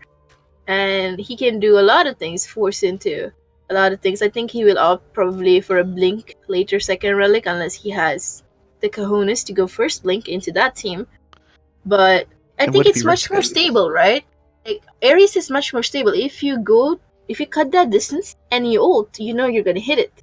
Compared to a Dashi, it's kind of a bit of skill based, right? You're like, okay, if they juke it out, you might mess up hitting the chain. And off of the CC, like even beads being down, it could result.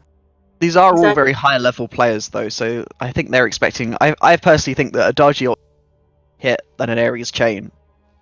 I mean, with that said, we did see some Dashi whiffs. Let's be real here. We did see some Dashi whiffs. I wasn't going to comment on it, but I still believe that it's going to be a lot harder to I hit think these like high Ares chains on level people. or not, it's at the end of the day, it's like mechanics matter. Don't get me wrong, mechanics wins games, but knowing what to do with your pick and when to do what you're supposed to do wins you more games than you think. Yeah, that is You a know? lot more important, especially high-level joust games. It's a lot into the drafting and the positioning. Most of Exactly. game is decided.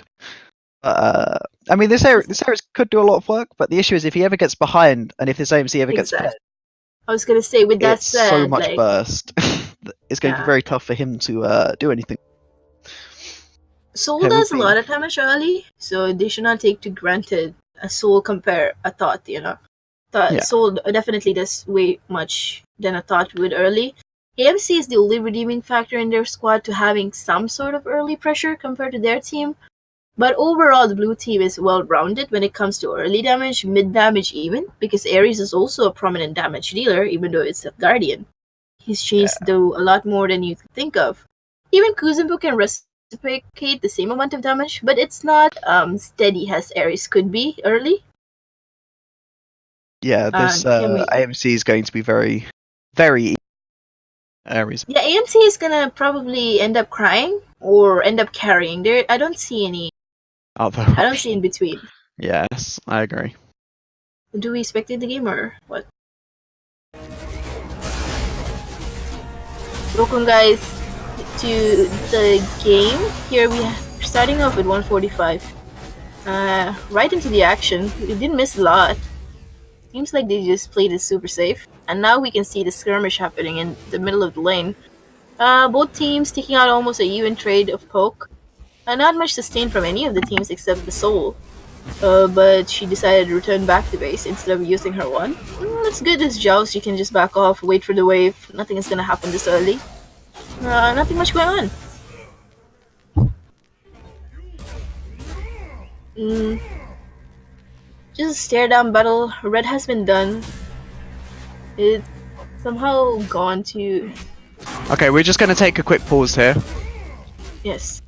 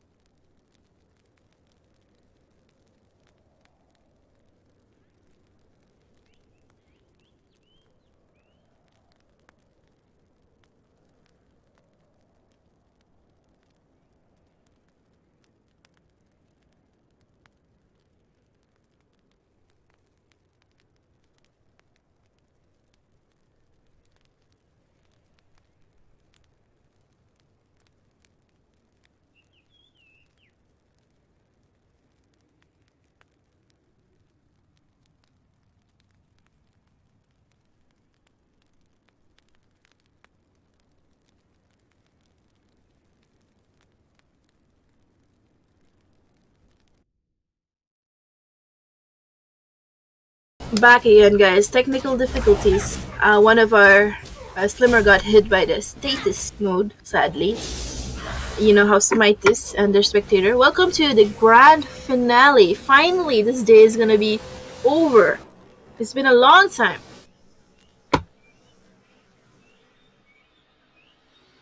Yes, if the EU Scumbags were to win per se, it's the which they last. very much could do.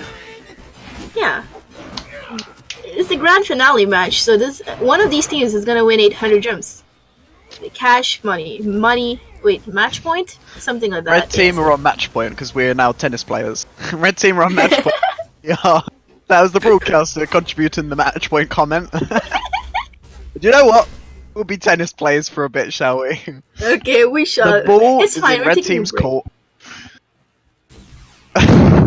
Puns can never end. Is basketball court points? No. The ball is in the court. That could be tennis too. Just not for very long. You said badminton too. Come It's in on the now. court for a little while. It's back to the other court. Anywho, fortunately, although we missed the beginning of this game, no one died, so it's not too bad. Or the Ares has been caught out of position with no chain. He does have his ult available, but he's just going to.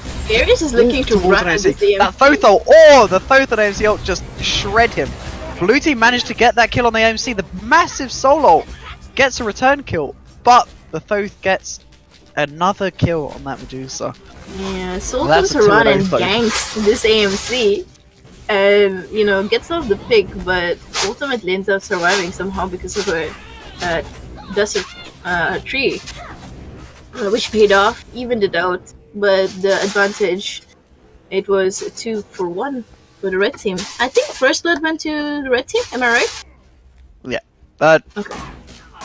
Yes, they did. They got first blood on the Ares. On the Thoth ult, yeah. Medusa manages to pick off the AMC, forcing out his beat. That's good, but only Thoth speeds are not Ares done. chain. Oh, but the Ares gets rooted. Thoth has no, not Thoth, Kazembo has no dash available to him, but, so Ares gets out. So a lot of damage onto the Medusa as well as the Ares, though. The Kappa trying to go to stop the back. Not enough of a bounce king. Can tell they're not a Hahayes main. Wait. Yeah, if he was, you would know. They do have several stars on Hahayes, but that's besides the point. Don't you too? We don't talk about that. The Look at this humble guy, guys. Come on. It's more of a I'm not cancer enough to play Hahayes all the time, Jxwsii. That never happened. Oh, okay. That's more what I was going for. Wait, what's your most prominent pick that you fragged with on the 2v2 again? Ruler. Oh my god, look at that burst on that. That wasn't even an ult. That Ares just got bursted out. Yes, The Ares went to outer space. You know that meme? Dun, dun, dun, dun, dun. Yeah, that one. Can you chat. tell me more about this meme, please? Preferably with He more. went out to space, dude. He singing. just disappeared. No, not that aspect. I want to hear more of the singing. Oh, the singing! Okay, the tune. Okay, that's it. That's my capacity, honestly. I think we stop from there, or else I would die of cringe before you do. He's out of position a little bit. He's trying to zone instead of the Kappa. Well, they managed to get the ball team, and I don't think Blue team thought they were actually going for it. It worked. It worked. They lost a minion for it though, so who knows if it's worth it. Oh, Kazembo. Look at his team immediately following up on Tyragel. He's gonna get pulled, but Thoth has ult. He has full the OC ult does not connect, but the Thoth ult does. Oh, a massive stun that forces out Thoth speed. This Kappa is very, very low. Oh, he just dies to the chain, I believe that was. The water tick boy goes down to the fire tick boy, and thus the Fire Nation attack. And we saw that. How many memes are you gonna go through? Bro, it was not a meme. What do you mean? And then the Fire Nation attacks. That is 100% a meme. Listen, alright, we gotta make this happen. Okay. The problem is that's the problem with me. I go to the puns and the memes mood. That's it. There's no turning back. And thankfully for you guys, everybody dealing with me right now, it's at the end of this match, so you don't have to deal with me anymore. There'll be no more. And then the Fire Nation attacks. Oh, the Thoth manages to steal it away. That's just depressing. That's like the icing on the cake. And the Kappa stops the Medusa's back. The soul just walks past it, and the Kappa's like, nah, I want this one. Jesus Christ. I feel so bad for Blue Team right now. Honestly, with the legislations about children going on, Kuzabu should be in, you know, like the child. I don't know if you're on Twitter, but if you see Twitter, you can see a lot of things going about, Meg would know, about children in America, about children and abortions and... Child abortions? Yeah, and Kuzabu would be the first one in jail. You know, like... What's going on here? I don't know how this linked. I know, don't involve politics. It's all messed up. Hold up. I meant to make a meme out of it, of Kuzabu, him throwing out of his child, but it was not supposed to go this wrong. Child! I'm sorry. I've never seen a bigger jump in my life. I'm like, thinking, oh yeah, Kazembo. Yeah, I know about Kazembo, that deity. Yeah, no, child abuse.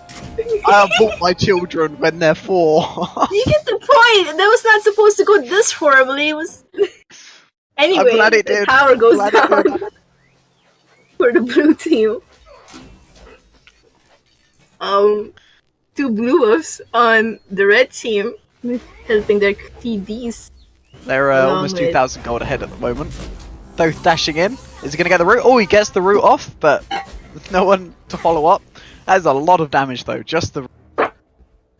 Yeah. He's got max CDR as well, so he gets Honestly, that damage. it's just a waiting game for the red team. They're just waiting out for the blue team to come back up and just push their lead further and further by getting it. And here comes the wonderful wave freezing that we all know and love. The boom. Okay, no, you should say that when Thoth is ulting. Hold up. Okay, not yet, but soon enough. No, all relics up for both teams. So let's see how they Oh, a lot of damage out by the Thoth. Here comes the boom! Here comes that works surprisingly well. It connects, but not enough. Medusa dashes in. Surrender vote has started. Oh no, that's game. Red team triggered. That is a 11-second early surrender. And that's a very good surrender, so we don't have to continue to listen to me. So here we go. Thank you guys for watching. Here comes the end! Here comes the end of the game. Post-analysis. The red team just played the game. I don't know what happened to the blue team. They relied on skill shots. That's too much. Too much to ask. Send us midnight. Like, come on now. Yeah. Red team performed.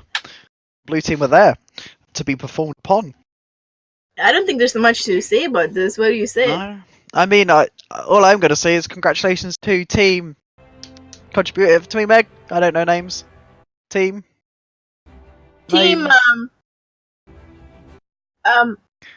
EzGodlike. Congratulations to Team EzGodlike on winning the tournament. Each get 800 gems for that, as they don't have to go through any. Guys, share with us. We're getting admin abused. We're getting overworked here. I'm not abusing you. By our admins, apparently. I didn't even notice We're just kidding. We do it for the passion. Okay. It's like a mouse nibbling at you. Congratulations to Team EzGodlike for winning. Please DM Meg me with the account you'd like the gems sent to. They will be sent as soon as humanly possible, like right now. Write my IGN. Share 50/50. Don't forget to suggest your game modes for our next tourney. The link is higher up in the stream if you want to go there, or you can also find it in the Smite Little League Discord. Also stick around for more news. The Smite Little League Season 3 will be coming to you very, very soon. Like maybe 4 weeks or something like that. Bigger and better. Maybe. Who knows? Bigger, better, stronger. And it's gonna be the best. It's gonna be the best ever. Season so that's 4, on the way. Right? No, Season 3. Thank you so much to our wonderful casters, Slimer, SweetCold, and Love You. Love You, unmute yourself, say hi. They did Hello! And thank you. Best commentator, by the way. Yes. Thank you to all of the teams for coming out and making this an awesome first gem prize tourney. And also, thank you so much to our sponsors, Oceanus Gaming, for providing us with the ability to give prizes at this event at all. You guys should check them out. They're pretty cool. I think that's all I have. Thanks for coming out and watching. Have a great night, day. I don't know what time it is anymore. It's night. Pretty sure it's way past. I mean, if they're Australian, it'd be like midday. Bye. Literally midday. Bye.